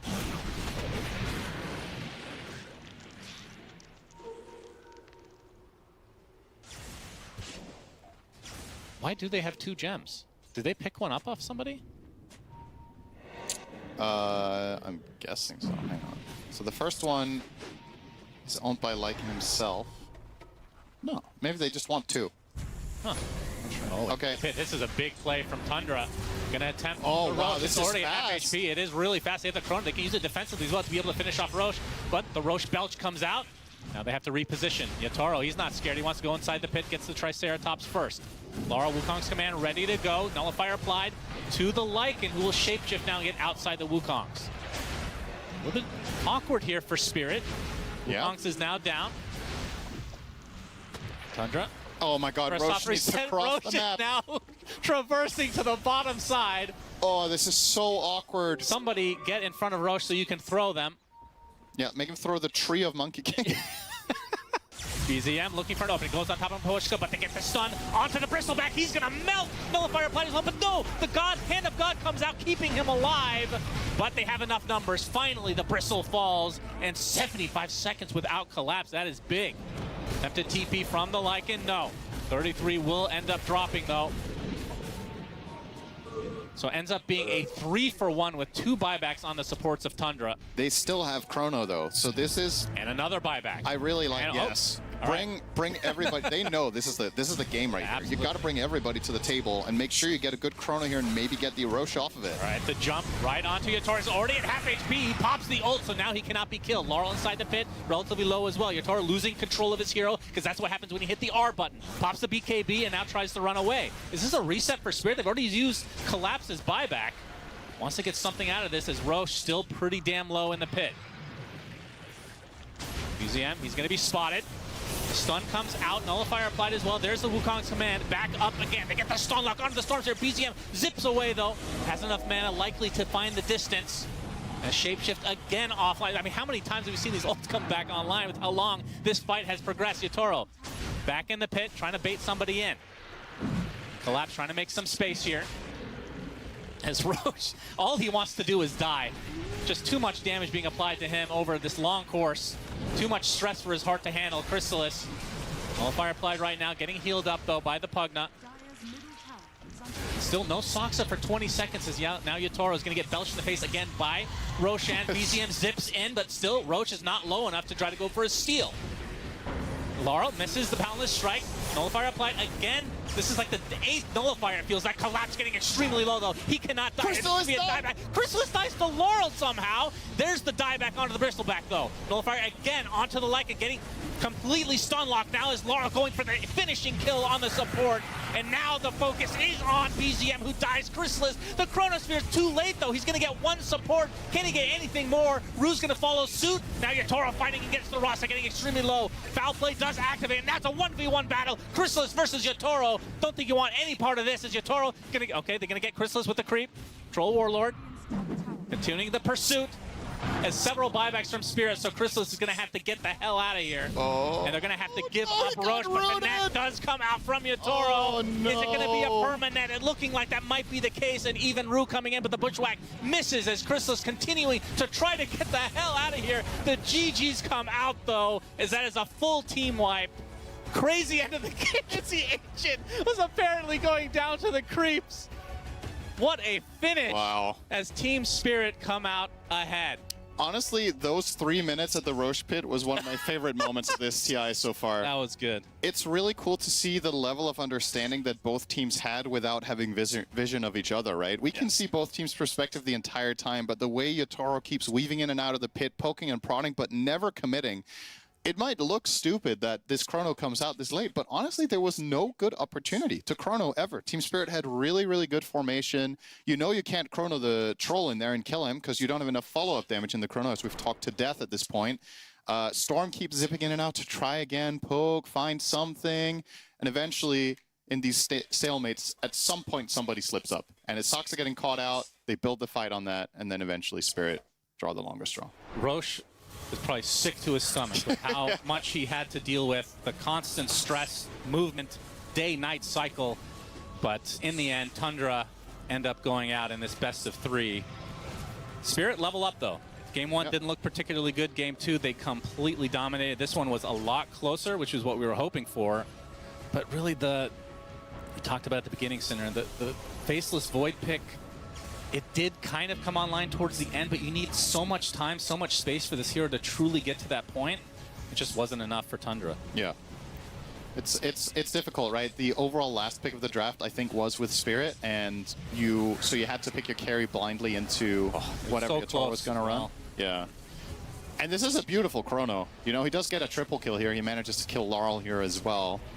But nobody can fight Yotaro. I think Yotaro can win any 1v2 in this game almost at this point. He's just so much richer than everyone else. And yeah, this does mean when all is said and done, Tundra now 1 and 2, Spirit 2 and 1. And the scary part, once again, about being 1 and 2, there's 2 problems here. First of all, if you were to lose 2 more series, you're just out in 1 and 4, which if that happens to Tundra, that's a travesty. The other option, both versions, going 3 and 2 or 2 and 3, which are their other 2 possibilities, all lead to the same fate, which is a decisive best of 3 in 2 days from now. That's not where they were hoping to be. Spirit are still in charge of their own destiny. They can end 4 and 1 and avoid those grueling elimination BO3s, which will knock out 5 teams. That's 10 teams will end up on that scoreline of 2-3 or 3-2. And yeah, I think deservedly so. Standout player, Yotaro, what a beast in this game on Troll. Yeah. Obviously, as usual, it's a team effort. They did a really good job setting him up for success. I think an honorable mention this game, without specifically targeting play, I think the Chen pick was actually genius. The Potato, specifically. Potato, not so much for me personally. I think it would have also worked with the Satyr. I understand why he took the Potato now that I've seen it play out, but I think grabbing Chen in that spot is really clever against what Tundra were proposing and the way they played the game, and it helped Spirit a lot with getting key objectives, the bottom tier 1 tower early, winning their lane, getting the Roches, all of that stuff. So yeah, really good job from all of Spirit, including Silent, which we, again, got to sing the praises of the coaches when the drafts are on point. That's right. Sorry, production, did you say we have an interview? We do.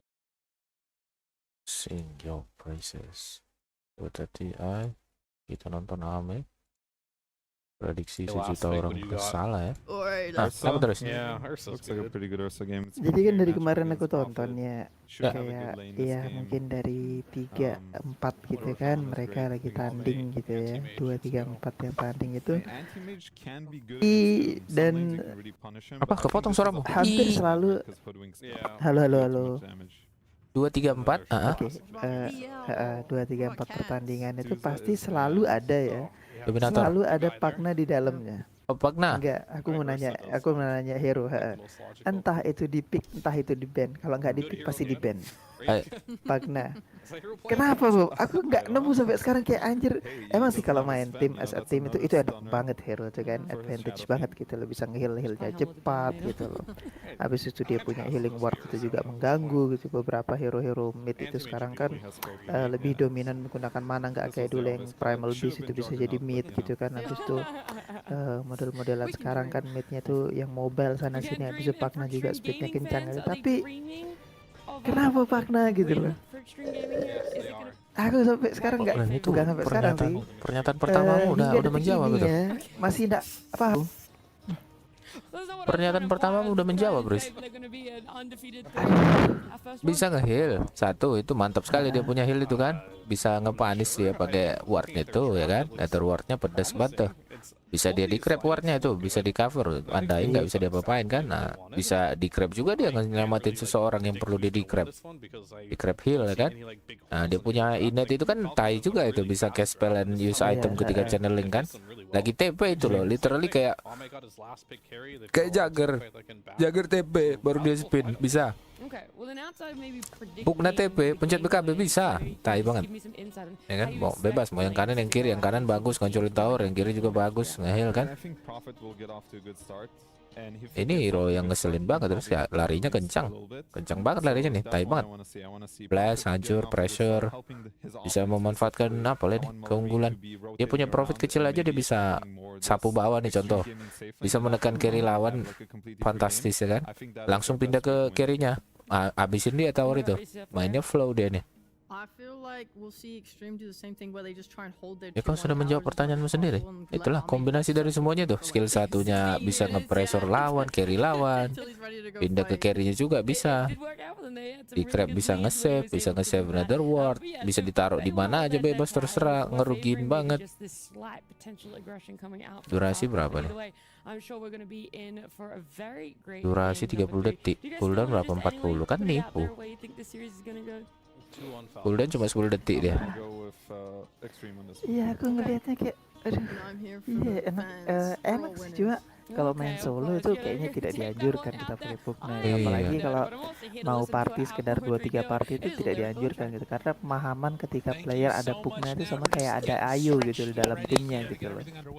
Kau lihat sendiri kalau dia punya teman ya, dia punya teman ini, temannya bener, dia teman itu pasti ngomong hadap belakang, dia force staff, di cover, dikasih glimmer, dikasih nggak ada aku lihat satupun force staff yang jelek.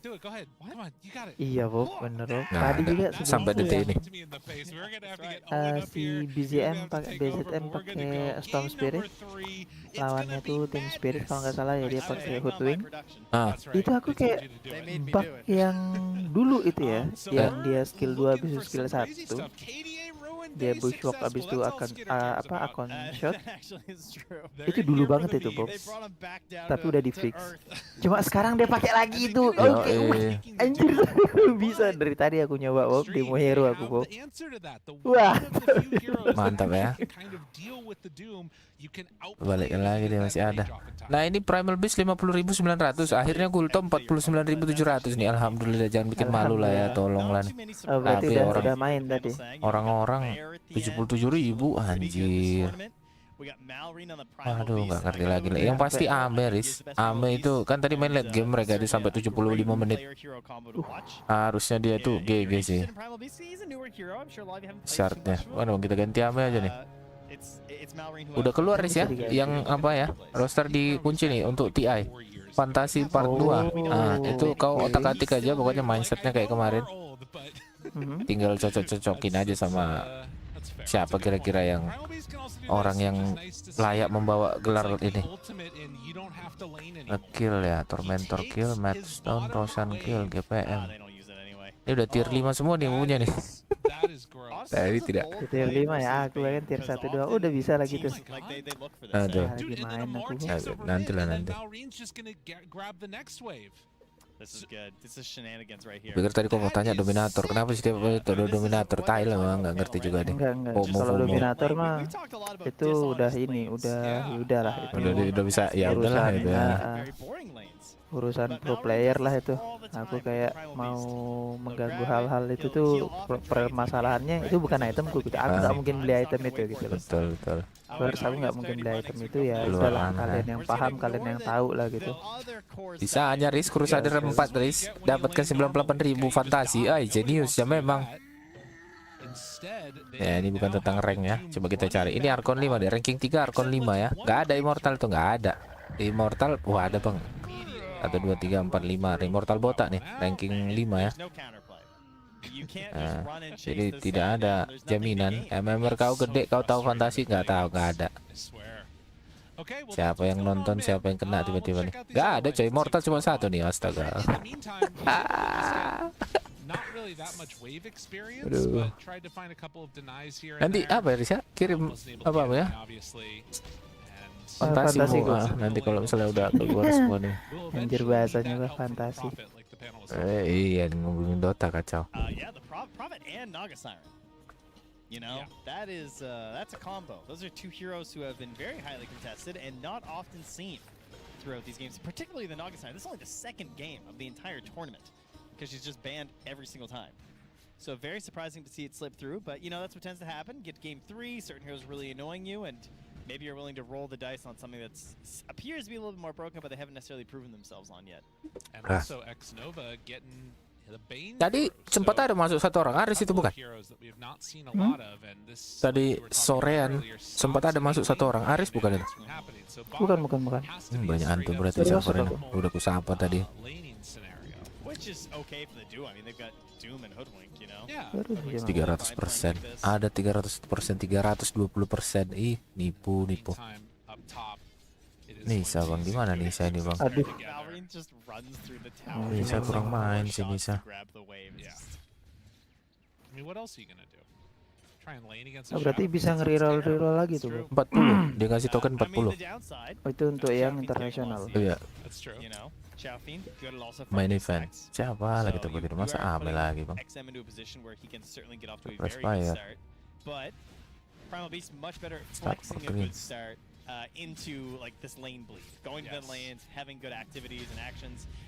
But Shafu has some help, right? Has some pretty decent stuns on the side lanes. Vampirik semua aja. Maureen actually, after pulling the wave all the way over to that camp, does manage to take it down, but now has to walk back because he's missing a whole wave mid, which is pressuring into his tower, force out the glyph. Not exactly what he wanted there. A couple denies. Nice little pump fake from XM. Yes. That is 4 denies, I believe, on that wave. Kill Toro aja, Thunder kill dia juga, Matchstone pun dia juga, Roshan kill pun dia juga. GPM-nya tuh, ya Toro paling tinggi udah. Midnya siapa bang? Look at this, still bringing 3 heroes mid. He looks like a Huskar right now. The way his opponent is playing, you know, like guy's never in the lane, he's running away, he's just standing on the high ground, all swag paling like. bagus bang. And also they make the move over, so Zincu takes Taruh the di boundary saat away. Bagus bro, mainnya dia. Gajian sama Malrin. Iya, dia kan tadi aku lihat. Tapi nggak ada white Spiritnya tuh, legit banget. Ada weapon ya. White Moon nggak ada di seri apa mereka? Sama Toby itu kurang. Paling sementara kau tahu sendiri lah. Mid itu kalau nggak ada 4-nya, kalau nggak ada 5-nya yang dia percaya gitu kan, kumpul dia.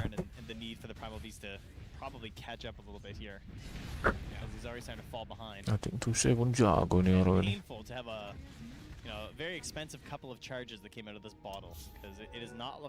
Nisa pun bagus bang. Nisa try hard ball. Super frustrating to play against. XXS clears through that camp, pulls it in. It is, you know, Trent, I hate to say it this early, but I feel like we're going to 60 minutes.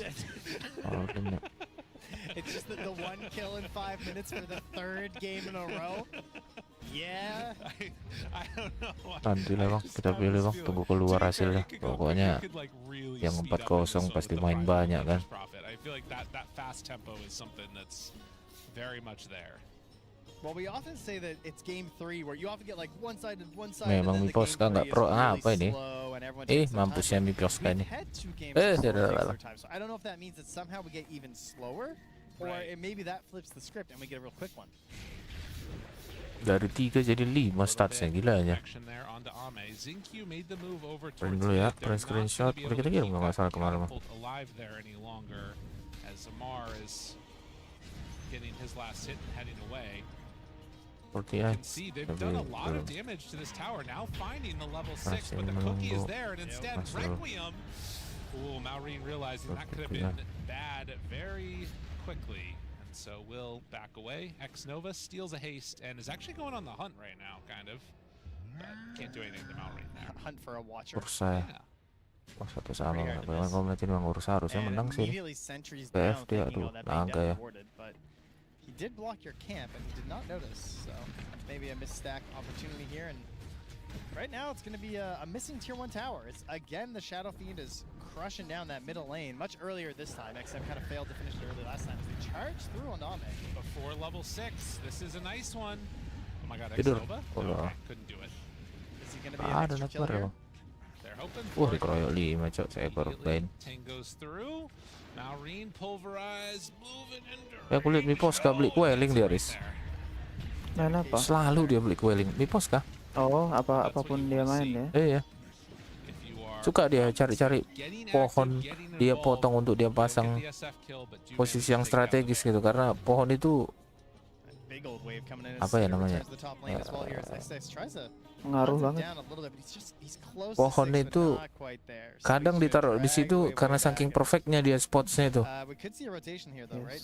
jadi dipotong pakai pohon, pakai quelling. Profitable. Engage. Ya contohnya tuh kayak pohon-pohon yang di dekatnya Roshan itu. Yes. Banyak kan kayak gitu, ditambahin satu, apalagi kayak di Radian ini kan. Quelling dia, Di item Radian. jadinya itu. So they got Gacor, two gacor. empty lanes at this point. It's 7-8 minutes. Yeah. We got Prophet can't lane top. Primal Ikut never dia. laned mid. But he takes the bottom tier 1 tower, so And they're some still like vengeance. even on net worth though. Yeah. Yeah. Because that seems reasonable. XM, tapi Extreme Gaming ini bu, Xnova's lagi stacking menyala nih defense. Ame That nih. one is blocked out. Ame mah gitu. On the sentry. Tapi sombong dia tadi. Masuk main TA, menit berapa dia baru BKB? Iya ampun dah. So XM gets some gold. Dia menang TA, owning kan, owning banget. Tier 1 Gak beli tower BKB dia. getting close to falling. Yeah, XM doesn't even just walk to the Sampai tower. akhirnya dia di rolling sama Pango, gak main, ih mampus ya. I mean, this is what he did last time too. It was a kind of cool move. Makanya mindset seperti itu agak susah itu untuk jadi champion. Maureen wants to clean up these ancients Kebiasaan itu Ame. and an odd position for XG Iya to kayak be in. dia gampang Ame is terbawa bottom of arus the game forest gitu loh. right now in terms of net worth. Buat dia merasa Nah di ini atas, malah di aku atas lagi main aneh. Bob. Hah? Eyes towards the boundary Lawanku area, but it's AM gonna be a ways buat away. dominator Bob. Nah gara-gara Ame itu, Having lost their Soft tier to Ame kayak gitu tadi malam tuh, kayak gitu dia main, literally abis domi dia BF. Aku tonton aja Ame aja bikin kayak gitu, ego itu dah. Yeah, that Ya itu should pro player Kasian loh, bos. temanmu kasihan loh. doesn't feel good. Jahat Jadi dia kali kalau Battle kayak gitu. Fury 22 menit res. Si Ame itu yang main Ame loh. 21 ya Tundra ya. Habis Tundra Bang. Oke. Still underneath his Troll ya. tower. Berarti And in nanti terms ada of main lagi nggak? Oh abilities udah to selesai Bang make hari ini. plays around the map, you kind of need sixes Jam on these 3 supports, you 6 know. September Xnova besok. only level 4. Snapfire Ini is kapan close. ini? Xingqiu maybe could make some type of a play 6 with September Mars, jam 9. but going for the Yules, XXS is still pretty Tanggal far 6 away ya. from that. Kan tanggal 5 hari Jumat, Sabtu besok ya. Oh, he's Itu minggu libur ya. Don't blink. Yeah, that makes Tim sense. Spirit udah kelar Bang mainnya Bang. My god, Ame is low, almost dead to those ancients there. Yeah, I like the Yules last Ini time. apa 'Cause they nih? at least had like a Ligma little bit Galaxy help with lawan negotiations, Liquid. but I think you gotta go blink this time. Liquid kenapa ya? Especially with a Prophet, you know, some extra benefit there. 'Cause you know he's gonna 02 be loh Liquid a loh. little bit Astaga. greedier from his movements. Bisanya kalau Liquid ini. Maybe catch Ya memang gaming gladiator sebagus itu, mereka itu pembantai Cina gitu loh. Gak ada gaming gladiator berjaya Cina asli. Speed aura too on him. So it's very hard to get any kills there. Biasa tim-tim Europe ini mereka tinggal bantai gaming gladiator. Gaming gladiator yang nyapu. Tapi sekarang gaming gladiator gak ada, kerepotan mereka. Waduh. If they could get a Mar here, 2-0 ya Heroic lawan Navi ya. Menang Navi berarti. little pull action. Wildcard Bang, belum pernah menang Bang wildcard. Nah, kosong terus nih. Kosong terus. Berarti benar prediksi kita Bang. Oh, there we go. Demiga lawan wildcard menang wildcard. That's What? enough to set up for it. Spear Aduh, kisses. kacau nih Demiga nih. Down. Nemesis Demiga. Ada Demiga Bang Nipo ya. Boom ya, Boom Sport lawan Heroic. Atur Kills kalian lah. Ame. Navi sama Bad Boom. Okay. Nikma. Wah, nonton Nikma kemarin. Nonton beruang Riz enggak? Enggak. Oh, astaga. Ngeret coba. Ini tahun berapa? Masih ada orang main Dota kayak gitu. Dia main beruang si Ghost. Abang Bob, halo Afik. Afik ganti foto profil ke Afik. Berubah ya? Misses the second raise Snap's on coming. XM. Cookie maybe, but the creep's getting in the way. Xnova can't catch up. I think there was something there. But I think the creep block meant there was no cookie into a stun. Snaking still hunting this a little bit. I mean, he still has ulti as well, and here comes Doom. Crit has ult too. XM needs to get out. Yeah, they realize what's happening, so they'll retreat. They are so pumped right now in XG, though. I got 4 heroes within a screen right now at 11 minutes. And this is what you love as a Nature's Prophet. This is why this hero can feel so good at times, because while all this action is happening, posturing around the map, potential for fights, Skitter is just away and can show up at any time if he needs to. He's just farming. I will say they don't have any wards to help the ulti, which I always like a lot with the Prophet plays. Oh yeah, could be nice. And that play right there is going to start adding up over time. Oh my God, XM's getting the creeps low so that way Ame can farm just a little bit faster. 1 raise, but not enough to finish him. Average Ame fan with him in their pubs. Here, sir, here. Well, no Doom skilled yet for Amar. He's still holding the point, though, isn't he? Yeah. Yep. Perdana Menteri Timur Leste bagi-bagi permen sama. Primal's behind him. Arena down, Spear connects. Big damage, big kisses, and Amar has Doom ready. Oh, he jukes it. Xingqiu can't find the angle. Oh my God. Oh, but the spear. Does he have it? It takes. Looking for the angle, and he misses. He's too quick. He had blink. Oh, XXS jumps in, but there's the turnaround, the hit and the doom. They find their man. If they need to, they can reset this afterwards with the Song of the Siren. There it is. Run back I into think it. this is get out. Yeah, I don't think you can do this. You've got to go. I see the logic. He was like, I'm going to throw the spear. If I miss, I'm going to blink nggak stun. cocok, Fair enough. nyanyi, kan? Unfortunately for him, he needed to blink spear because Malrine was too close. Right. Whew. What a battle. And now, jumping in. Oh my God. Ah! Retreat. I was joking, just kidding. Malrine passed his bottle over to Amar, so he could bottle up a little bit first, too. Pulverize, of course, a very low cooldown spell. Yeah. So he's already back in it with a smoke, hunting for someone to grab. Are they getting enough done with this Primal right now? I mean, he's starting to drop off the face. Okay, well. Keluar. I mean, that's Wah, canceled. tidurkan langsung, Cok. Refleksnya ngeri banget anjing. XXS coming in. Udah Doesn't have siap blink, mereka, though. He gets hit udah by the standby luge. lah. So, Yeah, no never ability to arena grab either. him. Main tidur ini. As we see, Ame still Bukan karena working on tidur that kan Battle Fury. Bane. Tidur. I mean, they're probably going to smoke again in a second for XG just because they have the grip. Like, when the kisses come back. Although, are they out of smokes? I think they are, actually. Oh, they got one. No, they don't. Success working towards a Glimmer next, interestingly, and Malrine not quite quick enough there to find the connection. Did not have Pulverize up. NP ya. NP lawan There's that Roshan. smoke for XG now. Oke. Everywhere you look, it's just Naga Siren Illusions getting spammed around. Bisa rekan And in the backnya. later stages of X. this game, eventually, there will also be some Nature's Calls being spammed around by that's Skitter, not bad. but probably a little while before That's that nice. happens. No, Battle Fury done. No more Thank you. help needed for Ame. Rame doang dia pakai tidak. No helm before his Battle Fury this time, as I heard from his Animage game. That's right. At the very least, it's not happened yet. Ya bang. Tamat mana? Gimana bu? Gak suka apa power trade Ursa? So- Bagus loh. 15 minutes, and Midas bought for Doom. Oh, Snake's gonna walk right into X Nova. Tapi pace move Drums. nah bang. Nova Bagus. spots him. Meanwhile, Bisa bottom, ngejar, bisa they lari. find Malrine does have an amp damage. Could have maybe got a little bit sketch, and Arena, does he have the damage to kill him in time? Spear out, find him, mati, Cok. dead. Yeah, they're gripping Snake. He's dead too. Ooh. Almost slithered his way away in the nighttime, but does get spotted out there as he tries to farm one more camp and dies. Ibarat status resist I 1 don't know, juta. man. Tapi The lawannya way this is Nagasiran going, nyanyi. I feel like XG, they might have the Berguna. juice here to get it done. I feel like they haven't gotten much of their stuff online yet, though, for Falcons. You know, like the Prophet's kind of been That's true.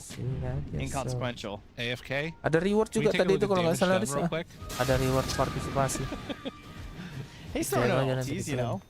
I don't know if he was. Partisipasi apa? Yeah, he's. At one point, it's not bad. Yeah, that's PI. true. Shadow He's Fiend on is the Shadow fun. Fiend. That might change right here. Yep. Oh, man, that's a big one. Guys. XM tries to walk away. Malrine's still on the hunt. No more Pulverize. Ambitious. And gets himself out of trouble.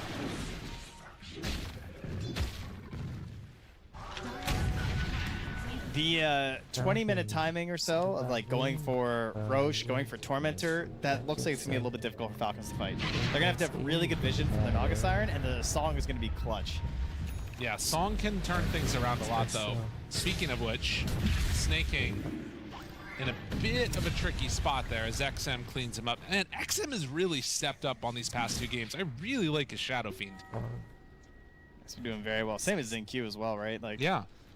All over the map right now with the Snapfire. Kiss is coming back up at 20. Can get aggressive again. Has so many good combos this game. Stealing some farm from his mid. As you do. The usual. Now, do they want to Roche before Tormy, or they can wait it out? X-Nova's trapping. He drops a ward on a sentry that's hidden in the trees from the Dire here. And that is there early, and now they show up. X-Nova's in the area, but everybody on Falcons was there too. X-Nova, he's making a play. He's gonna lurk. He's trying to cut a hole that he can hide in. ZinQ is now in trouble too.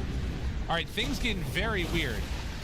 ZinQ is dropping and going to die. X-Nova still stuck in behind. Yeah. Gets spotted on the op center. Hello.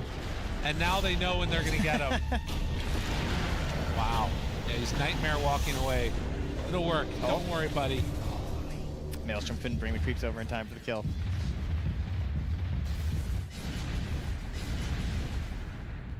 Are you ready to flip-flop the Falcon side now, or no? You're still feeling it? Well, yeah, they want to fight, so maybe Falcons are going to win, you know? Who knows? Well, with how it's been going, we only get 1 fight every 10 minutes, so that might have been really important. I like Fastest BKB this this tournament? That's pretty Whoa. sick. 18 minutes? Dude, that'd be a good bit. You just have a caster that every time something bad happens, you just like, you switch sides. You're like, oh, they can't win. Now. It's impossible. Malrine down bottom runs into XM, and then they realize they don't want to fight each other, and so they back out. It does look like with Amar and Crit kind of playing together here, this could be a just Gank Squad beatdown moment. If Ame's not careful. Oh, they get him with the bushwhack into the Doom. That's wild. And now the cookie, but it won't matter. BKB out, and maybe can find a follow-up kill here. It's funny because you said that, and I was like, yeah, it's gonna be kind of hard though, because they don't have Blink on Doom. There's no stomp. Like you gotta hit the Naga illusions. It makes the difference, and now you go too far more, and you die to ZinQ. Oh man, you know the arena saved as well because it killed the trees which stopped the bushwhack from killing ZinQ there. That was big. Which is exactly what Fly said on the pin.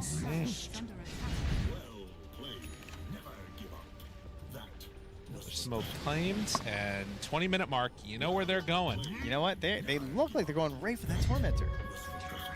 Can they kill it in time? It's dropping low. They're going to be too late to come up and contest this. Oh my god, they are so low though. And it's Malrine who picks it up. I mean, I hope they're getting out of there because they're coming. I think Crit might die. Yeah, he's gone. How squirrely can this swirl? Not very squirrely. Yeah, he's stuck around just a second too long. 2K gold lead for Falcons, and Malrine the one that gets the shard. He too is working on a BKB, and their timing is going to hit pretty hard. Ame trying to work towards a basher. But that's such a sneaky play by them in retrospect. Thinking back to the high ground move that they made. They send the snaking illusion up so it sees Ame, and then they just bushwhack right away out of fog. Yeah, very nice. That's what you gotta do for sure.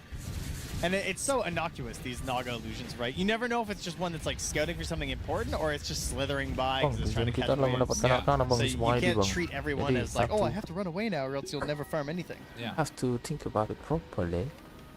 Alright. I think in the later stages of the game, probably you can do that. Ame, there's many heroes here. They find him again. Bushwhack in trouble, dead. Hoodwink, still got it. Yeah, I don't even know what you do against that, man. That's pretty brutal. It's the boomerang. I guess the main thing is just like sort of play with your team to try and find objectives, and maybe they can help cover it, but I think it's too early for that. It feels bad to think you have to be farming behind towers the entire match right now. Yeah. And there's that big BKB for Malrine. The usual for the old Primal Beast, huh?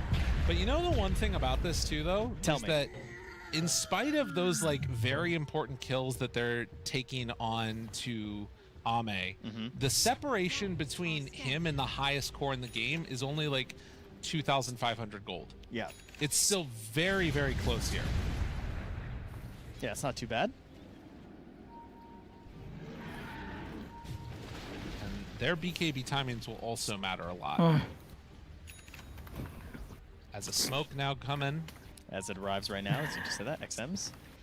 So he is going for an earlier BKB this time, grabbing it before the Agnums, knowing that he kind of needs it.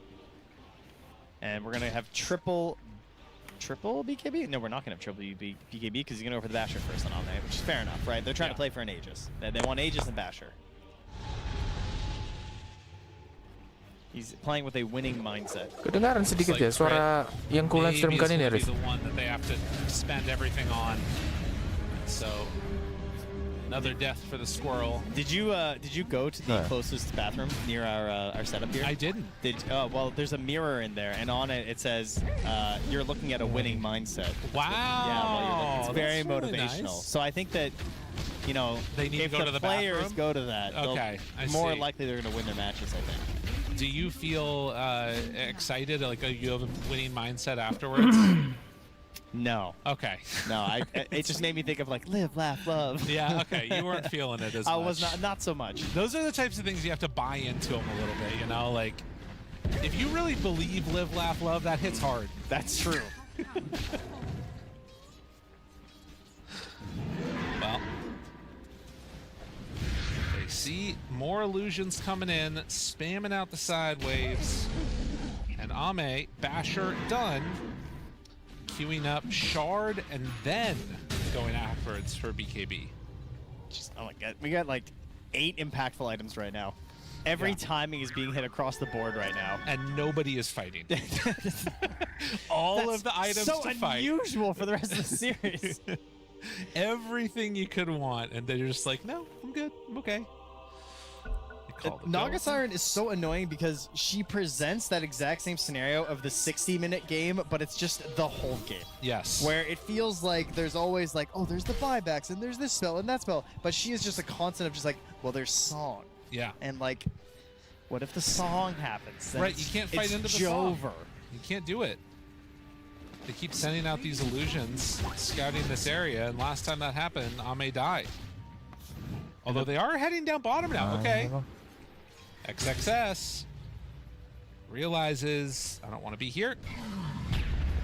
I mean, at what point are they about to just go do Roche's Falcons, right? Because you know you want to deny this from the Ursa.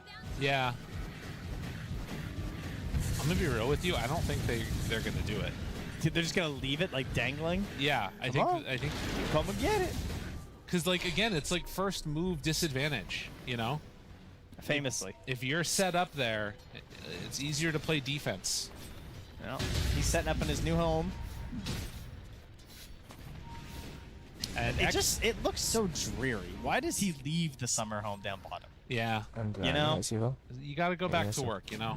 I think as the game goes on and maybe as he respawns, there should be more decorations inside. Okay. Like little portraits hanging on the wall. Like a picture of his old Roche pit. Like maybe an espresso bar or something. Oh, I like a that. little machine in there. And then while he's idling, he just kind of turns around and makes coffee. I like this. Yeah, these he are should good be ideas. doing things. He can spruce up a little bit. Oh, and then he wears like a little chef hat while he's doing it. Yep. Yeah, he cooks a little bit. Maybe an apron. An apron would be better, I think. How about both? Okay. Why I are like we that. stopping? Yeah. You know?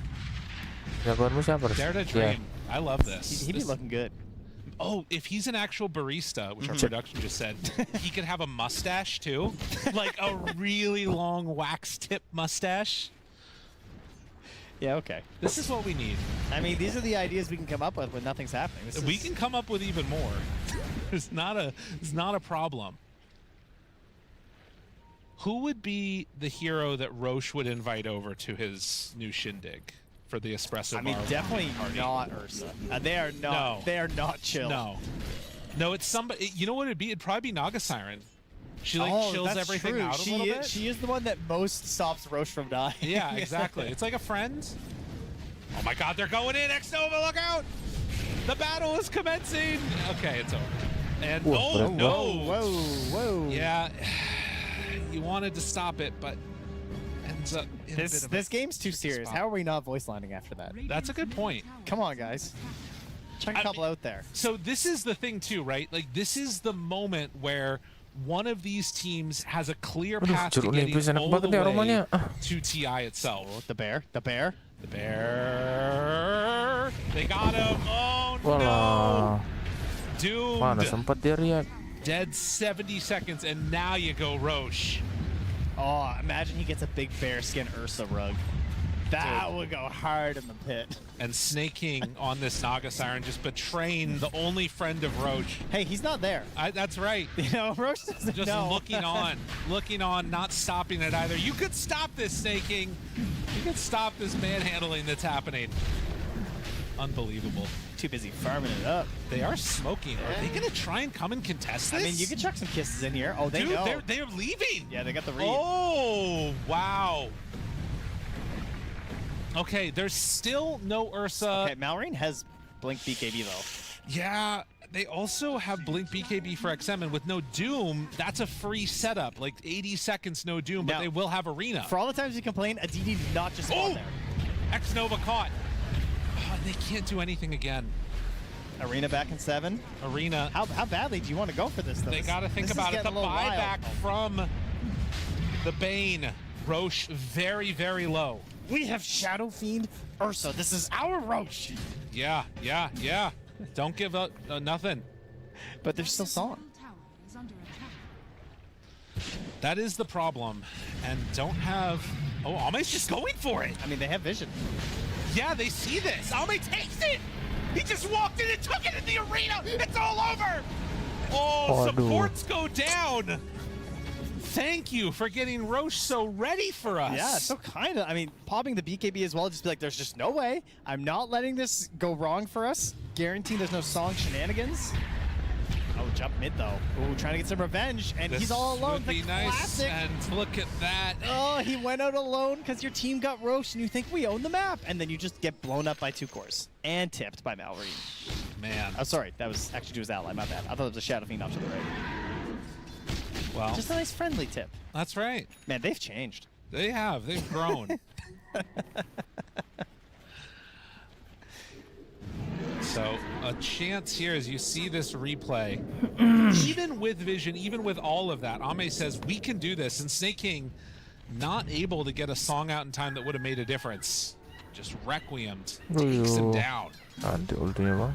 Mars. And then spotting this vulnerability of no BKB, of course, he will Mars die immediately after. Not feeling great. That was a one, grip meanwhile, on Malrine. is it enough? Oh, yes, it is. Oh, he even popped Wait, BKB. Skinner shows up? Oh, I don't know if that's... Well, actually, it will work, although he has the Aegis. I mean... Okay, they get the kill on the Zinkyo.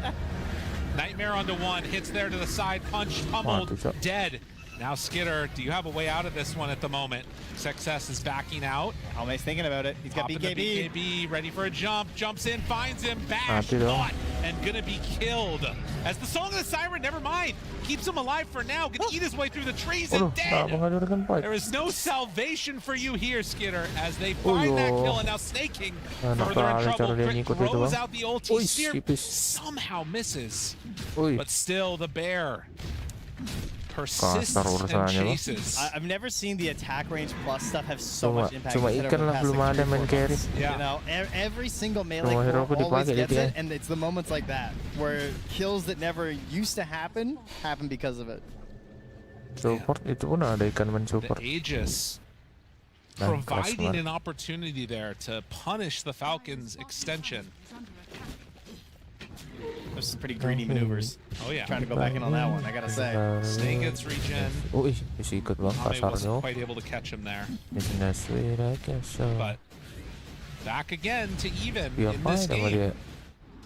The main heroes with a lot of gold right now are the Naga Siren Isn't as that far as the me supports go, espresso? and the Snapfire here for XinQ.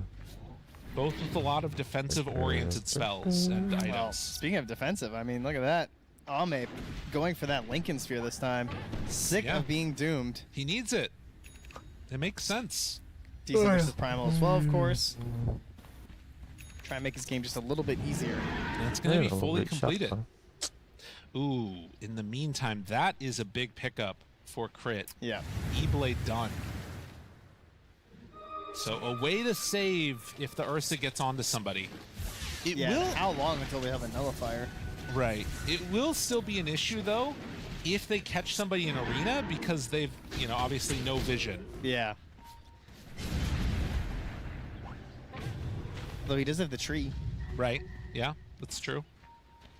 I feel like that shouldn't go through. Yeah. You know? Right? I feel like it just doesn't make sense to me. Ame, Lincoln's reveal. Grabs, realizes that's not going to work. E-Blade out though, and now Arena hits onto 4. Is this too many though? I mean, he's still maybe with the kisses. The kisses going out, trying to take the kills. Ay, Onto Crit, onto Snake King, running away. They're so survivable mati dong. with that mech, but they do manage to get a kill. Yeah, that was something that Fear pointed out during the panel. And just like, you know, the song goes off, you start throwing these kisses. Yeah. Still pretty nice as they're able to Kasarnya. scoop up Snake King, trying to TP out, but it's not a lot of hope on that one. And that's going to put them in Tormentor time. Gonna be a second Lincoln Sphere here. And that creates some issues for Falcons. Yeah, the communication, and with how chaotic the fights have been this whole series, trying to communicate like, Lincoln's down, and go for these big dooms is really scary. Because it is make or break on the fight. Yeah. Does have Refresher on Malrine though. Radiant's middle tower. Some more avenues to break it if you want. Would love to not have to break a Pulverize on a Lincoln's and then refresh to do it again, but if you gotta, you gotta. And now, not only are they worried about Lincoln's, yeah, the big Scythe pickup here. So we got triple BKB on the Dire cores, and they have to watch that Scythe pick off. Yeah, dude, XG are looking good. This is a really scary timing. I mean, you still have a lot of ways to take this fight for Falcons, but I don't know. I'm starting to lose a little bit of hope here for him.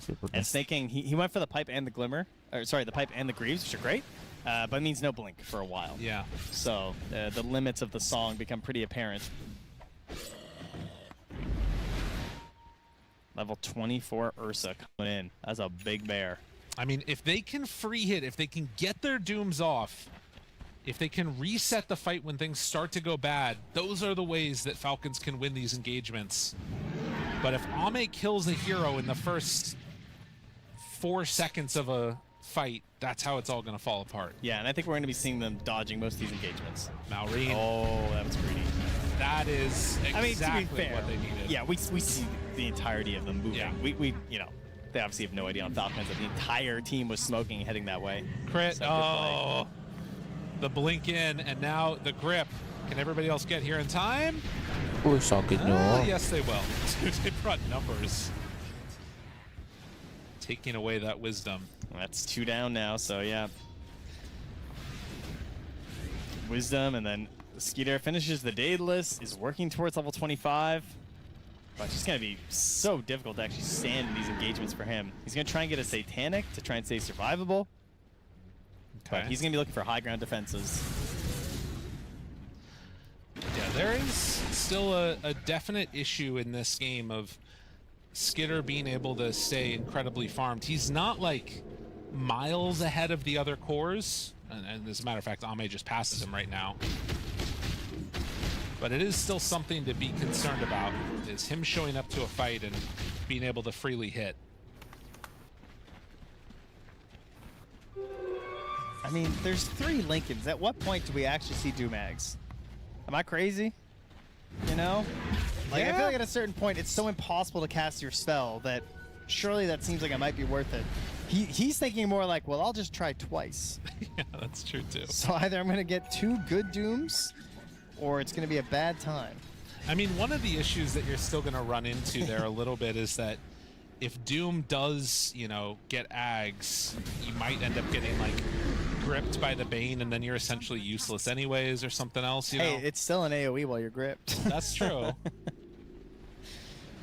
But, like, I mean, you can't even use Refresher on this hero very easily, right? Like, Doom's the Bane. That's a solution. There. Got him. Oh, he left the gem, though. Oh. So that gets picked up by XXS. Another interesting item there, Primal. Picking up the Aeon disc. It's making a bit of a resurgence in this series, it would appear. Yeah. On course as well, quite a bit. Which is not fully what you'd expect, but it can make a difference.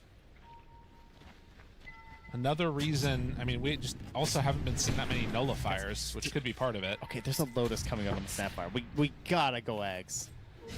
Or else we're either reworking it or he's buying an Ags. Yeah, I mean, he can still do the cell stuff if he needs to. If he sees that, like, yeah, you gotta imagine that it'll be on the mind. Roche goes into the pit, starts to hit. Illusions out. Ready to move. They see it out. Skitter is there. They got XM? Oh, finds him to the side. XXS, big arena. Not enough, though, and they get the control if they need it, but XM jumps forward, finds Crit, gets that kill. Now Malrine, soon to be in trouble. Channeled Bash, do they find it? No, it's no bashes in 5 hits. Oh, they moved over, they got Xingqiu. Xingqiu starting to die. Maybe an opportunity here for Falcons. He lives? Chasing, do they feel confident going all the way forward? No. That little slug is some fast. Wow. Snail, sorry. That sounds insulting. He was so low. They're in the pit. Skeeter, I mean, he hits like a bear at this point, you know? He loves anything that just stands still. He's having some issues actually right-clicking stuff this game, but Roche, no problem. They're going down with the illusions, trying to stop any extra action from coming. They got to be careful. Skitter moves in, finishes it. Ame is there, though. Now Ame in the pit alone. Success jumps in. The sleep is there onto Doom. Now Malrine gets the channel to pulverize. Hits onto all 3, but interrupted. Oh, Xingqiu, what a player. Now the song, I think you have to just get out. Yeah, I mean, they came into this fight with no BKBs, really knowing the song is take up. This fight? No. They jump it, they miss it completely, but the Doom on XM! Oh, they do! Skitter shows up, and he has enough in the tank. Now Ame seeing a target, wants to find him. There's the bash. Now they back away, waiting for the reset, hitting on the snaking. Ame can't find the target, but jump forward, XM! He blows up Skitter! XM so showed back up out of nowhere. Now the reset. There's a spear. Amar's getting low. Amar, but the control is there. Skitter brings down XM. That's a dieback. Falcons find something here out of nothing. The level 25 on Skitter, it's not enough to take down XXS. And now Ame, he turns, he finds Skitter again, the bushwhack, saved by Crit. Can he stay on target? Stay on target, one more hit, it's all he needs, and he gets it. Skitter is going to fall. Malrine's back in. The battle, it just keeps on going. They can buy back if they need to on Nature's Prophet. Can they chase this one down? Can they turn it again? Hex is there. He is dead. Ame stands tall. Triple kill. Find him a third. Woohoo! Ame is back, baby. Way too strong.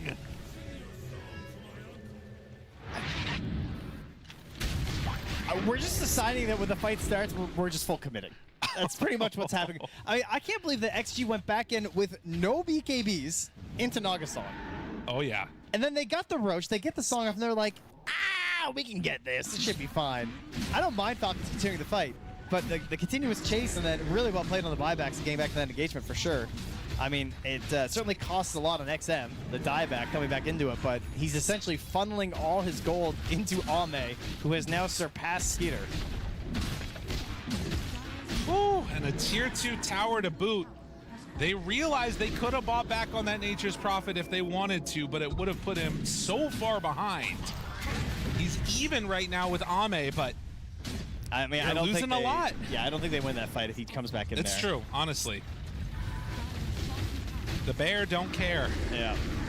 It was a little bit too much at that point. All the items were coming back up, like they're getting their BKBs and everything, and just gonna swing this into a couple of objectives. Oh. And there is that big Aghanim Scepter for the Bane, which makes With it really hard to Blake. deal with. Yeah, that really causes some issues. Who breaks that? I guess you have to song, maybe? Oh, let's take a look at this again. This is after the Aegis. Like, they've got it on the Nature's Prophet. Things aren't looking great, but you know there's no BKBs, and like they could leave here. But Yeah. they think, hey, we got damage. You know, we still have Doom. He wants to fight. That makes sense. Oh, But they it's did kind break of the awkward when he Lincolns. jumps back in. Yeah. I mean, again, getting the kill onto XM, things were looking sort of okay. Dude, the instant buyback from XM too. Yeah, he knew. He was ready for it. I mean, they had a long time to talk about it Look with how the song close. going. Look how close Ambe was. Oh, He yeah. almost died. And That's then crazy. And he had no buy. He makes it all the way back to base. That's it right there. Yeah. Him not dying right there is the only reason things turned out decently well there. I mean, they had a 4K lead before all this. And XM dies. Like, he had to TP back out after this fight. This is really the problem. This Yes. play. Yeah. The jump in after. Oh, and then just the punish. Just a bit of an overextension. Oh, and the here. Lincolns means he couldn't get the sprout down either. He could have maybe sprouted the ground, but it's a tough call either direction. Oh. A wee bit too much. I mean, that ended up being a full, what, like 3-4 minute fight? Meanwhile, duration. Tormentor's about to arise again, I believe, here. In the world of the living. Blink Dagger done now for Snake King. Okay. And I think upon seeing the Ags on Bane, Snake ini you pasang probably just observer, have to wait ngambil lotus, until you matikan see lampu, inisiasi. Bang memang nggak bisa bang, di pos kayak gitu bang. Like, you just need to stay all the way back, wait for a Fiend script to come out, and then you saw. I mean, unless you had Doom Ags, you could just walk through them all. Okay. I see what you're saying. I mean, I'm just saying. I see what you're saying. But clearly it's unplayable. Yeah. Unplayable. 8,000 gold lead. And you can Megang see siapa, Riz? still very much anybody's Kenapa? game. Megang siapa ini? I mean, we knew this was going to happen. Prediction. Oh, yeah. There was no doubt. Siapa 43 kira-kira minutes. tim We're yang going kau to pengen just menang? get started. Yeah. No, this Yang is just aku the pengen menang appetizer. itu wild I card, mean, Bob. honestly, And our first series of the Beneran, day. Bob. yeah, Pengen this kali was aku about lihat the dia menang halfway gitu. mark Nggak tahu of kenapa last kayak game, if I'm not mistaken. ya Somewhere feeling in that aja neighborhood. gitu ya. This is Siapa? the one when we finished Lihat Pemainnya? dia Yes. main itu Stream B. nggak tahu, nggak tahu kenapa Bob. I think we finished at 3:30, which is in an Nggak tahu, hour. coba kita That's aja gitu. pretty nuts. Cuma We had to get lihat through two Indra entire main, series over there. Rexus Spirit But don't worry, main, everybody. Falcon It's main, 3 gitu kan. series today, so you're going to get these long, Banget awesome main games. That's a orang good ini point. ya. Yeah, we got one less bilang series, kayak, so we need these long Aduh. games. Exactly. You're still going to get all the action that you do out of a Oh, normal memang day ya. of Dota. Literally pro player. That's what you want to see. You can see Dota Plus win probability 58%. It's going to come down to execution. Upgrade available, your roster is aligned and upgrade. Kalau saranku nanti I aja gotta tunggu say, kelar it's ini semua. like Iya. everybody Tadi gua lihat, talks kan. all the time about the Siapa efficiency wildcard of ya, Falcons and pemainnya? how well they're doing stuff. XG are putting on a solid display of it right here as well. This team has Yamsun, really impressed me, this TI so para far. Yamsun, RJY, All on the FID, Big road. Nam, I think, Speed. yeah, a lot of people had them coming in the lower half of the bracket. Yes. Tahu You know, kan thinking like, siapa they're pemainnya probably tuh? not going to do it, Tahu. including me. They could be the first ones through. Aku alasan apa kemarin-kemarin tuh aku possible. lihat si All right, Yamsun refresher. main ya walaupun aku Oh, nggak wow, main 4 carry seconds kan, slower lihat than di the average? YouTube lah Yikes. gitu loh. That's cringe. Ada Very, beberapa. How very disappointing for him. embarrassing. Yeah, wow. Kemarin tuh I hope no wildcard one shows main about nggak that sih dia later. lawan siapa ya?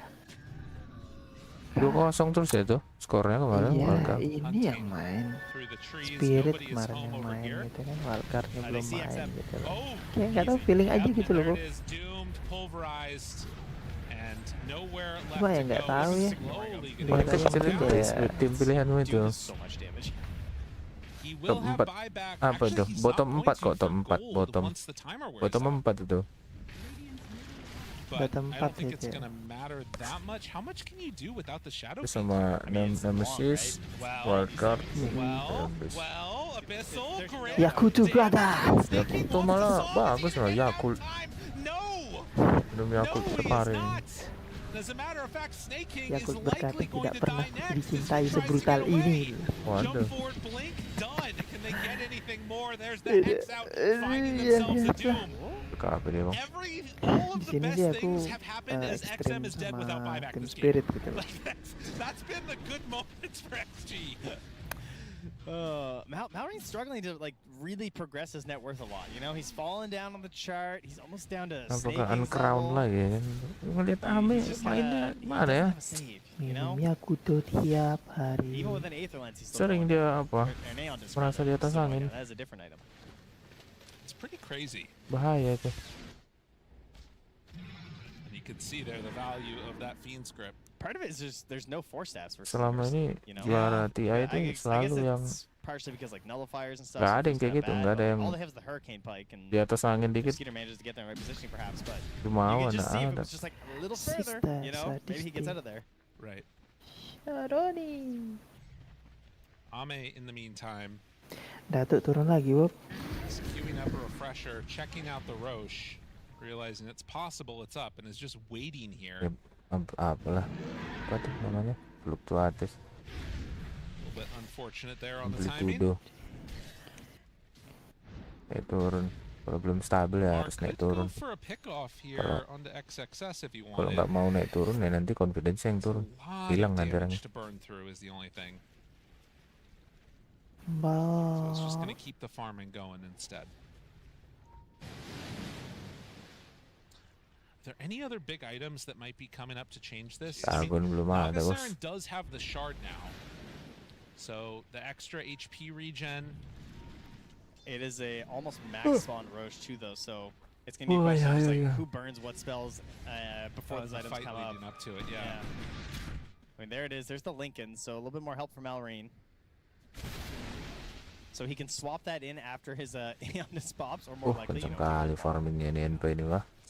Skeeters Gacor. isolated down here. Friends are coming though. He's trying to play. He's trying to dangle a bit, as they say. Malrine smokes breaks, realizes what's happening. Always Q found. Things got weird. He hasn't broken the pulverize yet. Now the jump forward. X-Nova hits him. Mati cok, nggak didum loh. Lembek kali deh bang. Pentagram. Pencet BKB dari. Lah mantul. Setia. Dua kali Jadi kemarin Datuk ketemuan sama Anan nggak dibalas. Wah, dua orang di doom sama dia. Ulti dia habis. Ya kan? Terakhir aku lihat di situ nggak ada dibalas sama Datuk. I gotta give him credit though. He did hit 2 dooms versus the Lincolns. Yeah, he Nggak did tahu that. mereka kalau slide to DM. I mean, to be Lah fair, ada sih harusnya also, the kirim rest of foto the team mereka. was not there. That makes it harder. It would have probably worked had that happened. Wah, ngeri cok. Udah bagus dia nge-setup. Ambil itu dia. Max times in 20 seconds. Mana burn satir itu remove Lincoln. Dire not contesting. Doom, remove Lincoln lagi. Doom. Wah, dua orang kena doom sama dia. Yeah, I mean that's all you really can do at this stage. Red bawah kah? Red bawah bang, Roshan bang, tukar itu bang. Oh, udah 30 dia bentar lagi bang urusan. Yeah, they'll get the tower. Oh no, he's backing away. He's not risking it. Okay. Too worried about someone TPing back early. Tuhan cinta. Alright, well that gives Ame a refresher shard as he was queuing up Di refresher. Jerman bedanya 5 jam aja kita sama Jerman. Already has no slots. Kita GMT plus 7, mereka GMT plus 2. Oh, he's swapping out the BKB. That makes sense. Kalau tahun lalu TI-nya itu sampai jam berapa ya? Sampai jam 7 pagi kalau nggak salah. So what he wants now though is that this means that Sekarang paling sampai jam 3 aja. And if he finds anybody Makin dikit match-nya nih. Makin dikit match-nya tapi makin lama mereka main Dota. 70 menit satu match.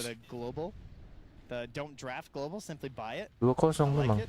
Cuman 70 menit satu game. 80 menit. Has to take out these illusions. And smoke up. Okay, so this is the thing. Ame pushes bottom. Now they smoke up with 4 and we'll try and hunt. And he can be nature's prophet too. Nggak boleh agak anim lah bos. Ursa status resisten 1 juta juga. Doom agak anim selesai loh. Masa sih? Oh iya. Doom aganim. Wah dapat coy ya.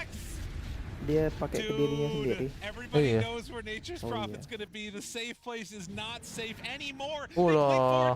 Waduh, mantap. Manis. That was crazy. Nice play. Can they get Waduh, the terlalu Doom belecok. offer? Are they just gonna try and Ngerinya reset? nih. It looks like it's a On reset. fire nih China nih. I mean, it's into the It's ages time for too, us to so win, they DI. don't want to necessarily force this fight. Having the buyback available, but not Macam like mana? he's on Skeeter. Macam mana? But these deaths are so important for the Nature's Prophet, right? Because normally this like setup that they're doing right now would be impossible because the other lanes are pushing from NP. Now they can actually make this go of it and force something out of Falcons. And if he gets an arena in the back here, even with the song, these kisses are going to do a lot of damage. He's got the 25. They will dismantle this team if they're not careful here. Snaking, looking for a side angle with his blink. Trying to hunt, wrap around, catch somebody. There's the smoke. 2.5 minutes left on this Aegis Wah, big dapatnya arena. Hotwing doang. Only hits on a crit actually with the Rexus Ulti too. cuma Hotwing doang. Bagus itu. Masuk. Waduh, Lincolnnya dimasukkan. Oh ampun. Kasar kali, Cok. China number one. That was nice. They do have a song, but it's not going to turn into Ih, anything ngerinya. afterwards. They just Cepat have to kali put the tangannya hell bang. Pencet away. lotus itu Now, bang. they do have Udah a siap buyback mereka bang. with refresher on Doom if they need to use it. And Oh honestly, they lah. might need to. The way this is going, you're going to lose Ursa all nggak of your bisa base itu. otherwise. Harus dia ganim Ursa itu. Doomnya harus ganim. I mean, they have top lane Eul. hits here too, so they can at least force them to commit for the Eul tier boleh. 4s, right? Ini malah Ursanya nggak I mau mean, it ganim. looks like they're going to call it for there. Tidak So lah, they keep belum, going belum, for belum. more. This is where you're probably going to need to buy back. 60 seconds, 50 seconds on respawn. Can they do it here? Can XG end this game, or Falcon's going to push us further forward? There it is, Skinner in the trees. Now he's in the trees with the bear, but he hits pretty hard against Oh, the bear. keras sekali, Cok. Finally there with the Abyssal Blade. He played out. Now Aduh, it's XS mati. control over Mati the bandnya Doom. coy. Trying Gak ada to go buyback. for the Tembak, ice break. lane, Pecah satu Aegis. Doom maju ke depan. Buyback, nice Doom. Belum mati. Pencet saja healing. Habis bang. Waduh, banyak kali tuh. Berapa puluh hit itu, Cok. Ethereal Blade. Waduh. Berapa lah naik kan namanya? Naik lah bos. Masuk ronde 2. Dekat kali kau mukulin Ursa. Nggak usah situ sekitar. Tahu Ursa melee. He can't bash him. He can't do it. It's impossible. He can't bash him. He can't hit him. He can't get anything. Gak ada MK habis dia butterfly nggak sih ya? Take down the monstrosity of the Ursa. How many hits was I mean, he always got a butterfly, but Gila, hanya goodness coba gracious. seekor NP dipukul Ursa 30 kali nggak mati, Cok. Like, come on, help him out here. Tapi sekitarnya apa nih? Terlalu dekat ya lawan Ursa. They hold a little bit longer here. You know, Kalau Ursa punya Lincoln, NP target tanah. Bisa nggak dikurung NP dia? Yeah. I don't think the Doom Eggs Skill works, satunya 'cause NP I itu nggak understand it. break Lincoln, Bob. Because Break you Lincoln, simply, Bambang. like, even if you get into Masa these sih? fights, Itu Lion tadi, ini nggak tadi break aku, Lincoln loh. tadi aku lihat he ya manages to get some big spike deals itu off again here, and memang one nggak break play, Lincoln udah diperbaiki dia. somehow finding a survival here. This was Karena dia terrifying. terlalu OP kan, When the bisa bear dia jumps in 30 with you degree, inside the sprout, 3 spike. not Nah, and dari look how tadi close dia Virus to death here. nggak bisa He dia doesn't ngurung BKB right away, so he gets pinned, ngurung he gets beruang. hexed. He drops down this low, and then it's like, Harusnya dia target tanah. BKB. What heals him here? Jadi pohonnya nggak keluar kalau Lincolnnya ke trigger. Sakit coy. Someone must have hit him with a lotus. Habis. Dia refresh bang. Pam.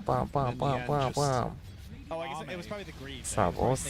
Gua ada level 30 sudah itu. Mana cara kalian? Harus akan Doomnya tuh. Potentially could have been Doom destruction. diri sendiri terus nggak Doom siapa gitu.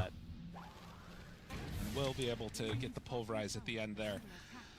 God, habis. I don't know. Habis. I mean, that was a huge chunk. I mean, look at that. Skinner got 1,300 Now, gold. Can I just point out, I'm just saying, Yeah? right before that defense, the panel walked in. Yes. I'm just saying. That's 3 in a row. That's true. I'm just saying. They're just trying to be good panelists, you know? If there's Acar. even a hint that it's possible the game could end. They're over here. Bang, dibunuh bang baterai. Oh main terus Riz. Skinner. That's Iya not lagi ideal. main ini. Mantap.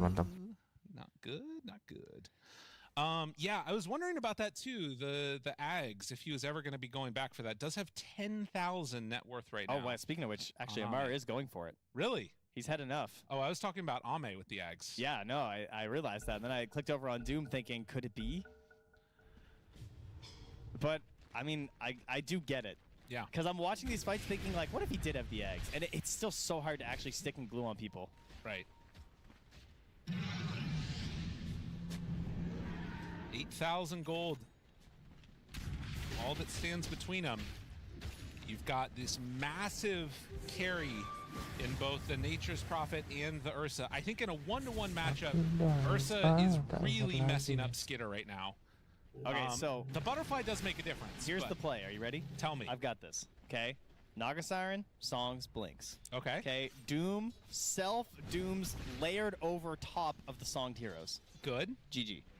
Like, what's a bear gonna do? Just run away. the Delta split. No. It's over. Okay. That's it. Right, He's got nothing. Yeah, I gotcha. That makes sense. You know, someone's on X Nova at the same time. Okay. I do think that there is more in the tank here for Falcons in a couple of ways. I don't feel like they've been able to really get as much out of like Maureen in some of these fights in terms of the damage that he's doing. And then it's like you've got sort of a no damage support in the Snapfire, and then you kind of got to get like a ton, it feels like, out of crit. And he's been doing a lot of save-oriented stuff too. So the damage really feels like very similar to game number 1, like it's all coming out of the position 1.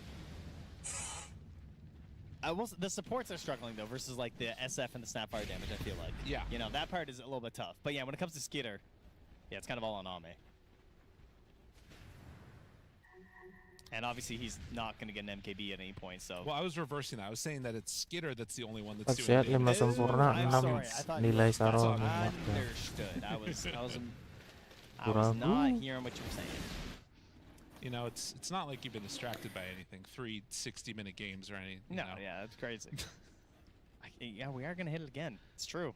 I told you at minute 5. You did. I mean, it was looking that way. Far more kills in this one, though. This has been our most bloodthirsty match so far in this series. Oh, this has been hype. I'm loving it. Iya bang. Cewek makin cantik, makin seksi, makin banyak viewernya bang. There, but it's been a lot of back and forth action. Mau jadi cewek bang? And several of those fights were like, when it's multiple Jadi cewek buybacks Thailand coming kita. in, and then everybody's just like in Install this boobs. period saying, okay, we're not gonna do anything. Boobs Heiwa Just nanti leave us namanya, alone. bukan Boobs Heiwa Don't lagi. come near Boobs us. Heiwa. Modal. It's what, 3 minutes until the longest buyback on Snapfire? It's also about a minute and 5 seconds till Roach is going to spawn. Udah beli agak bang. Okay. Still hoovering and gobbling up all of the farm across the map. Maganin blessing udah nggak bisa di dapat lagi dari I am Roshan. sort of interested in what the Naga's item progression looks like next, because he went for a refresher. Have you noticed where the lanes have been though this whole time?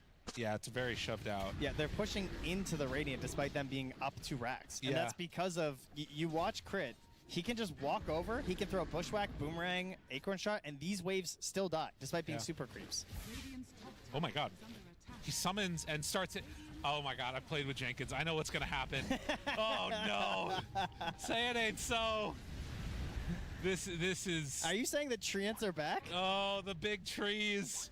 He's got the big trees. They're back, baby.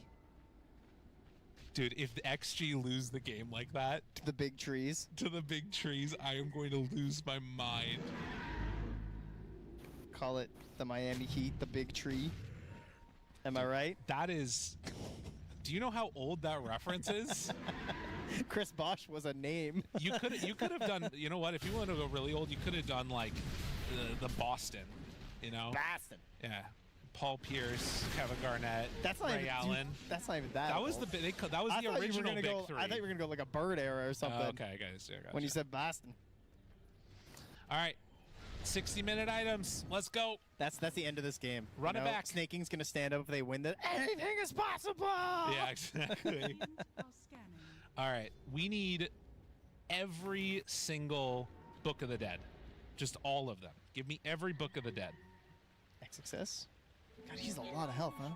Yeah. It's a lot of little pips. Wait a minute. Are they? Okay, no. They're not going to find anybody here, I don't think. Crit's TPing away. Pretty close. Yeah, that was getting slightly scary for him. You just keep on taunting there, Mallory. All right, he has made a Helm of the Undying. Fleet-footed. It's pretty good. That's very nice. Can I get another Helm of the Undying?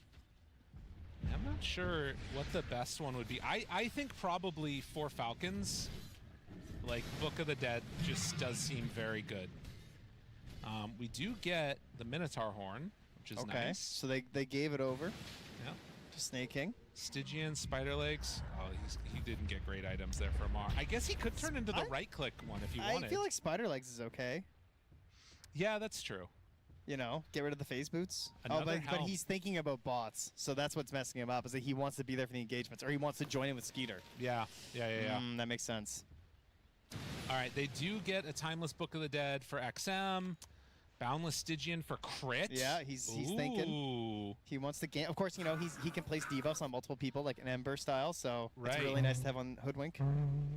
And the attack range and cast range is what he gets for that. So his his bushwhacks go nuts. Yeah, it's like ridiculous range. It is actually a full screen with Scurry. All right, smoke up now with their items. I don't know what's going to happen in this fight. Why is it always the rune? It is always the rune. They jump in. Malrine tries to get away. E-Blade, Ethereal caught for the moment. Snaking in trouble, tries to walk away. Not going to happen, dude. Those kisses. They go hard. Amar looking, hunting. Wah, gitu dong doomnya, Leaganim. Why is it that we have all these objectives, all these roaches and wisdom shrines? It's just the runes. Because they're so low. They're very high impact, but they're also like kind of low commit. So it's an area where you're just not going to be fighting. Get away with it. Yeah. They gotta push in these waves. All right, Book of the Dead there too. And still waiting on X Nova. Yeah, one each, okay. Yeah, they're gonna need to send out all of these along the way there. X Nova does go for the Timeless Helm of the Undying. Three Book of the Dead seems a little excessive. Yeah. Yeah, they just want to keep those waves out because they know that there's going to be like spamming in constantly. Yeah, I mean, they know they're struggling enough as it is and they're up 2, so makes sense. Now it looks like we're heading towards a Wind Waker here from Malrine as he picks up a Yules.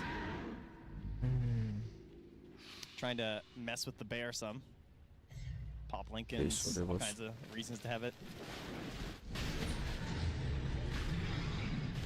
So Roche will roar. I do not think that they're going to contest this. No, XSS is very confident that's not happening. He's taking the outpost while they take it. They really need to be concerned about creeps getting in their base, though. Wah, siapa refresher coba? Bayangkan 5 orang punya refresher semua, cok. Coming in, these giant treants, like, look how much damage they do. They're big guys, and they're not easy to kill either. It's actually. That's great. This is good stuff. It's good to be back. Where, you know, no more of this Ironwood Treant thing. Yeah. You know, just the little ones. Get the whole crew. Another game with hero that has 10,000 gold in his inventory. Inflation's real, you know? Yeah, it's just right. 10K is just not what it used to be. It just can't buy as much as it used to. You know what it is? It's hoarding wealth that's going on right there. You got to distribute that out amongst the team a little bit more. Get X Nova something. Careful now. Can he do it? The Bear Man, I feel like, is going to still be able to carry this if they can just get on top of targets. The problem is I don't see a situation where they're ever going to show on Skitter. Look at Amar invested in the infuse, so he has a wind lace. Yeah. The old 65-minute wind lace and the old. That's just a good. Ada wind lace nya disuruh 65 menit. Ada kawanmu. Maybe some punches here. XXS shows jump. Masuk buar. Waduh. And now the rundown. There's the struggle though. You can see it. Oh, X Nova ended up a weird placement there, and they're both in some trouble. But Amar, Ame has to run Panas away. loh. Dude, this axe is looking Wih. so good. Immediately, dude, they're all gone. Ditidurkan, Cok. He does. Jumps onto all three. Who's he gonna stay on to? And it's gonna Mati dong. Itu dia main Doom. Ame down. Agak nih, bos. They're Bah. Tabrak lagi, Bang. Yo, habis dong Doomnya. Wah. It's not enough. TP's away, wants to escape, but just barely gets out. Look at this. Creeps in the base for both teams. All right, still buybacks as well. Can't hard commit. They are now going to get that tier 2 though, so this does open up the finish. All right, Skitter, he's immediately sending that over to the range creeps.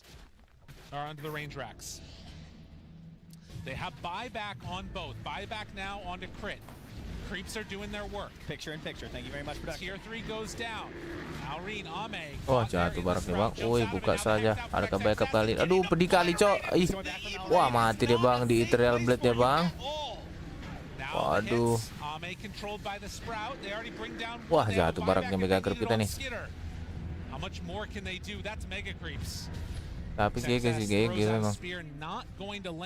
Ini tadi critnya mau nolong NP karena dia lagi di dalam kurungan. Tapi dia terlalu blade sama dia, nenek meludah gitu. Habis dia, Cok, jadi hantu langsung dia. They're not sure if the Doom's back up, so they're gonna bail out of there. Wah, mega creep tuh kan. Memang cocok pasang Ame, Bang, karena Ame tidak apa dia mainnya. Tidak rapi. Cuma wah. Jadi bakalan comeback, menghasilkan comeback, itu membuat creep score itu banyak. Jadi fantasi point ini bukan tentang siapa yang paling rapi. Game siapa paling lama, stat siapa paling besar, network siapa paling besar. Saja aja, Bang Bob. Tukar PP. Profile picture, yes. Ya, aku pikir Afik bikin apa, second account nih. Tapi Doom punya Ganim bagus sekali nih. That is how long this series has gone. Only 15 minutes to go or so, yeah. And it could all be over in a second with XG moving on. Only having to win one more best of 3 to make it. Persekauan ya, siapa yang buat salah? Ya, bukan tentang siapa buat salah sih ini. Mereka flow saja, mengalir saja mereka ini. Tidak bisa dihindarin itu. Wah, habis, Bang. Ultinya mau mandi dulu, ulti dulu, rapier ya. Wah, jadi hantu dia, Bang. Hantu dinosaurus. Mati dong, mati dong. Break. Hampir mati, Cok. Oh, tidak, Bob. Ada buyback ya, rapier ya. For the first time, 1 jam 7 menit ya, rapier time ini. Ya, kalau cukup, Bang. Tuh, BKB kalau nggak ada tuh. Refresher ditaruh di backpack, nggak jalan, Bang. Udah nggak cukup slot lagi nanti. Ntar lagi ada slot khusus untuk Aegis nih. Slot khusus untuk Aegis, slot khusus untuk refresher. Nah, tambah aja hotkeynya tuh, Bang, biar makin jago pemain Dota ini. Udah pemain piano anjir. Doom. Waduh, masuk Doomnya ya. Doom teman dia ya. Waduh.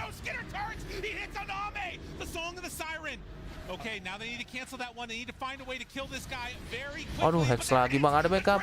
Duh, manis. Aduh, tombak ya. Masih terikat ke sana, Bang. Aduh, ethereal dia, Bang. Abyssal manis. Ulti pencet. Aduh, kenapa sekitar tuh? Nggak keluar apanya, Riz. Nggak keluar sproutnya. Ketika dia punya Lincoln. Mati, Cok. Hantu, jangan pukul. Kena ini berarti ya, break ya Lincoln. Iya, Lincoln.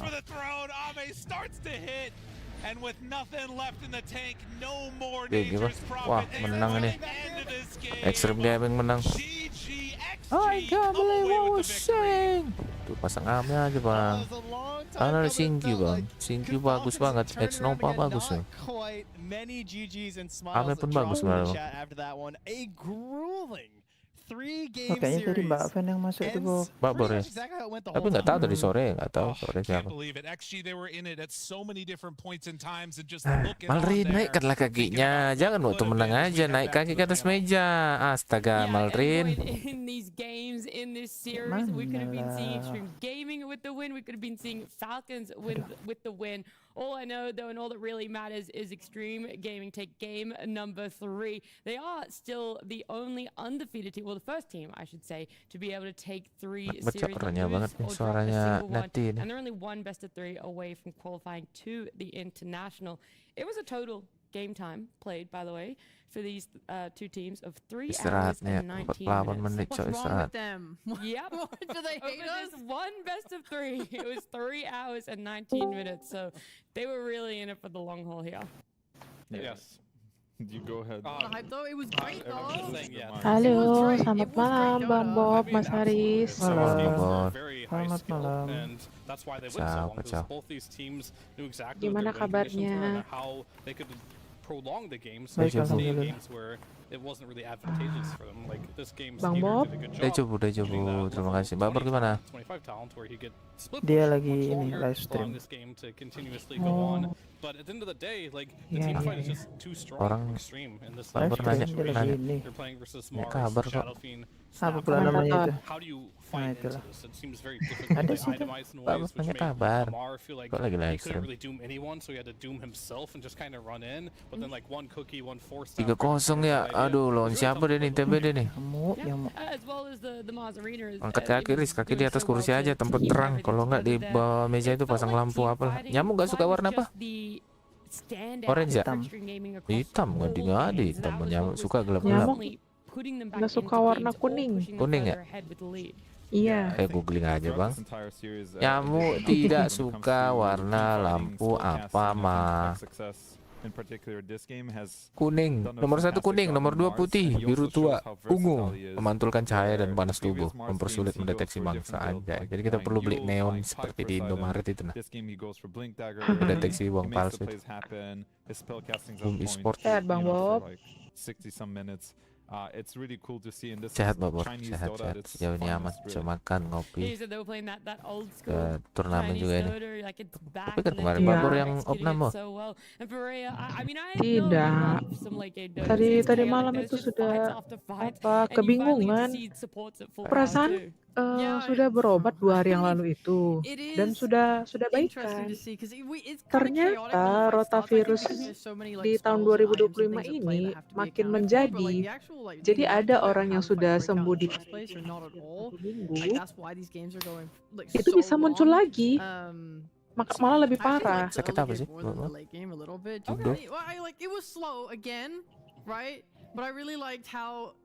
Setelah COVID ini sepertinya banyak sekali penyakit yang kita merasa biasa. Sekarang ini makin lama gitu penyembuhannya dan sulit. Bukan karena antibiotik berarti ya? Antibiotik sudah masuk, Bang Bob. Sudah beres berarti ya? Memang harus betul-betul ekstra masuk cairan ke tubuh gitu dari cairan infus. Kekurangan cairan. Jadi kemarin itu si Mama, bukan kemarin sih, tadi subuh. Kita begitu nyampe, dokter langsung ngelihat, oh ini udah dehidrasi parah ini kan. Karena memang badan Mama itu dingin, udah gitu kaki sudah mulai kejang. Waduh. Karena dehidrasi parah itu kan salah satu cirinya kaki itu kejang. Nah, jadi langsung tadi foto ronsen, cek EKG, ternyata jantung masih normal karena biasa dehidrasi itu jantung itu yang ditakutkan. Jadi tadi udah dicek-cek semua, kira-kira sudah aman, ya gantian sama si Ade. Sakit apa sih? Jaganya. Diare. Diare. Iya, jadi diarenya ini karena disebabkan rotavirus. Rota? Iya, rotavirus. What is Jadi that, ini rotavirus? virus yang menyerang saluran pencernaan. Rota. Ya? Iya, Rota adalah rotavirus. rotavirus. Oh, satu kata ya. Infeksi rotavirus. Iya. Infeksi yang menyebabkan peradangan saluran pencernaan. Rotavirus is common cause diarrhea. Infant and young children. Five. Age of five. Tapi kepada anak-anak dan orang tua bisa kena. Bisa. I see. Ini kurang tahu juga sih. Ini Bang Bob live nggak? 2 hari setelah terpapar ya. Aku tidak tahu ini ada apa dengan air pump Tirta Nadi. Kenapa bisa Diare, demam, muntah, nyeri satu perut. kota itu banyak yang diare? Oh my god. Berarti tercemar itu. Iya, satu kota loh, bayangin. Banyak anak kecil Aduh. itu di rumah sakit sekarang full. Jadi tadi pagi aja subuh kita nyari rumah sakit itu susah nyari kamar. Waduh. Sama ya Sakit full. Jadi gejalanya ya? tadi sama, semua sama. Jadi itu ada yang nggak demam, ada yang demam. Jadi emang sudah sangat semakin parah sekarang ini. Waduh. Jadi tadi Siapa ya? Siapa ada dia? kabar juga gitu. Ternyata ada yang sudah 1 minggu sembuh, kumat lagi, kambuhan lagi. Karena Malah masih lebih parah. sama sumbernya, sumber airnya masih sama. Iya, benar. Jadi tadi dokter sudah bilang pakai air kemasan. Nah, air kemasan ini pun juga aku sebenarnya agak-agak seram juga ya Bang Bob, bukan apa-apa ya. Mikroplastik itu banyak di kemasan. Tapi yang apalah, pilih yang udah terbukti baik lah. Bagaimana lah kita buat daripada nggak hydrated? Itu dia. Jadi tadi sengaja bilang sama dokternya tolong kasih yang terbaik. Jadi tadi udah masuk ke 2 Sangat bed. menularkan. Dapat ditularkan melalui kontak dengan faces. Bahkan gejala sangat penting ya, memang. Iya. Stay hydrated itu paling penting ya, biar bisa di Iya, karena ini dia bersifat apa ya? badan lemas. Cepat sekali gitu. Dehidrasi itu sangat-sangat cepat. Karena kita Dehidrasi sudah berat. kasih minum, sudah kasih oralit berapa bungkus gitu kan, tetap juga tidak mencukupi. Baper juga harus apa ya? Jaga-jaga apa ya? Iya, aku udah pernah kena kemarin itu, tahun lalu tuh. Aduh, Berarti itu lebih parah lagi, Bang Bob. Bayangin coba, nggak ada yang antar aku ke rumah sakit. Disuruhlah aku bawa kendaraan jam 4 subuh. Aku bilang aku sudah tidak berdaya karena muntah lemas ya. sama diare kan. Wih, banget. Tapi nggak tahu juga kenapa ya. Mungkin karena imunitas tubuh masih baik, walaupun memang menjerit ya, ada mah juga. Terus kena itu memang luar biasa sakitnya. Obatnya kan keras ya, tapi bisa sembuh kemarin karena memang aku juga jugulkan untuk makan ya, makan dan minum air putih. Walau aku tahu air putihnya pun juga tidak tidak higienis. Apalah yang apa? Galon yang udah terbukti bagus. Entah le mineral atau Cleo atau Aqua. Terus kalau gosok gigi, nggak usah gosok gigi tuh pakai itu aja AMDK-nya. Air minum dalam kemasan. Terus kalau mau cebok gimana, Bung? Cebok nanti kena airnya, pasti bakterinya di situ masuk pula dia nanti dari astaga. Pakai tisu aja lah kita nih. Nah itu dia, ini juga kurang mengerti ya, maksudnya apa yang menyebabkan itu? Kualitas air pasti nomor satu. Kalau semua orang udah kena pasti kualitas air kan. Kalau gejala yang sama, artinya orang-orang kan banyak yang ngambil dari pam itu buat direbus toh air matang. Oke. Memang ya oke lah. Tapi kan itu untuk minum aja. Kalau untuk mandi, cuci kakus kan kita percaya aja gitu loh. Namanya cebok kan kena airnya itu mau disiram kan dari situ dia bisa, mohon maaf nih ya kan, bakteri sangatlah hebat bisa.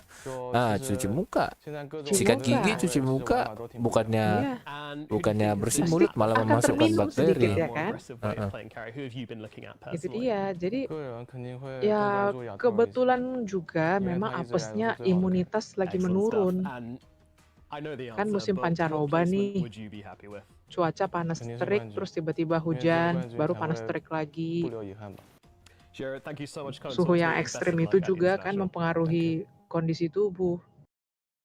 Begitu tubuh lemah, datang virus ini, ya begitulah. Yang sehat aja bisa kena itu kalau misalnya nggak disiplin ya. Iya, mau sesehat apapun makanannya, kalau udah air yang kena. Berarti apalah Berat juga. solusinya itu semua itu harus dimasak airnya. Yang paling Iya. murah itu solusi paling murah.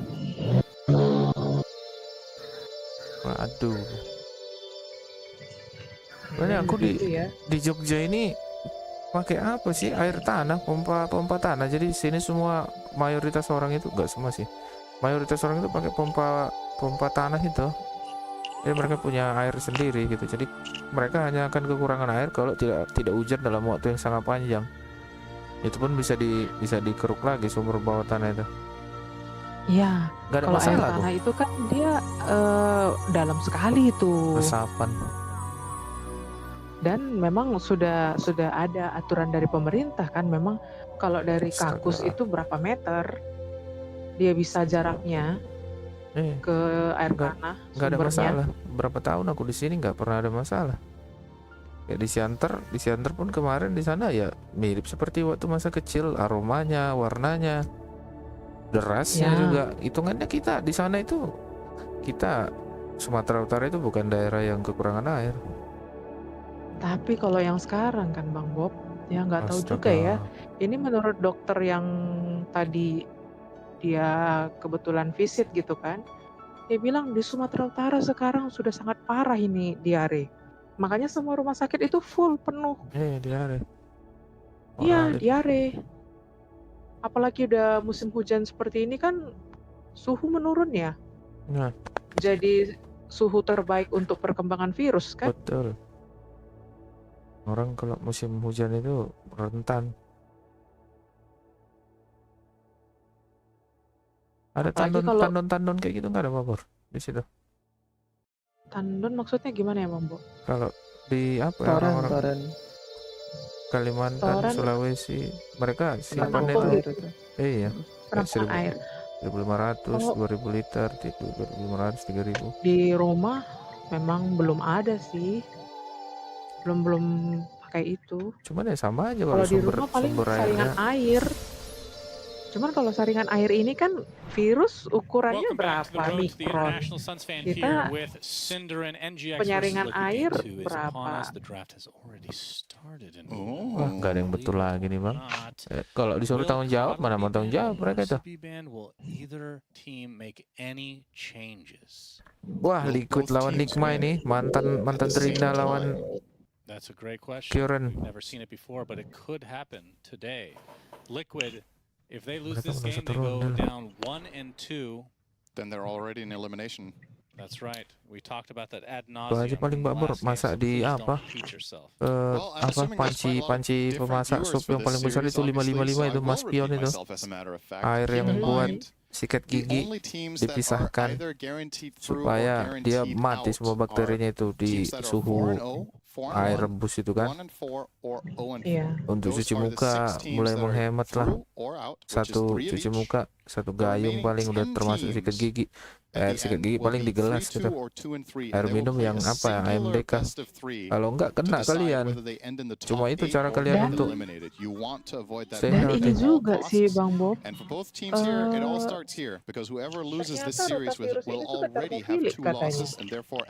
Ternyata rotavirus itu apa? Termofilik, tahan akan suhu. Tahan panas. So, lot on the line here.